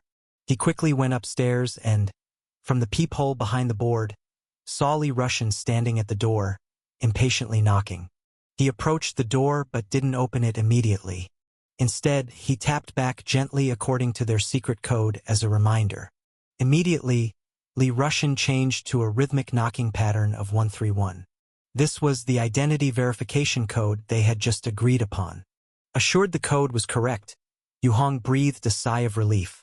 What's wrong, old Li? He checked the silver talisman plate behind the door, which showed no reaction, so he then opened the door to let Li Rushen in. I'm in trouble. Li Rushan hurried in, looking distressed. Strangely, as soon as the safety house door in the mountain cave shut, the indescribable chill that seemed to follow him vanished as if lifting a heavy burden. Phew, phew. Li Rushan gasped heavily, sweat visible on his forehead. He had run over quickly from the post office stone house and, combined with his nervousness, was drenched in sweat. Can I stay here for a while? I might be in trouble. I'm worried about affecting Nana. You're worried about Nana and not about me? Yu Hong spoke, exasperated. But seeing the pleading look in the other's eyes and considering their fairly good relationship, he ultimately did not refuse. You can stay here, but I'm still remodeling this place. You'll have to stay in the wooden house outside. Don't worry, I have special protection measures here. Even the wooden house is safe. The wooden house in the yard, right? Li Rushan nodded in understanding. Okay. Also, give me more talisman plates. I have a really bad feeling. What happened to you? Yu Hong squinted and quickly grabbed the enhanced red value detector, approaching the other and pressing the power button. Beep beep. The detector stabilized at the reading 52.221. Seeing this number, Yu Hong's expression grew grave. It seems something indeed has its sights on you. Seeing this, Li Rushan was somewhat surprised because he had just checked himself and his own reading was normal. Why did it show a different number at Yu Hong's place? He glanced at the detector in Yu Hong's hand, feeling it might be slightly different from his. Drink some water first, then tell me in detail what's going on. Yu Hong poured him a glass of water, and they both sat down. I feel like something has been following me. No matter what, I can't shake it off. At this moment Li Rushan sat down but kept looking back constantly, as if even within the cave, something persistently followed and watched him. Following you? Shadow? Evil shadow? Or a blood-tied monster? When did this start? Yu Hong asked quickly. Just now when I came back. Actually, when I went to collect bacterial packs, as I passed a large living room, I felt for a moment someone was following me, but I thought it was an illusion then and didn't care. Li Rushan ran his hands through his hair, feeling terrible. In the past, as long as I was within a talisman-protected area, I wouldn't feel this. But this time, even when I returned to the stone house, something still felt off. You know my situation. If it was a normal shadow, I wouldn't feel this. But this time, I'm sure it's different. It's definitely an evil shadow, and likely a type we haven't encountered before. Yu Hong stood up and took a pen and paper, writing down. 1. Tracks behind, but initially did not attack. 2. The entity probably appears as a white, blurry figure, smiling, indistinct. 3. Thinking for a moment, he took the paper and showed it to Li Rushan. Anything else to add? Does a cold back count? Yes, you better stay put right here. I'll go ask Zhou Shuiguang and then check the post office for you. Yu Hong quickly noted it down earnestly. Regardless, he had a good relationship with Li Rushan, who was also one of the few food producers around. If he could help, he didn't want anything to happen to him. Previously, Yu Hong wouldn't have bothered with such matters, but after his latest trip, his fear and concern regarding the Black Disaster had greatly diminished. He also clearly understood what level his own strength was in the current environment. After brutally killing Little Du, who was fully enhanced, Yu Hong's inner worries had significantly lessened. This trip out, I realized something: we can't always be passive, letting them fully prepare and gather all their forces to attack us, Yu Hong said earnestly. We need to disrupt them proactively, to understand and weaken them as much as we can. That way, we can seize the biggest hope, more chances to live. Hearing this, Li Rushan looked startled, as if seeing Yu Hong for the first time. You're right, but how do we disrupt them? We don't even know what this thing is. If it were at the post office, I could use communication to inquire with higher-ups, but now I dare not go back. He sighed. But this time I really need to rely on you. I feel that the thing behind me might not be inferior to a language person. Be careful. Got it. Anything else you want to add? Yu Hong passed him the pen and paper. Just one more thing, like I said just now, Every time that thing appears, my back feels cold, not psychologically, but actually cold, lowering my body temperature and slowing my movements. Li Rushan quickly took it and scribbled down. Anything else? That's it. All right, let's go. I'll get some things for you. We'll head to the wooden house outside. Yu Hong stood up, took a stack of talisman plates from a wooden frame, thought for a moment, then also took a silver talisman plate, putting them together and handing them to Li Rushan. Take these for now. Li Rushan was seeing the silver talisman plate for the first time and closely examined it. Is this an advanced version? That's right. One of these is equivalent to 10 regular ones. Yu Hong said somewhat exaggeratedly, but it wasn't far from the truth. Good stuff. Li Rushan exclaimed. Thanks a lot. Let's go.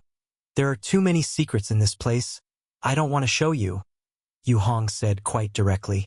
Okay, but speaking so bluntly can be hurtful, Li Rushan replied, holding the silver talisman plate, somewhat regaining a relaxed demeanor. My biggest trait is being straightforward, Yu Hong responded. Click. The wooden door opened, and the two walked out one after the other. Yu Hong pushed open the door of the cabin and placed an enhanced red value detector on the wooden bed. This detector of mine has also been modified. Its precision is extremely high. You can try it immediately if you feel something is wrong. Yeah, all right. Thank you, Li Rushan nodded, paused, then added, the last shipment of your sunlight materials through the internal channels should be arriving soon. I'll give you a discount then. He was well aware that for Yu Hong to assist without a second thought in such a dangerous environment was no easy feat. He remembered this favor. Including the previous one, he owed Yu Hong twice now. Can't it be shipped anymore? Yu Hong paused, then asked. There's no anymore. From now on, we can only rely on ourselves. However, I can try to contact the folks in Baihe City who haven't relocated yet, but the supplies will definitely not be as good as before. Don't get your hopes up, Li Rushan sighed. Yu Hong said no more and left, closing the door behind him. After locking the door, he took the recorded papers, the remaining 2 silver talisman plates, a stack of ordinary talisman plates, and put on the enhanced polar bear suit. Then he hurried towards the post office. Along the way, he held the detector, continuously checking the fluctuating red value displayed. 31.224. 31.532. The environmental red value had risen to 31 and had stabilized completely. Whoosh! As he walked, Yu Hong exhaled, surveying the surrounding woodland. In the gray, foggy mist, he could only vaguely make out the outlines of trees 5 or 6 meters away. Click, click, click. His boots crushed the dry leaves on the ground, producing a rhythmic crackling sound. While hurrying, Yu Hong occasionally picked up the detector to check the variations in the numbers. Click, click, snap. Suddenly, he halted his steps. Swish, he spun around sharply to look behind him. The gray, fog-enshrouded woods behind him were quiet, eerie, and chilly. Just now, something was following me. Yu Hong thought back to the situation moments ago, where an extra sound of crushing leaves had mixed with his footsteps. This sound might be unnoticeable to an ordinary person, but he was energetic and focused, always alert to the changes around him, which was why he noticed it so quickly. Once he confirmed there was nothing, no one behind him, Yu Hong turned back and continued forward. This time he quickened his pace, his hand tightly clutching the silver talisman plate, ready for action. He encountered no more issues on the way, and fortunately, he arrived safely at the post office. The post office, a stone building, was empty. The large door of the deserted building was tightly shut. Yu Hong looked around outside the yard, then entered, circled the building to ensure everything was all right, and then went to the front door. He pulled out the key Li Rushan had given him, gently inserted it into the keyhole, and turned it. Click. The door opened, but Yu Hong suddenly paused. For at the moment he made the sound of unlocking, a similar, extremely faint sound of footsteps came from behind him. Those footsteps were like the crisp sound of high heels striking the wooden steps in front of the stone building. Subtle and brief, Yu Hong maintained his pose as he was about to open the door. His peripheral vision, however, cautiously glanced at a side window of the stone building. The window was nailed with thick wooden planks, but some broken glass still remained on the outside. Through a shard of this glass, he caught a glimpse of the situation behind him. Reflected in a triangular piece of glass was a vague white figure with long black hair, standing 2 meters behind Yu Hong, quietly smiling. Yuhong froze. He didn't continue opening the door but slowly withdrew the key and slipped it into his pocket. Then, "Screw you!" Whoosh!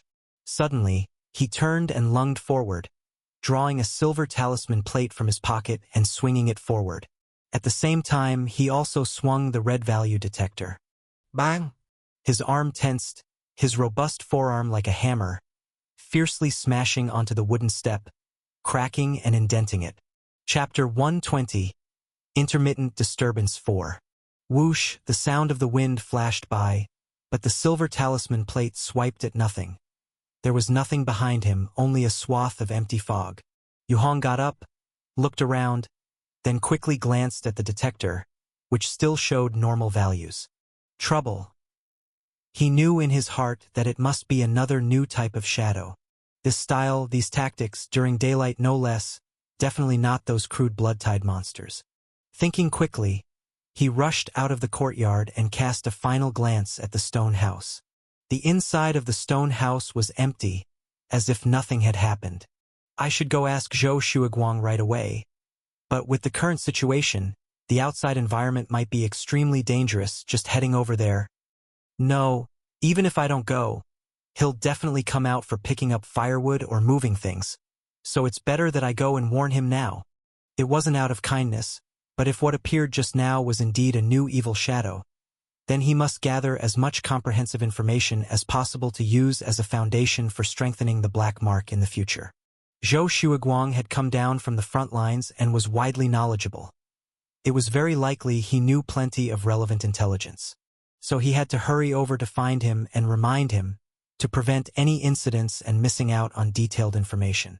Making a snap decision, Yu Hong resolved to turn toward Old Zhou, that is Jenny's subterranean safe house, and headed in its direction. He moved rapidly, practically running. The mist swept by his sides, and the cold wind howled. Beep! Suddenly, a sharp sound came from the detector in his hand. Yu Hong's heart skipped a beat as he scanned his surroundings, finding no sign of anything. But the detector kept sounding the alarm nonstop. He picked it up to look. 1842.215. Yu Hong's face changed dramatically. The value had exceeded his estimated safety range. Alarms blared in his mind as he waved the detector frantically, but the reading barely changed. What's going on? Is the detector broken? Or is the red value in this area particularly strong? He quickened his pace, attempting to move away from the spot to avoid the environmental impact of the red value. But after a short dash to the area near Zhou Shuiguang's dugout, the alarm on the detector in his hand was still going off without end. Thud, thud, thud. Thud, thud. Thud. 3 consecutive knocks, forming the second secret signal agreed upon by the 3 of them. Old Zhou, don't open the door. It's me, Yu Hong. Yu Hong surveyed his surroundings and crouched down by the edge of the dugout to speak. Something's off outside. I need to ask you a few questions. No need. I've already written it down, about the most common trouble on the front lines, which we are about to encounter. Zhou Shuiguang's voice came from below the dugout. Soon, a rolled-up piece of white paper came through the ventilation hole in the wooden planks and fell onto the grass beside it with a plop. Yu Hong pinched the roll of paper and picked it up. Something's not right outside. You stay put for now. I understand. Be careful yourself, I feel like something is about to arrive. You'd better go back to your own safe house right now, Zhou Shuiguang said quickly through the barrier. Whoosh! Without hesitation, Yu Hong pocketed the paper roll and bolted. While running, he swiftly unrolled the paper to check its contents. The first item was exactly what he wanted to know. Interval Person 1, the person behind. This is a type of evil shadow that always stays behind people, usually allowing the attack to see them 3 times. After 3 times, it will suddenly strike from behind. Its method of attack is unknown, as are the means of defense. Method of handling. When the person behind attacks, they only target one person at a time, moving on to the next only after the death of their previous target. When I was on the front lines, it took two individuals drawing blood together to lure it to a remote and uninhabited underground cavern, where we detonated the cave, burying and isolating it completely. There was a second item on the paper, but at this moment Yu Hong no longer had time to read it, because the alarm from the detector in his hand was becoming even more piercing, and the reading had soared from the previous 1,000+ value, rapidly climbing to over 3,000. 3,422.548. This exaggerated value caused Yu Hong's heart to wrench with urgency. Even all the talisman plates on him combined couldn't counter such an exaggerated red value. Crack, crack, crack. Rushing forward, he began to feel an icy coldness on his back as if a chunk of ice was clinging there, chilling his entire body. Soon, the mist up ahead gradually dispersed, revealing the 1-meter-high courtyard wall of the mountain cave safe house. It was then that Yu Hong abruptly halted, because there, just outside that ring of white walls, stood an indistinct white figure quietly peering over the fence. How many times is this? At that moment, Yu Hong guessed that he might have encountered the type of evil shadow known as the person behind from Interval People. Luckily, he didn't panic. This wasn't his first encounter with an evil shadow, and besides, he still had the silver talisman plate on him with his home courtyard planted with luminous stone grass right in front of him. Hiss! He took a deep breath, watching the figure outside the walls with its back to him. With a sudden grip on a stack of talisman plates, he strode forward boldly. Even though the red value couldn't be neutralized, if he just endured a moment and then quickly entered the courtyard, it was still doable. Moreover, he still had that beep beep beep. The piercing alarm of the detector became even more shrill. As Yu Hong drew closer and closer, the sound grew louder and louder. Suddenly, the white figure vanished without a sound. Just as Yu Hong neared, the figure disappeared abruptly as if it had never existed in the first place. He charged at nothing. The alarms on his body stopped instantly, and he leaped over the compound wall into the luminous stone grassland. After rolling on the ground, he slowly got to his feet. Where did that guy go? Yu Hong stood up straight, calmly looking back. Behind him was a monotonous circle of gray-white walls. Beyond was a hazy mist, with only a few nearby trees faintly visible. There was no trace of the figure from moments ago. Once sure it was safe, he sighed with relief and quickly checked the talismans on his body. He felt for his talisman plates and realized they had all turned to a used-up gray-white color. Even the 2 silver talisman plates had turned gray, clearly exhausted in the encounter just now. Looking at these talismans, his mood suddenly grew heavy. This isn't even a formal attack. Even silver talisman plates couldn't hold. All signs indicate that what's attacking us is most likely a high-level black disaster. And at this time, it's probably an intermittent person who has slipped through the front lines. The black mark is still reinforcing the entire safe house and can't be spared. Now, I have to rely on my own strength to survive. He took out a scroll and walked to the front of the wooden hut, gently knocking. Oldly, click. The wooden door swung open abruptly. A hand grabbed him and pulled him inside. Bam! The door closed again. Li Rushan made a quieting gesture to the somewhat surprised Yu Hong. The 2 men crouched down back to back against the wall, close together. Old Li? Yu Hong, unsettled by his actions, whispered with a lowered voice. Shoo! Don't make a sound. Listen, whispered Li Rushan. His face was covered in sweat, his lips cracked, and his eyes darted around unnaturally, as if he was constantly surveying the surroundings. Yu Hong held his breath and listened quietly. Sure enough, once they were silent, the noises around became much clearer. Besides their own sounds, there seemed to be an almost imperceptible footstep noise behind them. The footsteps seemed to be creeping closer and closer from not far behind. Through the wooden door one could hear the soft sounds of footsteps on the dirt. Closer and closer. Since you left, I've been hearing this sound. It repeats every little while, whispered Li Rushan. No matter where I sit, The sound comes from behind me, even if I sit against the wall, or even lie on the ground. I felt something was off since I got back. Do you have any more talisman plates? Give me more. He pulled out a silver talisman plate that Yu Hong had given him previously. Most of the silver had already disappeared, leaving only a little trace, clearly about to be used up. Yu Hong's heart tightened. Now that Black Mark was still reinforcing, once the silver talisman plate was depleted, facing the unknown new evil shadow, and with no way to make new silver talisman plates, it would be truly dangerous. Did you go out just now? He pondered for a moment, then asked in a low voice. I went out for a short while. I wanted to test the pattern of that ghostly thing, nodded Li Rushan. Using your silver talisman array, I figured out one of its patterns. What? Yu Hong felt a sense of urgency. Compared to the other survivors, Old Li indeed had some tricks up his sleeve. This thing is different from Language Person. Language Person bursts out all at once, but this one steadily consumes a person. It attacks and erodes us every moment, swiftly explained Old Li.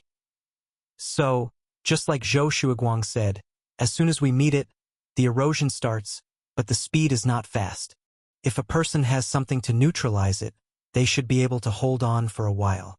Yu Hong took out pen and paper and quickly recorded onto the white sheet from Old Zhou the patterns that Li Rushan had summarized to prepare for later reinforcement methods against the Black Mark. Check if there is anything to supplement and I'll go get the talisman array. He stood up, handing the paper to Old Li. So far, this new appearance of the evil shadow, though feeling dangerous, had not fully erupted. He must think of ways to delay as much as possible until Black Mark's reinforcement was complete. Be careful. Old Li took the paper and watched as Yu Hong hurriedly opened the door to leave. He bent down to examine the contents on the paper. Walking out of the wooden hut, Yu Hong surveyed the surroundings and immediately noticed something amiss. He stood in the middle of the luminous stone grass, looking left and right at the ground. The lawn has shrunk. The luminous stone grassland represented a small patch of purified land forcibly cleared within the harsh environment outside. Now, this sanctuary was beginning to shrink. Taking a deep breath, he quickly entered the cave and took some new talisman plates to pocket. Back at the main gate, Yu Hong reflected on the previous events. Firstly, everything began when Li Rushan came back. It's possible he brought something back from out there unknowingly. Secondly, if this evil shadow is confirmed to be the back follower among the intermittent people, then the danger level is at least 6. This level is nearly impossible to resist. We can only rely on Blood Tide to lead it away. Just when my Black Mark reinforcement isn't finished, then, what can I use to delay the confrontation temporarily? He paced around the cave a few times, found all the remaining talisman plates. There was 1 silver talisman plate left and over 20 regular talisman plates. That was all the stock left. Of course, this didn't count the symbol boards of the talisman array on the walls inside the cave. These were intended for use in the pyroxene secret room and could not be moved at will. Trouble. Yu Hong felt a tightness in his chest. This little stuff won't hold off the new guy. He walked to the main gate, looking out. Having entered this place, he distinctly felt the absence of the previous chill behind him. But he couldn't stay inside forever. Water, food, and various materials needed for farming had to be procured from outside. Standing at the doorway and pondering, Yu Hong's expression suddenly changed, his eyes catching sight of something in the courtyard on the outside lawn area. A new circle of darkness had appeared at the perimeter.